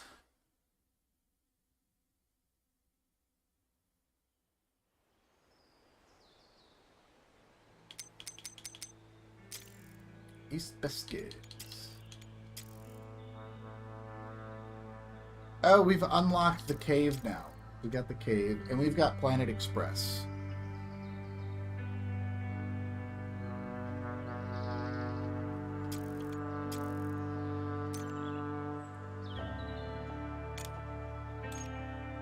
Time to go underground again. Do you think we'll find traces of an ancient civilization where mineral deposits would be an equally desirable outcome? There's no info on this cave in any of our databases, so we'll be the first to set foot in there. Don't forget to bring your brand new drone along. Okay, so we need a scout with the drone.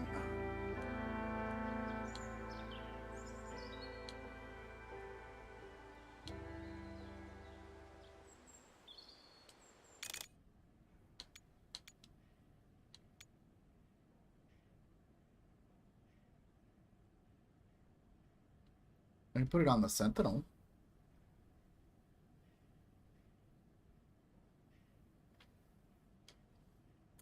Okay, here's what we're gonna do. I'm gonna use my two favorite trucks. We're gonna use two trucks. Because I want to put the CR Go on the Scout 800.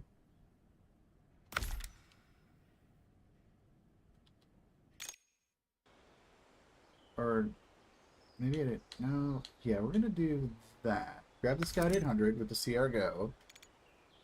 And then I'm also going to grab the Zero.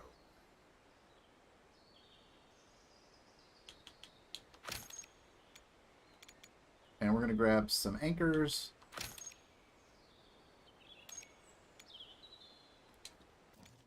And we got to travel to the other map and build some bridges. Okay, so we're heading all the way down here. We got our 2 trucks. That is perfect.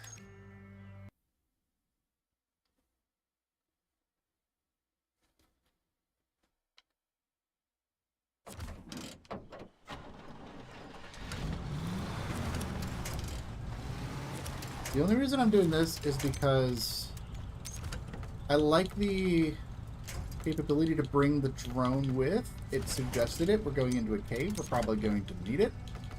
But I don't like sacrificing... Why do I keep doing that? I don't like sacrificing all of my roof rack supplies for the cargo drone. That's what I was trying to get at there. Okay. So, we need to kind of make our way through here.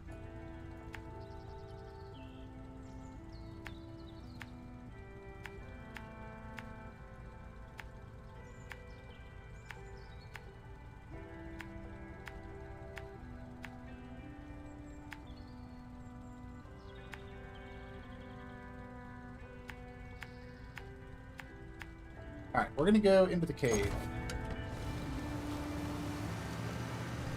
But yeah, I like bringing the drone. I think the drone's going to be super important in the cave. But I also like having my supplies.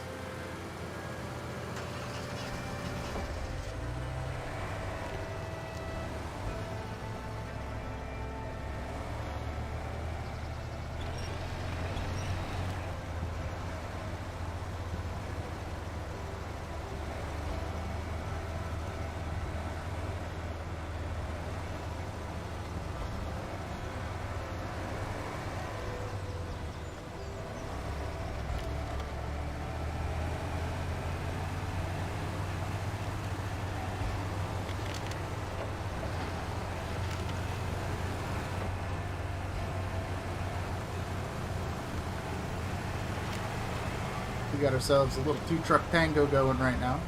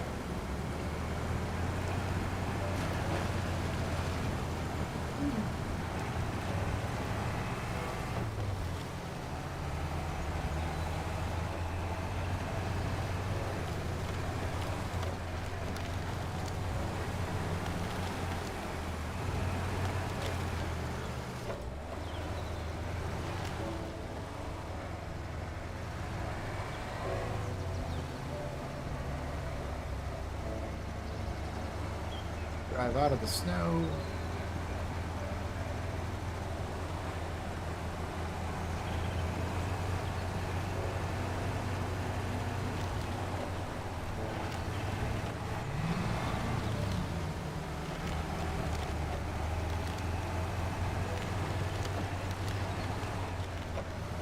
Alright, we're making good pace through all this.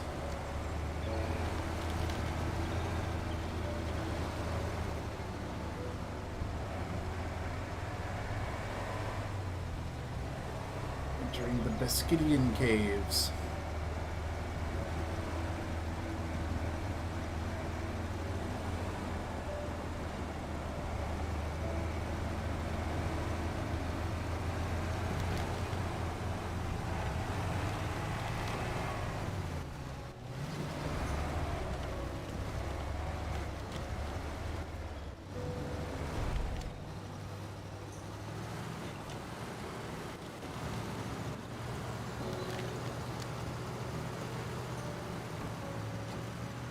My companion truck almost pushed me over. I had to shut it off.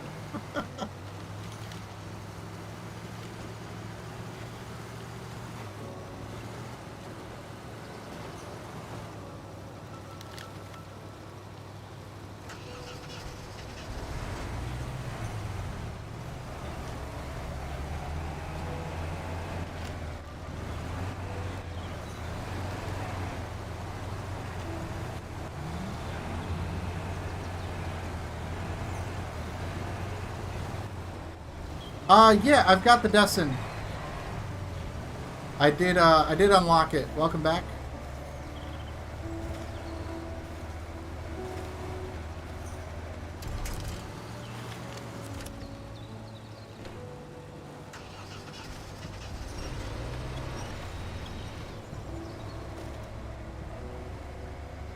Why are you... Okay,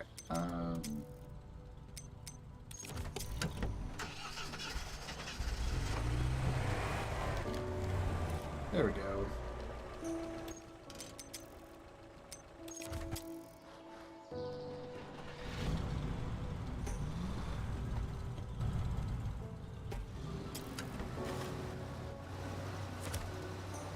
Yeah, I can do that. I can tell you, while I'm out on this expedition right now, it does cost 90,000 from the store.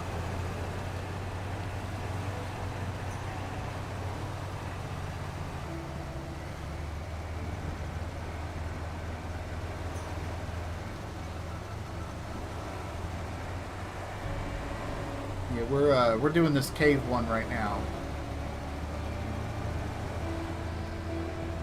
We're gonna go check out the new cave.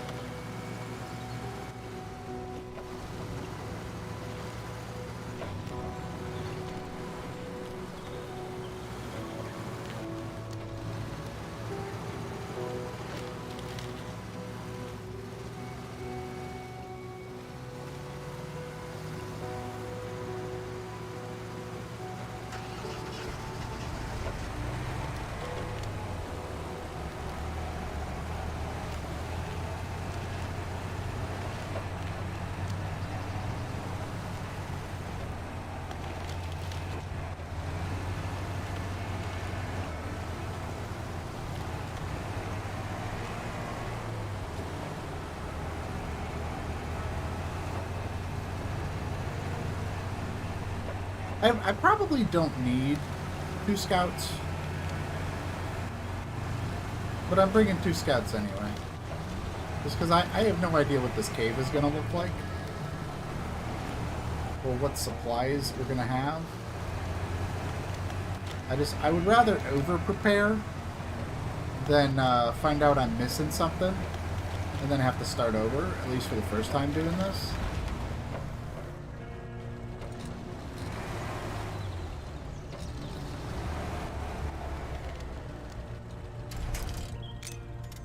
Okay, we got an extra set of anchors. Let's grab fuel. And then I'm going to jump in the Zero. And we're also going to just top off the fuel.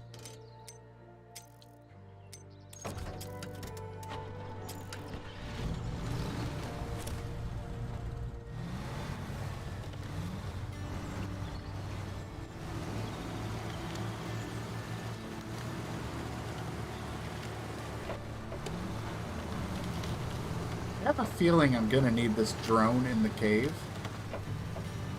But in order to bring the drone, I had to sacrifice my roof rack supplies on the Scout, which is why I'm bringing the Zero. So that I have some roof rack supplies for my adventure here.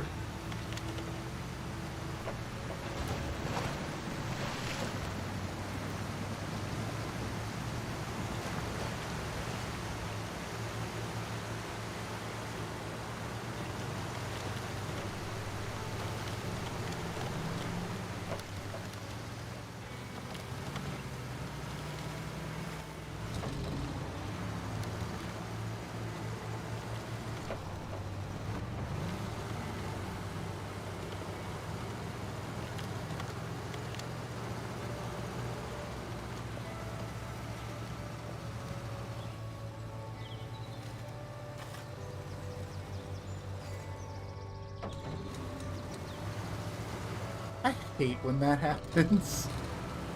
It's like, I've got enough truck weight to bend the tree over and sit on top of it, but it doesn't break the tree. And then you just wind up straddling the tree. It just looks silly when that happens.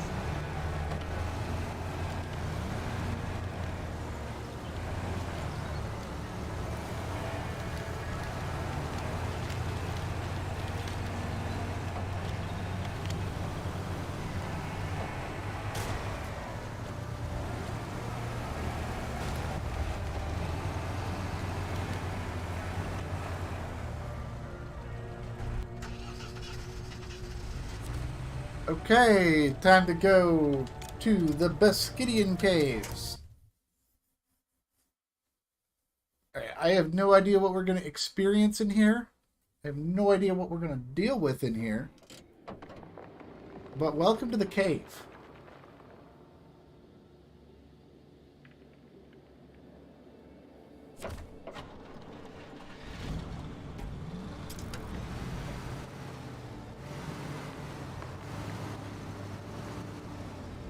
Alright, I need a game plan for this cave.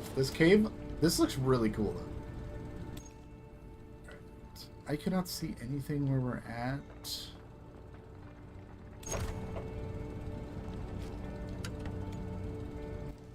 Alright, let's try the Sierra. Actually, you're a supply truck, so I'm actually going to we're just going to stick with the Scout for now, and if I run out of supplies, I can bring the supplies to me. But let's go ahead and start exploring this cave. I do have the drone with me. I should be okay with the fuel tank, but it's hard to say.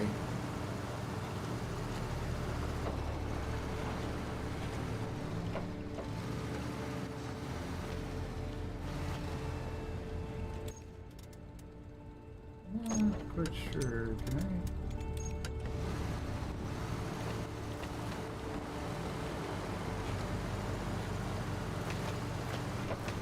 Oh, I love these purple mushrooms. Oh, they splat. Oh, the mushrooms splatter. That's cool. That's cool. That is very cool. I like that. Glowing purple mushrooms.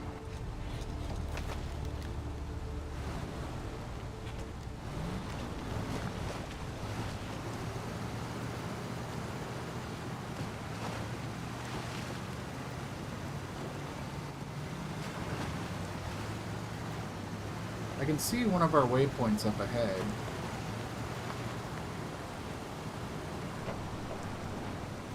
Yeah, it is. This cave is huge. You know, I thought the cave in Sedona was big and awesome to climb through, but this is great. They did a fantastic job with this cave. This is incredible.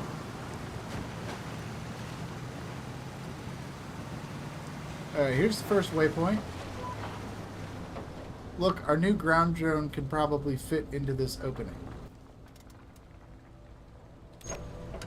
I'm assuming that's what it wants me to do.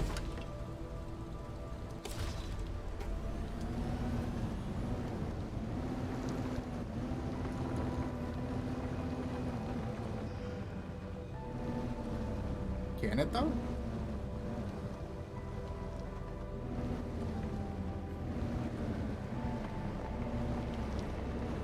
Can I fit through here? I can fit through here. Okay.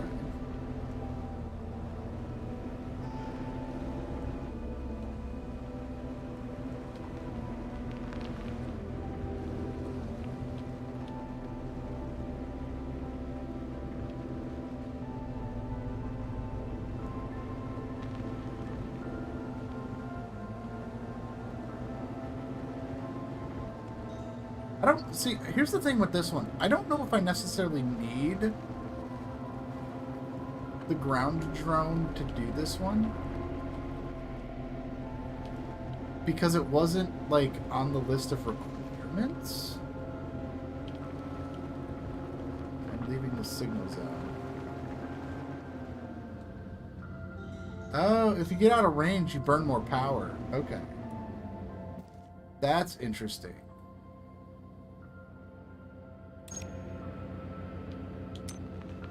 Just bring you back. I thought maybe I had to go up there for something, but I don't seem to necessarily need to. It's just kind of like, oh, you can fit through this crack with the drone.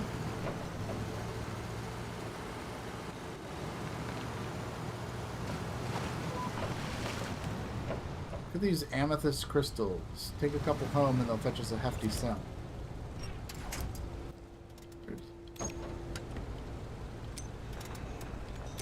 Where is there a crystal at? Oh, that. Okay.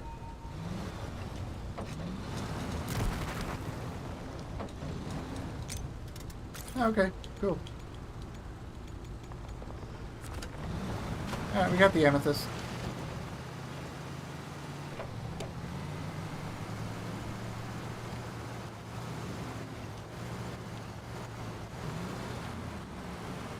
Well done on the cave. Absolutely well done on the cave. This is great.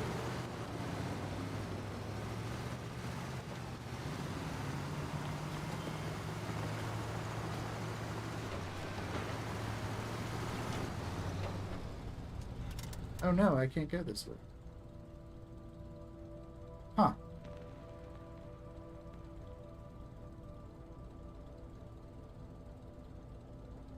Alright. There appears to be a rock hall to clear, but it can only be cleared from the other side.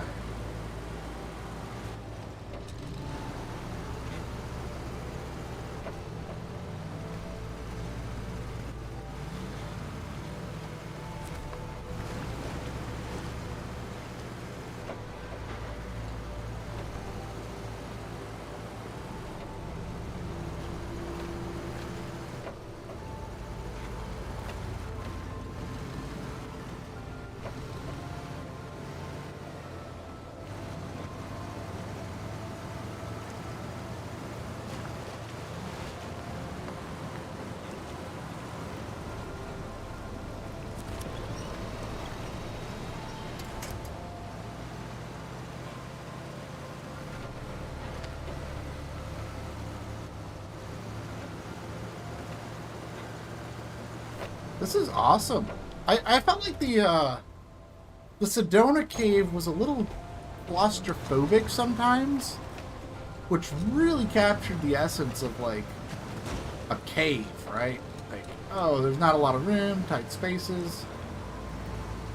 But this, oh, okay, well, I don't know where I was going with that one, but this feels. It's a cavern is what it is. It's not a cave, it's a cavern. There's big open spaces underground. Lots of light. Oh, there's yellow mushrooms. Oh, that's cool. I'm distracted by like the weirdest little things. Like, ooh, purple mushrooms. Ooh, yellow mushrooms.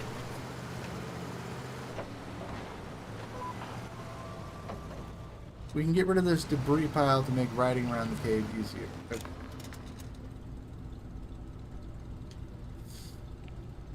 I don't have the parts to do that. I do not have the parts to do.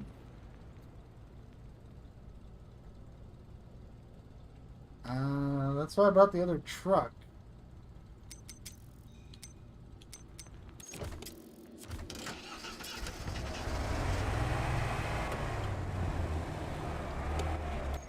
way did I go? Yeah, I went to the right here.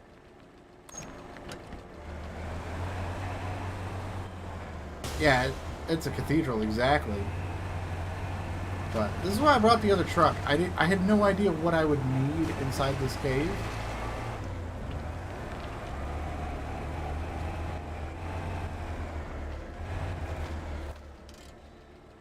So we got some space. I'm gonna try this other path here.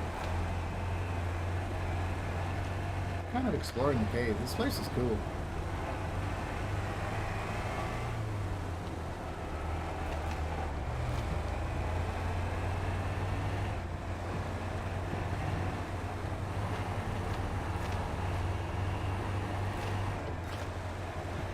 Oh. A bridge. Okay. Build the bridge. Why not?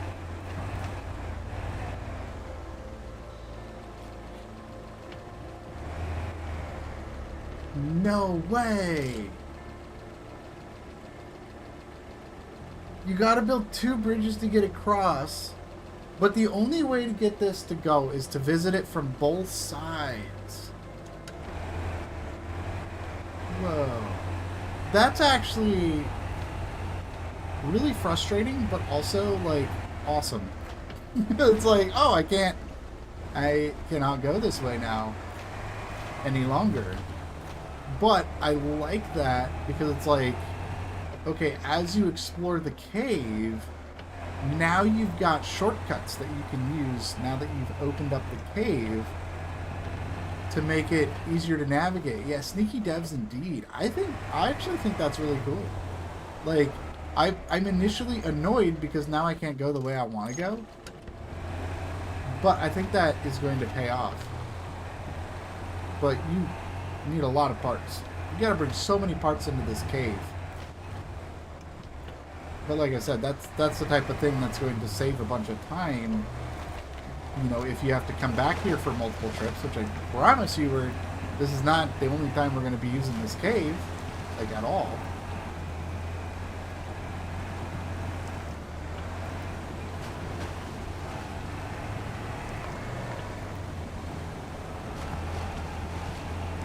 That is a cool idea, though.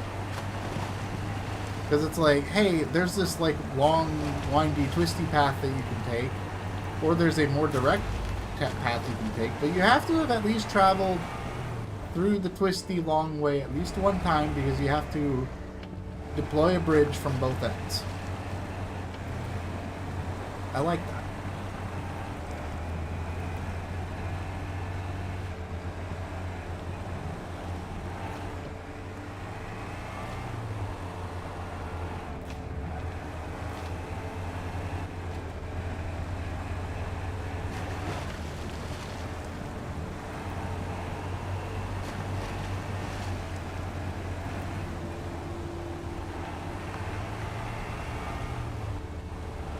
But I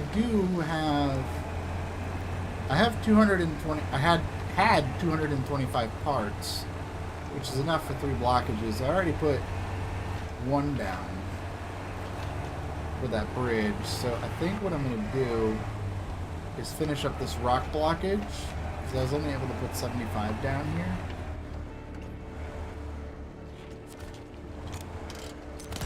Alright, that's going to clear that up. And I think what I'm going to do, instead of trying to clear those rocks, I'm going to move forward through here and try to build the other side of that bridge with my parts.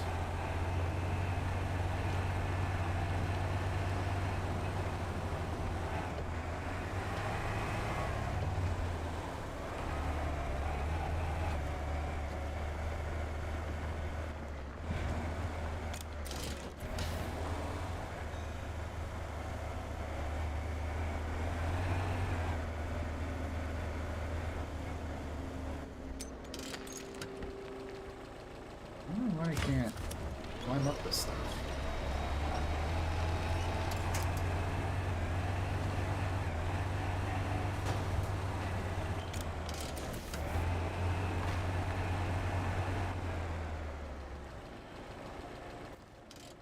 Where is my bridge at? It's up to the left here.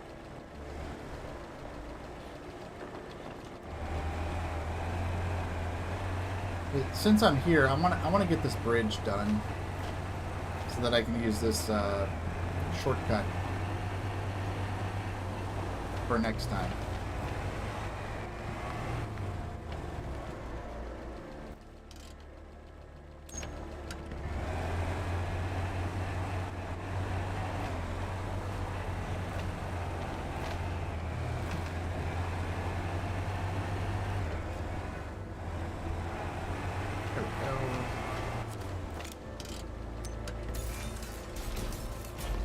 Alright, now I have a shortcut bridge. Perfect. That is fantastic. Alright, let's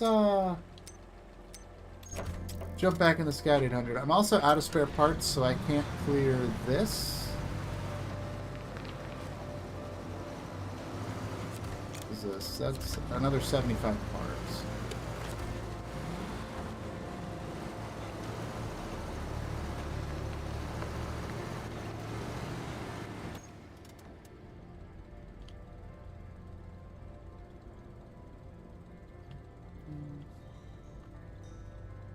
Yeah, that's blocked off. I gotta go up to the left here.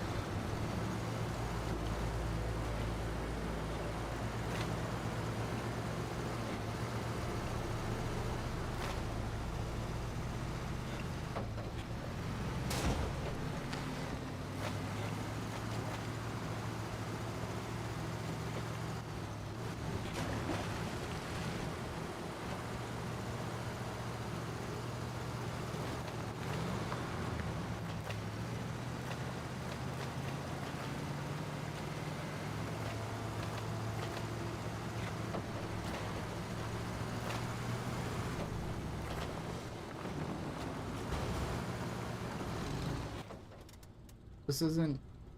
Oh.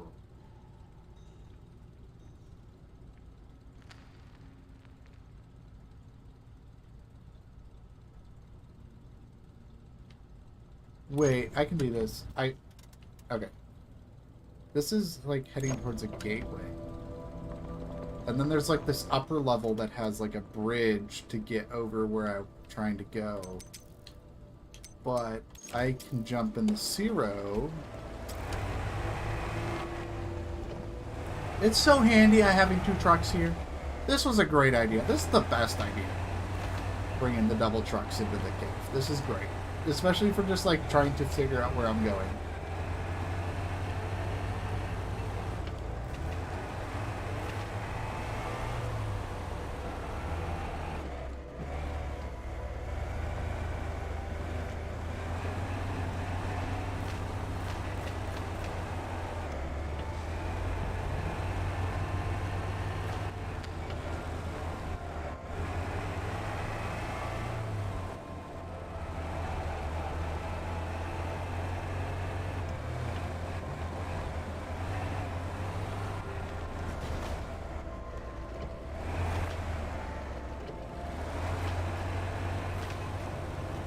Alright, here we are.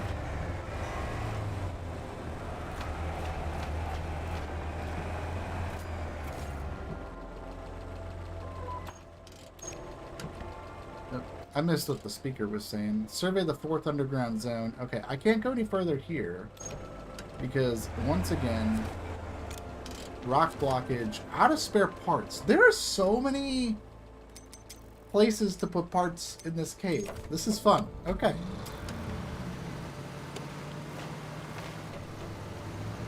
This cave is a maze. It's a big open maze. I love everything about this cave right now.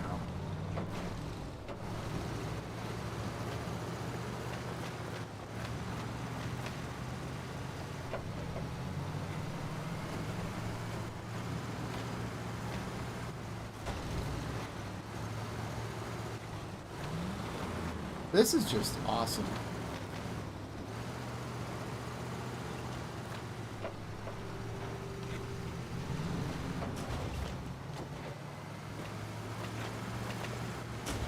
Yeah, I will say this. I like the caves. I like the cave system they've developed. I don't want to see a cave in every season, if that makes sense. Like, if it's like a map and a cave every single season of Expeditions, I feel like that's going to get old very quickly. But I do like seeing what they can come up with the caves. Alright, that's going to complete wormholes. Alright, Vlad Vulcan, you still here?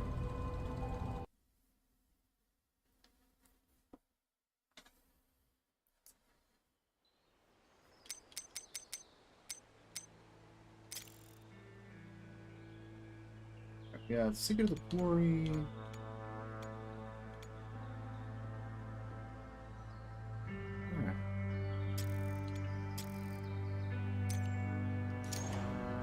You wanted to see the Destin?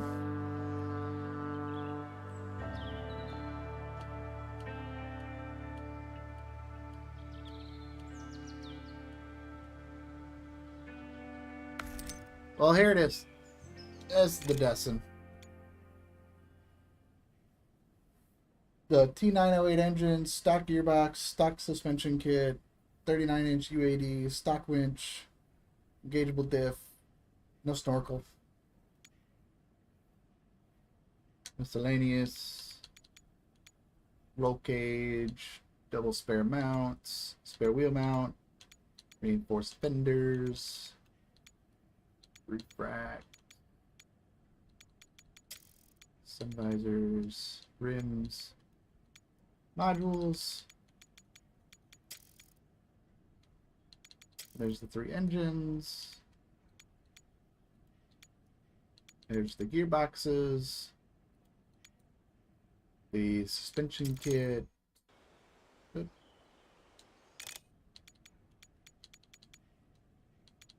tires. There's the winches, diff lock, and the snorkels. That's everything on the Destin. Hope that helps out a little bit. Oh,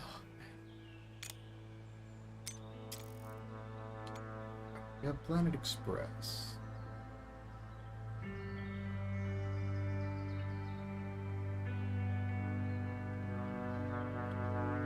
Alright, well, on that note, guys, I think I'm going to wrap up the stream for today. This has been a lot of fun. It really has. I've been having a blast in Season 2 of Expeditions here. We're just going to go ahead and jump into the map here. Do a little outro. Instead of looking at the menus, I'll give you some trucks to look at.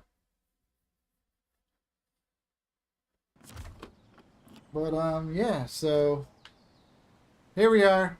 Expedition Season 2, White Dawn is here. This has been a lot of fun. We did quite a few of the expeditions. We unlocked the 3 trucks. We got some stuff to play around with. I'm looking forward to it.